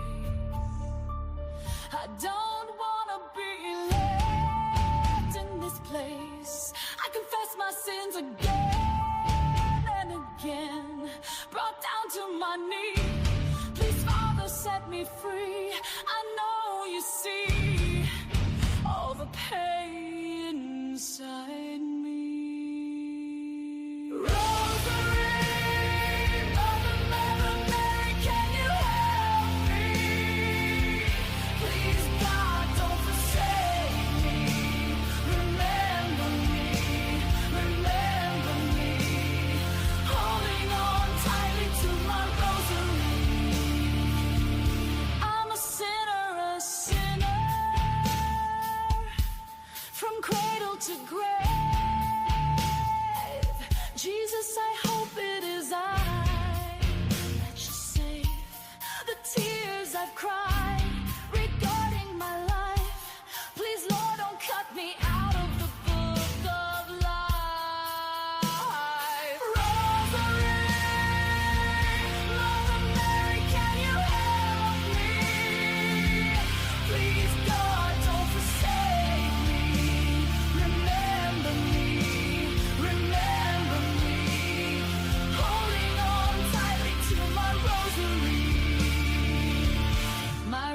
repentant heart bleeds, my spirit cries, I'm completely dying inside. My sins are great, I've dread the fire lake.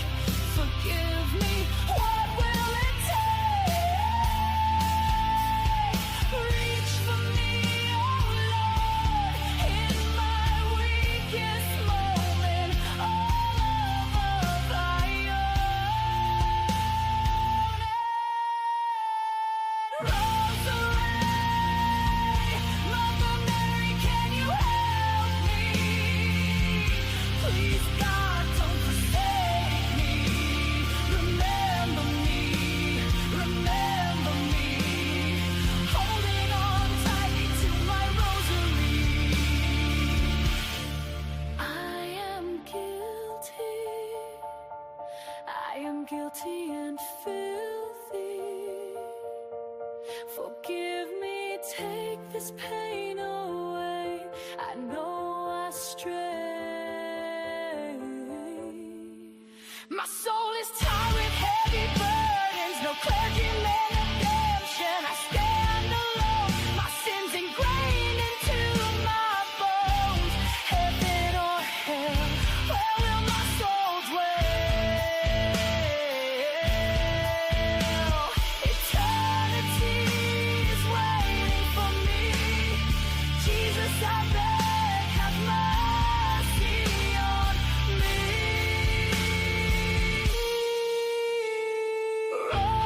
Rosary, Mother Mary, can you help me? Please, God, don't forsake me. Remember me, remember me. Holding on tightly to my rosary. Mother Mary, can you help me? Please, God, don't forsake me. Remember me, remember me. Holding on tightly to my rosary.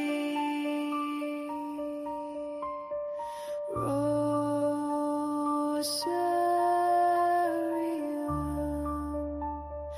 Mater Maria, potens nemi.